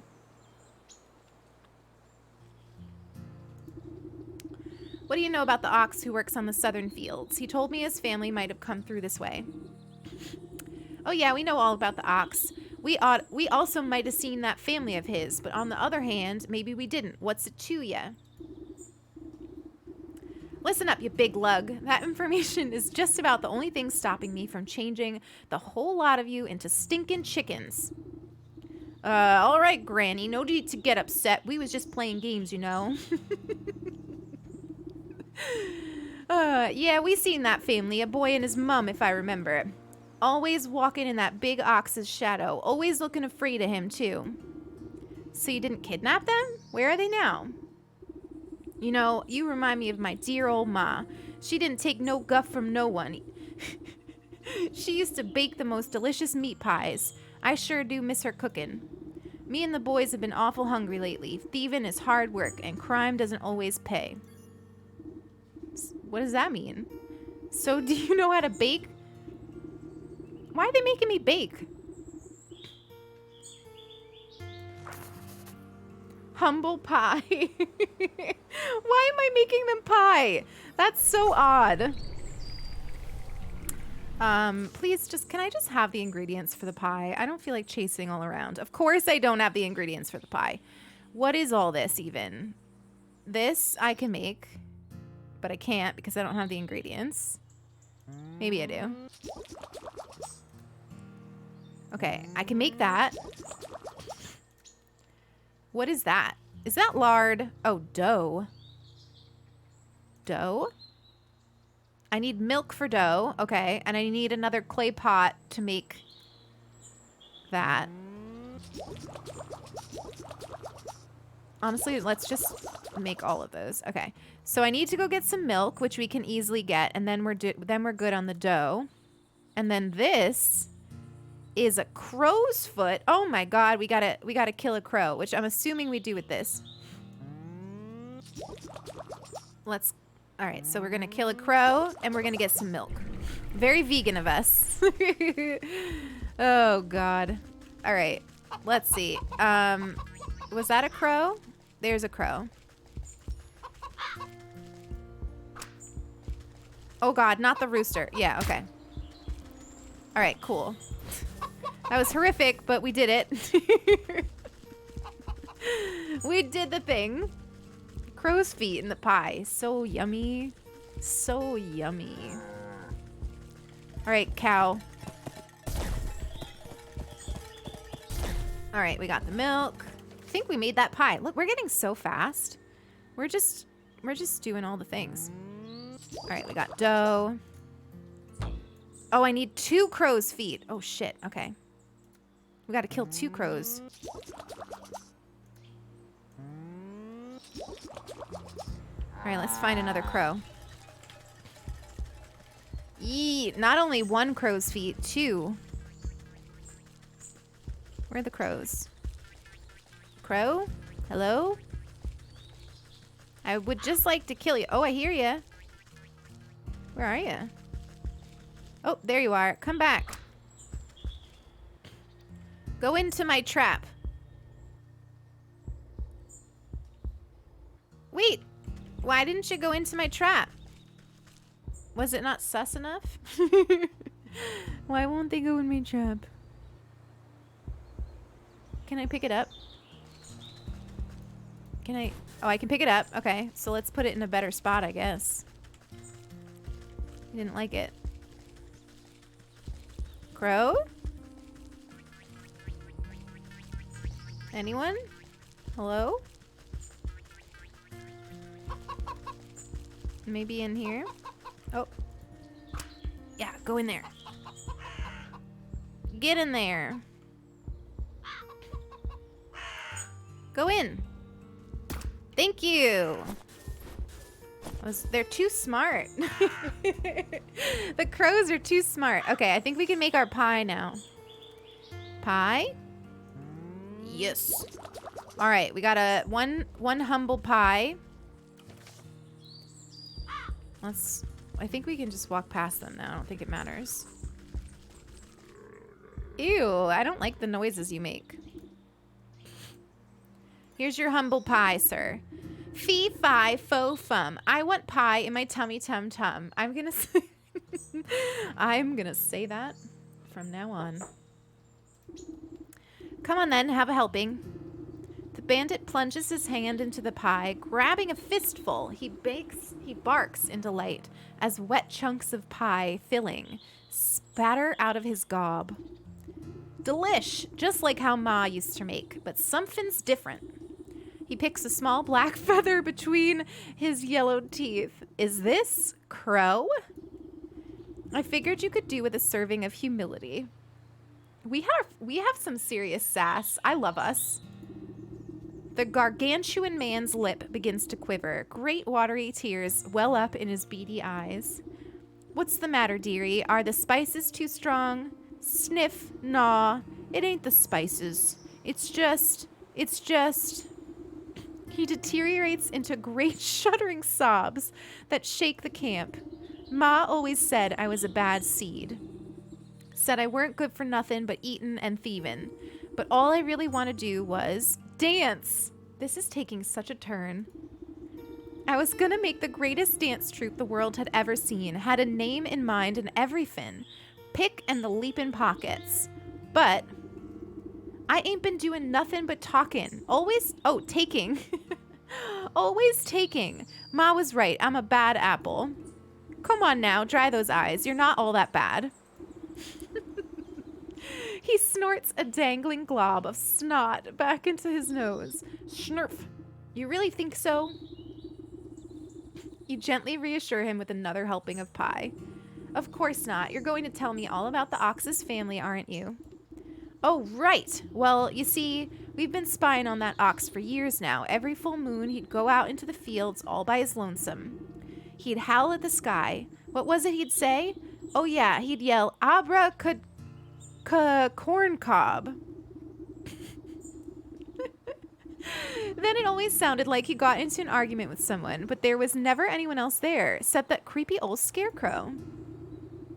You pat the sniffling rogue on his stubbly cheek. That's a good lad. Maybe it's time to think about trading the daggers for dance shoes. He stuffs more handfuls of the crumbling pie between his blubbering lips. Schnurf. Yes'm, I'll do it. I'll dance.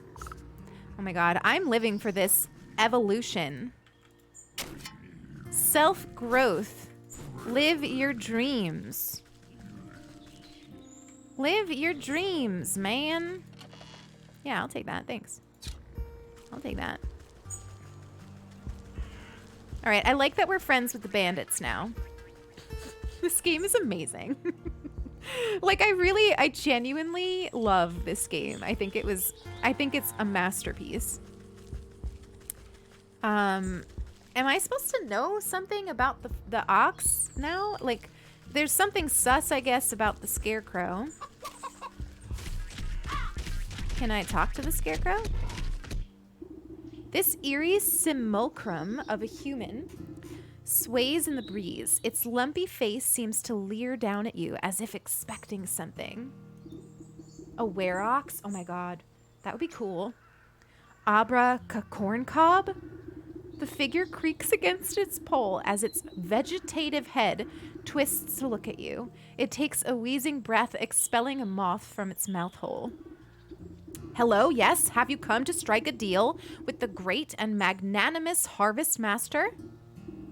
No thank you. I'm involved in quite too many dark contracts with supernatural beings already. Why then have you summoned me? Has the ox made a deal with you, perchance? The ox? Why, yes. Terrible trade, I say, but a deal is a deal. What sort of trade? Does it have to do with his missing family? Yes, he said he wanted to win pretty prizes, grow the best crops. Said he would give up anything in the world. Oh, he's just traded his family. So he offered me his wife and son, and I'm not one to refuse a bargain like that. Where are they? What did you do with them? Don't worry, they're fine, but as long as I make the crops grow, they belong to me. And if the crops should fail, your deal would be broken? I'm the great harvest master. My harvest will never fail. We'll see about that. I better take a closer look at these prize-winning plants. All right, well, we're gonna kill the plants. How do I inspect them? Hello? And I would like to inspect your plants.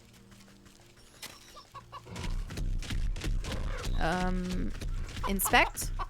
Inspecting. I'm inspecting.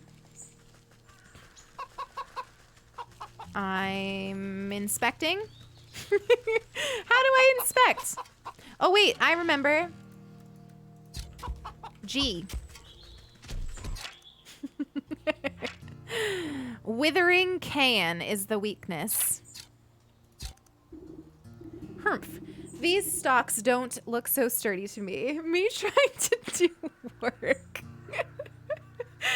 Oh, God. A good herbicide ought to shrivel them up. That'll teach the ox a lesson about proper agriculture processes. Practices works too. I'll need a sturdy enough vessel to hold the poison. Maybe I can convince that vegetal fellow to give up that nice big watering can. All right. Onward to the vegetal. The vegetable.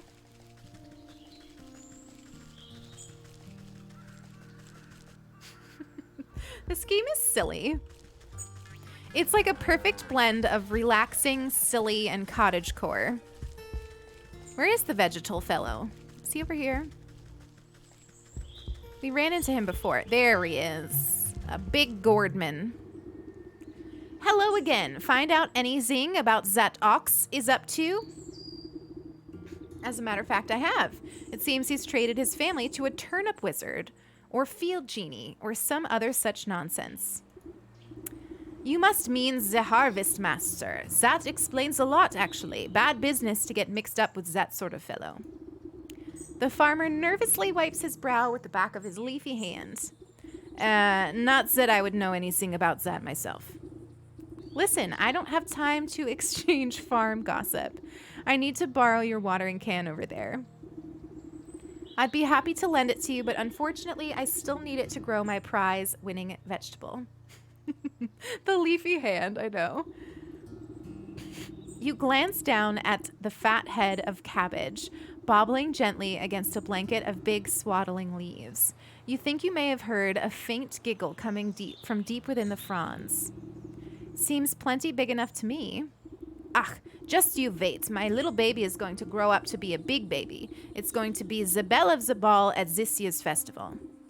But if it were to, say, grow a little bit faster, I suppose I wouldn't need... Oh, this is this guy talking. My watering can at all. You swear the farmer winks at you, despite not being equipped with eyes. Does anybody here grow produce in an honest way? Let me take a look at that little tyke.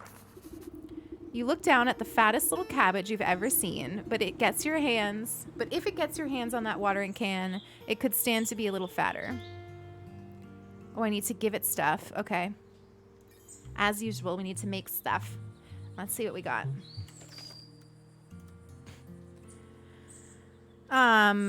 What did it need? Let's see. It needs a growth potion, water, and a turkey gizzard. Oh god, I don't know how to kill the turkeys. Growth potion. That I can make. He's a Cabbage Patch Kid. Oh, I need more milk. Okay, let's go milk the cow. I don't know how to fight the turkeys. All right, well, we'll have to figure it out in a minute, but let me milk the cow because that's easy. Okay, so we milked the cow. We made the magic paste. Now we need a flower petal? Oh, I have that. Oh, we're good. We made the growth potion. Wonderful. Thank you for the hydrate, Ellie. She tries to run away. I know, we've milked her kind of a lot. It's all right. It's fine. So we made the growth potion. Now we need water. How do I get water? I think I just go down to the well. I get water from the well and then a gizzard from the turkey. So I think turkeys are up here by the bee.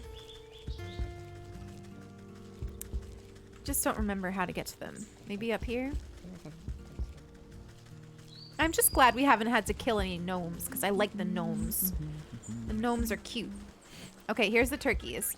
What do we need to do to kill the turkeys? A digestive tablet. All right, we have the recipe for that for sure. Hang on. For that, we need a goblin snot. Right, and somehow we have to kill the goblin. I don't remember how to do that. All right, well, into the forest we go, because that's what we need. Both items that we need are in the forest, so let's go. The water's easy, but the goblin, I don't remember how to kill. You have the same bottle. Oh, my goodness. I think that the well is this way. No, but that looks interesting. Let's take a flower petal. Thank you. We don't need to kill any fairies right now. It's fine. It's not on our agenda to kill fairies. That guy's heavy breathing is such a mood. All right, let's get some water. Jar of water. Is that what I need? Is that different? Water for cabbage. Does that count? It does. Okay, cool. We've got enough water. All we need now is the gizzard. And for that, we need to kill a goblin. I know where to get the goblin. We're learning things. We're doing so well. I think it's up here, the goblins. I just don't remember how to kill them, though. Goblins? You're an ent. You're not a goblin. I hear the goblins. I heard the goblins. But I don't see the goblins. Ah, there you are, goblin. He needs the dreadful doll too. Oh shit, okay. Hi, Starberry. Welcome back. This is Witchwood. It's super cool.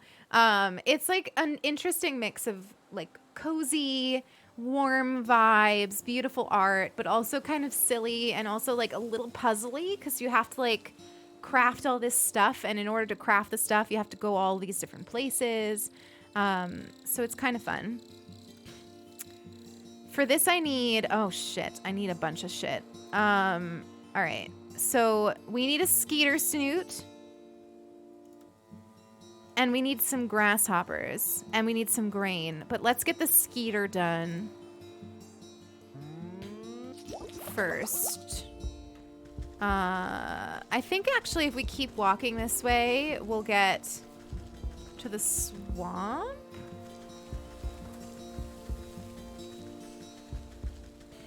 Maybe? Could be wrong. Thought so.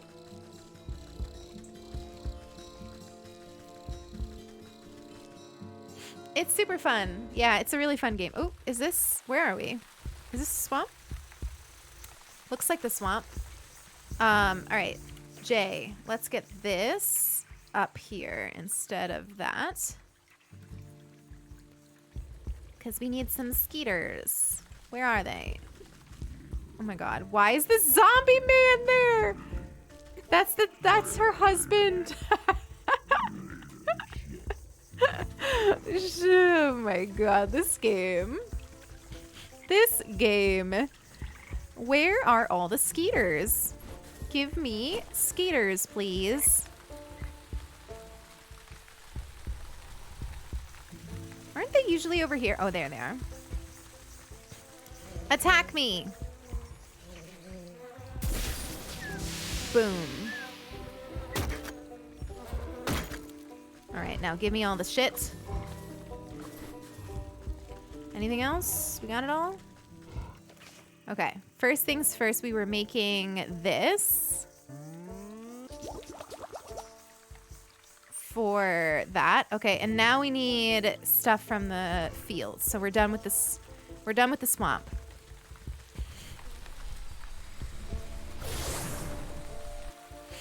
He looks dashing. Gay witch familiar idea. Ooh, that's exciting. I can't wait to see. I can't wait to catch up on the Discord later to see more about it. Star.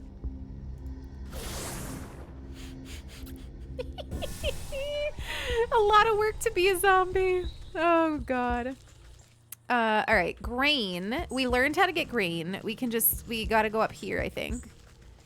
I think these are the grain fields. Yeah, look at that. Look at that beautiful grain. Look at it all. Easy peasy. All right. Now what? What was the other thing I needed? Grasshoppers. I think I use a net for that. Give me your legs. I need your legs. You don't need them. All right, one more. One more grasshopper. Hello? Grasshoppers? Yeah, give me your legs. Thank you. All right, I think we've got all the things. He said his wife was drop dead gorgeous and took it personally. I can't with you. All right, we make the doll. And we use the doll to attack the turkeys. I don't know the logic behind it, but it's fine. Let's go attack the turkeys. Why didn't it work? I just died. But it...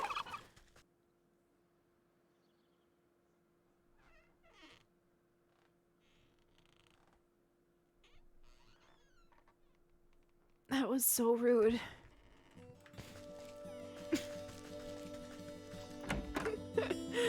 I think all my shit will still be there. But that was rude. I had the doll. It should have worked. I was clicking it. Oh, the audacity of the turkeys. And I'm a vegan. All right, let's go kick their asses. I'm not having this. I'm not being swindled by a bunch of turkeys. It's not working. Why isn't it working? It's not working. Isn't that what I'm supposed to use against them? Oh my god, no, I'm supposed to use the digestive tablets. Oh my god, that's right. So I needed to use the doll on the goblins to get the thing to make the tablets. All right, bye turkeys. Wait, can I get my stuff? Let's get our stuff. Get our stuff. Hurry up, hurry up, hurry up, hurry. Get our stuff. Oh, run. Oh, shit. Yeah, all right.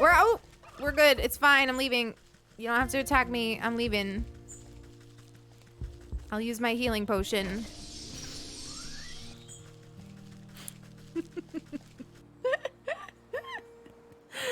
I knew I needed the doll for something. I just forgot the step. You know, actually, I think, aren't turkeys fairly angry in real life? Or am I thinking of geese? Geese behave in that manner. Geese and swans. I don't know about turkeys. I mean, I know, like, if a turkey knows you, they're actually very sweet and can be, like, almost like dogs. But I feel like wild turkeys might be mildly aggressive. All right, that worked. Woo, look at that. Now, did I get all the stuff from you? Did I get what I needed? I did get what I needed. All right. Oh, no, I need that. Give me that. Thank you. All right, so let's go back to the turkeys. I dropped my digestives. Yeah, geese and swans can be so extra. When I was a kid, my brother got attacked by a goose, a Canadian goose. Oh, I'm in the forest. I'm in the wrong place. I need to go this way. Like we were hiking through like this area by like a pond, and a whole like a goose just like, I guess maybe we're probably by its babies or something, and like, oh my god, the goose just attacked him. Is this gonna work on all of them? Because I'm sorry, but I'm not making more than one digestive tablet. Oh, jeez. That was a lot. Oh, please tell me that's all I need, because I just really don't want to make any more. I don't even remember what I was making. Collect a turkey gizzard. Is that what I have? Do I have a gizzard? How do I know if I have a gizzard? I'm assuming I have a gizzard. Gizzard. I think I have everything I need now. Oh, I do. Look at that. Let's talk to the farmer. A goose charged at my dog once. Oh my god, yeah. They can be really... They can get pretty angry. I get it, though. Like, we're shitty as, like, humans. We can be kind of shitty. Alright. I got all your stuff. How do I give it to you? Okay. Growth potion. Turkey gizzard. And jars of water. The budding plant changes to a bright purple, then blue, then yellow. It suddenly goes rigid and shrinks to the size of a marble. The farmer gasps in horror as his precious baby disappears back into the earth. He turns to you, shoulders stiff and pitchfork in hand. He takes one step in your direction, but stops abruptly when a tremor shakes the ground. You look to your feet and watch deep cracks split the earth. Hold on to your hat. This one's gonna be big. You hear a booming giggle echo from deep in the ground. The vegetal farmer falls to his knees, clutching his hat to his chest. Oh, it's so cute. In an explosion of leafy greens and flying earth, the bouncing head of an enormous cabbage erupts into the field. It's so cute. The farmer reaches out to it shakily. My little baby? Papa? The farmer scrambles toward the big, bumbling cabbage with open arms. My beautiful baby, look at how big you've grown. With a little love and help from your friends, you're sure to win first prize after all. Oh, I don't even care about that silly sing anymore. Just look at how handsome my baby is. The two embrace, laughing and crying. I guess you won't be needing that watering can anymore. Please help yourself. You've helped me more than enough. Cute. Oh my God, look at him. He's so cute. Oh my God, I love him. What? No, hang on, leave. What am I doing? I want this, I want the watering can. Oh, okay, I'm doing the right thing. So I put that in the watering can. Okay. And then I need to make these things. Okay. Giving Teletubby sun vibes. Oh my God, please. Teletubbies. They're so creepy. All right. So I need to make this. Of course, I don't have the stuff for it. So I need toxic thistle and eye of newt. And I need a jar of water. That we can easily get. All right. So we have to go get a water. And then we need to go back to the swamp. And then we can take care of business. And then we'll have all the stuff to give to the goat. And I think the story will progress. And I'm kind of excited about that. I'm more excited about that than I am going to the Arctic place. Baby cabbage, do. Let's just get 2. All right, so we got the water. That's all we need to make one thing, which is this one. Boom. Now this one, on the other hand, we need a whole bunch of shit for. So I think the fastest way to get to the swamp is actually to do the teleport. So let's go back this way.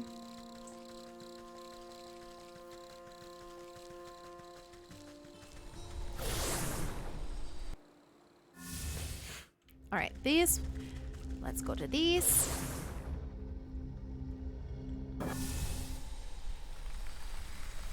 So the thistle, I think, is just around. I don't really know how to get the newt, though. Can't even tell you I know what a newt is. I've definitely seen the thistle, though. I'm not seeing it right now. Oh, there's a thistle. Okay, cool. I think we need the shears. So that's one thistle. I wonder if the newt is that thing that comes out of the, like... It comes out of the... There's something I whack with an axe and something comes running out of it.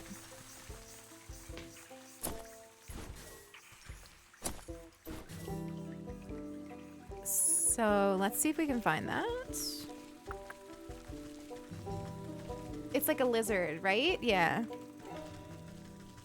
I think I know. I think I've seen it before. I don't know how to kill it, though.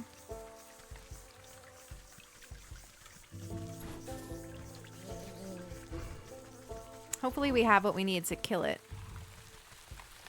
Maybe we should preemptively make a bait stick.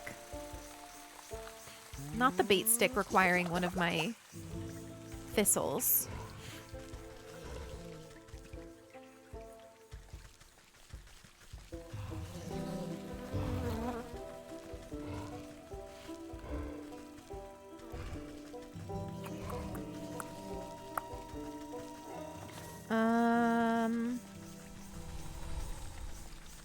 Why do I oh, thistle.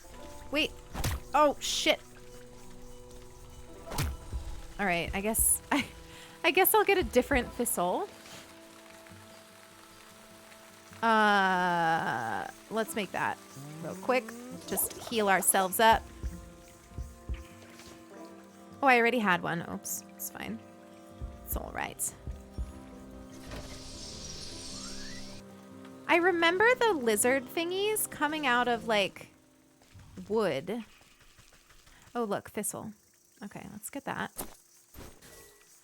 I just am not immediately seeing a lot of wood. Maybe maybe these things too? Do you come out of that?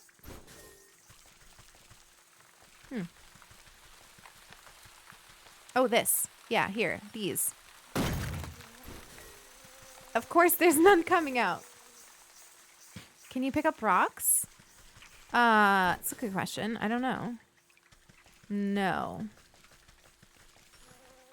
Oh, there it is. How do I get it? A bait stick. Yes. I love it when I know things. Here. Eat my bait. Eat the bait. Oh my god, thank you. Okay. Is that enough? I think it's enough. I hope it's enough. This thing? Yeah, look at that. That was so fast. We're good. All right, I think we got all the things now. Let's go back. How do we get back? Oh my god, get away from me. I'm lost in the... Ew, I hate that. I did not notice that before. Where's the teleport? Here it is. Did you see that creepy stick thing? That was creepy. All right, back to the fields. We're making record time with all this. We've really grown. Okay. Let's put this back. Potion of blight. And water. You find a hefty stick to mix all the ingredients inside the watering can. You know your work is done when the stick dissolves into mush in your hands. Take it. All right. Is that everything? We just now need to wither the crops. Okay. This way. Onward.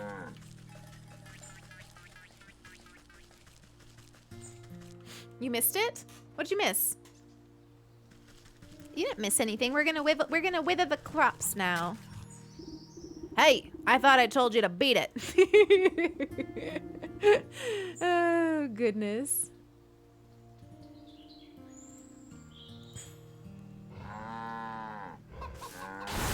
Wow. That was more than 3.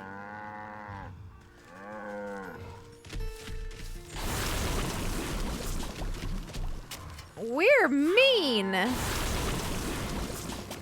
Oh, the creepy stick thing.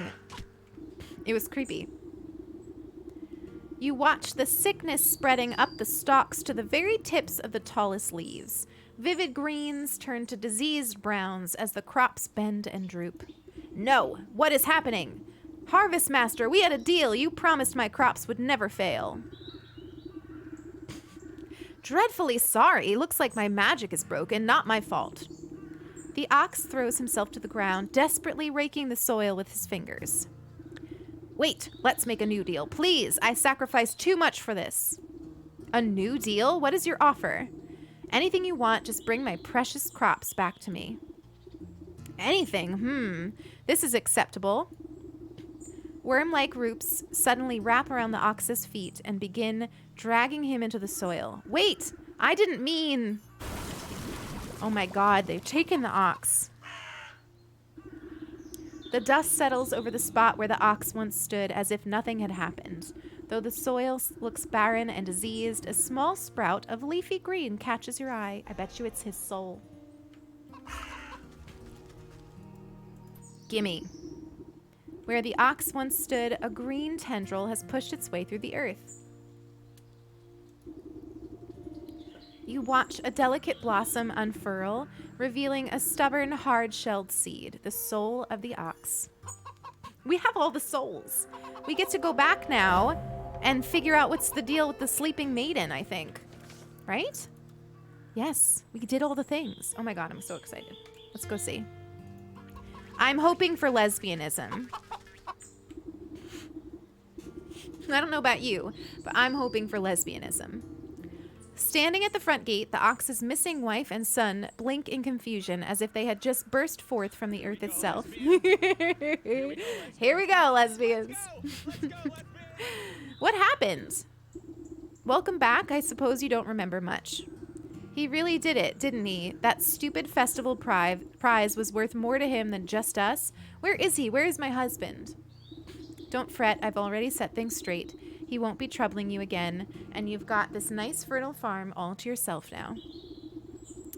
My son and I worked ourselves to the bone for that horrible man. Thank you for lifting this curse. Just do me a favor and don't make any deals with suspicious scarecrows. Hi, Darth. Welcome in. It's such a fun game. My life's motto. Oh, my God. All right, let's go. We're on a mission because we get to figure out if we're a lesbian after all. I'm hoping for it. I'm really hoping for it. All right, let's go. We're gonna teleport.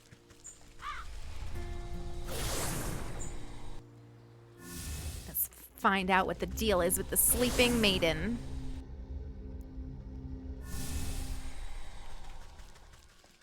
Goat, I'm home. Hello, goat. Here, what am I doing again? You're collecting. I did. The snake? What? I didn't, hang on, there's a snake? Oh my god, there's one more! What is the snake? I didn't see a snake, it's not even in my thing. Where is the snake? Oh my god. After all that, there's one left. I hate it here. Where's the snake? I have never seen a snake in the forest. Oh, this is the fields. Hang on, we gotta go back. Maybe up by the goblin? Have any of you seen a snake? I have not seen a snake.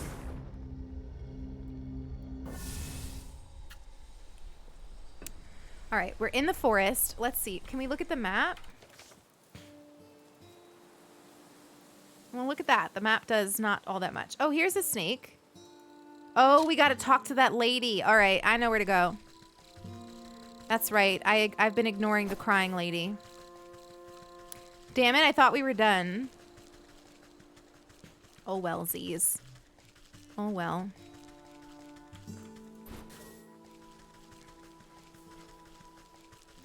We were so hyped.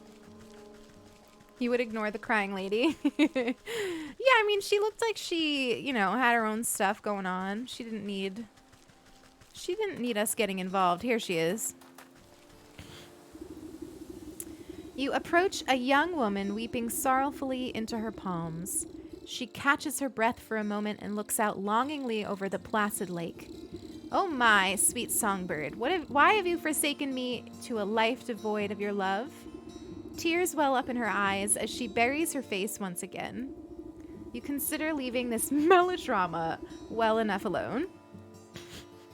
But something about the poor girl reminds you of the maiden slumbering under your house.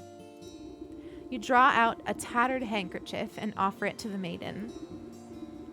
There, dry your eyes, my child. Tell old Granny what the matter is. Oh, thank you, you're very kind. She takes the cloth and daintily dabs the corners of her eyes, swallowing the last of her sobs. She composes herself before sighing wistfully. It's my beloved, such a sweet and romantic man, with the voice of a meadowlark. Are these the lesbians? No, so there is a slumbering queen who we need to like right now we're working on waking her up, and I'm hoping that she was our lover. That's what I'm hoping for. Before we end today, I'll show you the sleeping goth princess. He loves me and I love him. Though our families would never allow us to be together, he'd come and sing outside my balcony every night.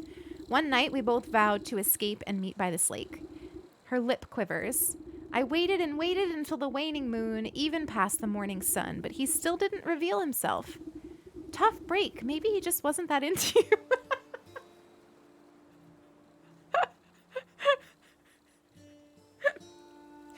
Please. The woman snaps at you with sudden vitriol. He would never abandon me. We're destined to be together. She slips back into a melancholic gaze out over the lake. Even now, I can still hear the beautiful melody of his lute coming from across the water. Venti, is that you? Is it Venti? Is your lover Venti? Over the dull sounds of lapping waves and quacking waterfowl, faint notes of some faraway stringed instrument whisper through the reeds. Oh, I hear it too. Maybe you aren't just mad in love. It's coming from somewhere in the middle of the lake. He's out there somewhere. I just know it.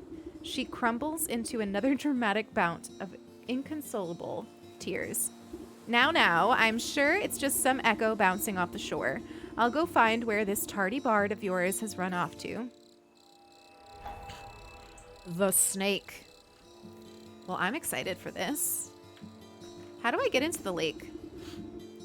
The music seems strongest on this shore, but even here you can't quite place the source. It seems to be emanating from the half-sunken rune, pointing out of the lake's waters. Maybe that fool bard's hiding way out there. Bah, but I swim as well as hens fly. Suddenly some unseen voice chitters mockingly into your ear. Ho ho, hee hee, the musical man you'll never see. You spin around, but no one is there, just a nattering laughter bouncing in the wind. Who's there? Show yourself, spirit. Who is there indeed? Is it here? A pixie? What am I doing? Reveal the source of the sounds. Do you think it's the pixies? It's probably the pixies. Yeah, it's the pixies. Unveiling dust. We have that.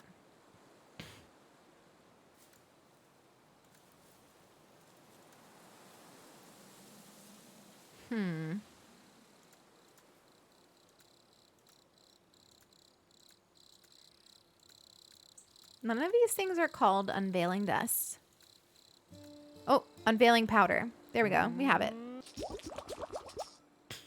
Yeah, no worries, Pisces. Thank you for everything today.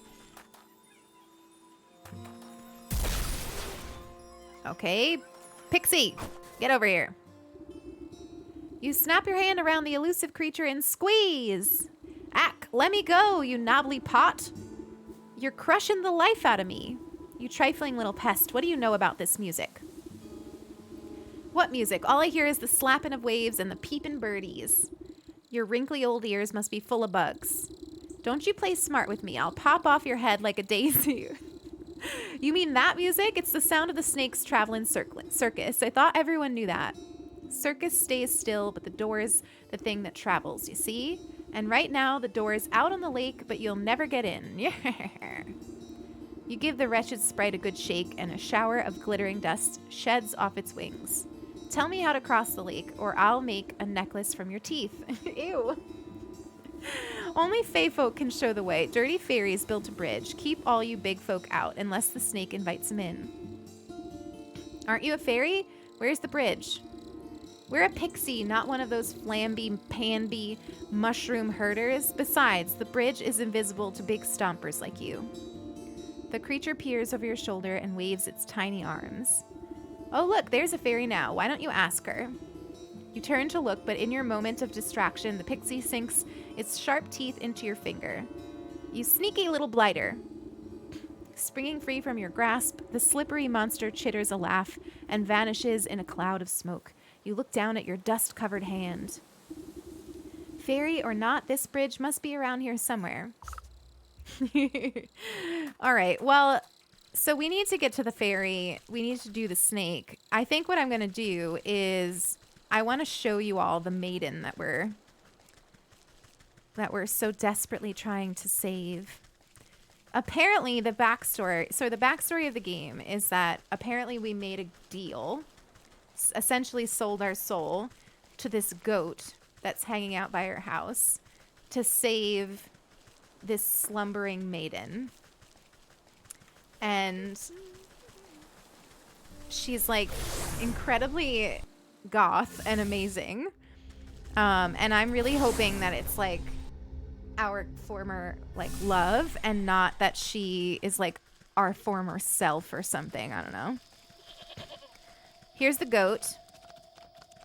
And then if you go into the shrine, which I'm assuming I can do, yeah, you can see the maiden.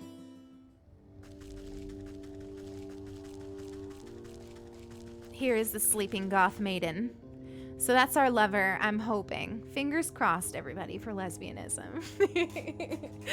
But I think we are going to end here today and pick it up another time. I've been thinking that maybe next week we'll play 2 days of this game just to sort of get through the story a little bit. Joe, thank you so much. For Lesbians We Pray. I'm toying with that idea. I haven't settled on it. So check out the schedule next week to see if we play this twice. Because I'm really enjoying, like, it's turned into a game that I don't just want to like check out, but I kind of want to like finish. It's super fun. But I'm gonna go take care of myself today. I'm planning on being live tomorrow for a bonus stream. If I do go live, it'll be 10 a.m. Eastern Standard Time tomorrow. If I don't go live, it'll just be because I have cramps and I'm not gonna stream with them. But hopefully I can go live tomorrow. We'll do lots of chatting and then a little bit of vibing in Genshin, and just kind of like doing dailies and stuff like that for Genshin. I'd love to send you on a little raid today. Thank you all so much for everything today. The chats, the love, the support. Lots of new faces today. Marlo, it's been wonderful having you here. And yeah, it's been a great day. So let me see who's live, where I can plop you over for the rest of the afternoon. Good vibes and all that. Let's see. Gosh, there's a lot of people live. A lot of people are doing the streaming thing this afternoon. Where haven't we popped over in a while? Why don't we go say hello to a fellow It Gets Better ambassador that I don't think we've ever been able to raid, Donna Tart. Donna's live right now and is doing fun things. So let's go say hello to Donna. We might have raided Donna once before. I can't remember. Either way, wonderful human, super, super sweet and great friend. So let's go say hello to Donna. Thank you all so much for the vibes today. I appreciate you. Take care of yourselves. Take care of each other. Spread some joy around. And I will see you hopefully tomorrow. Bye-bye, everybody.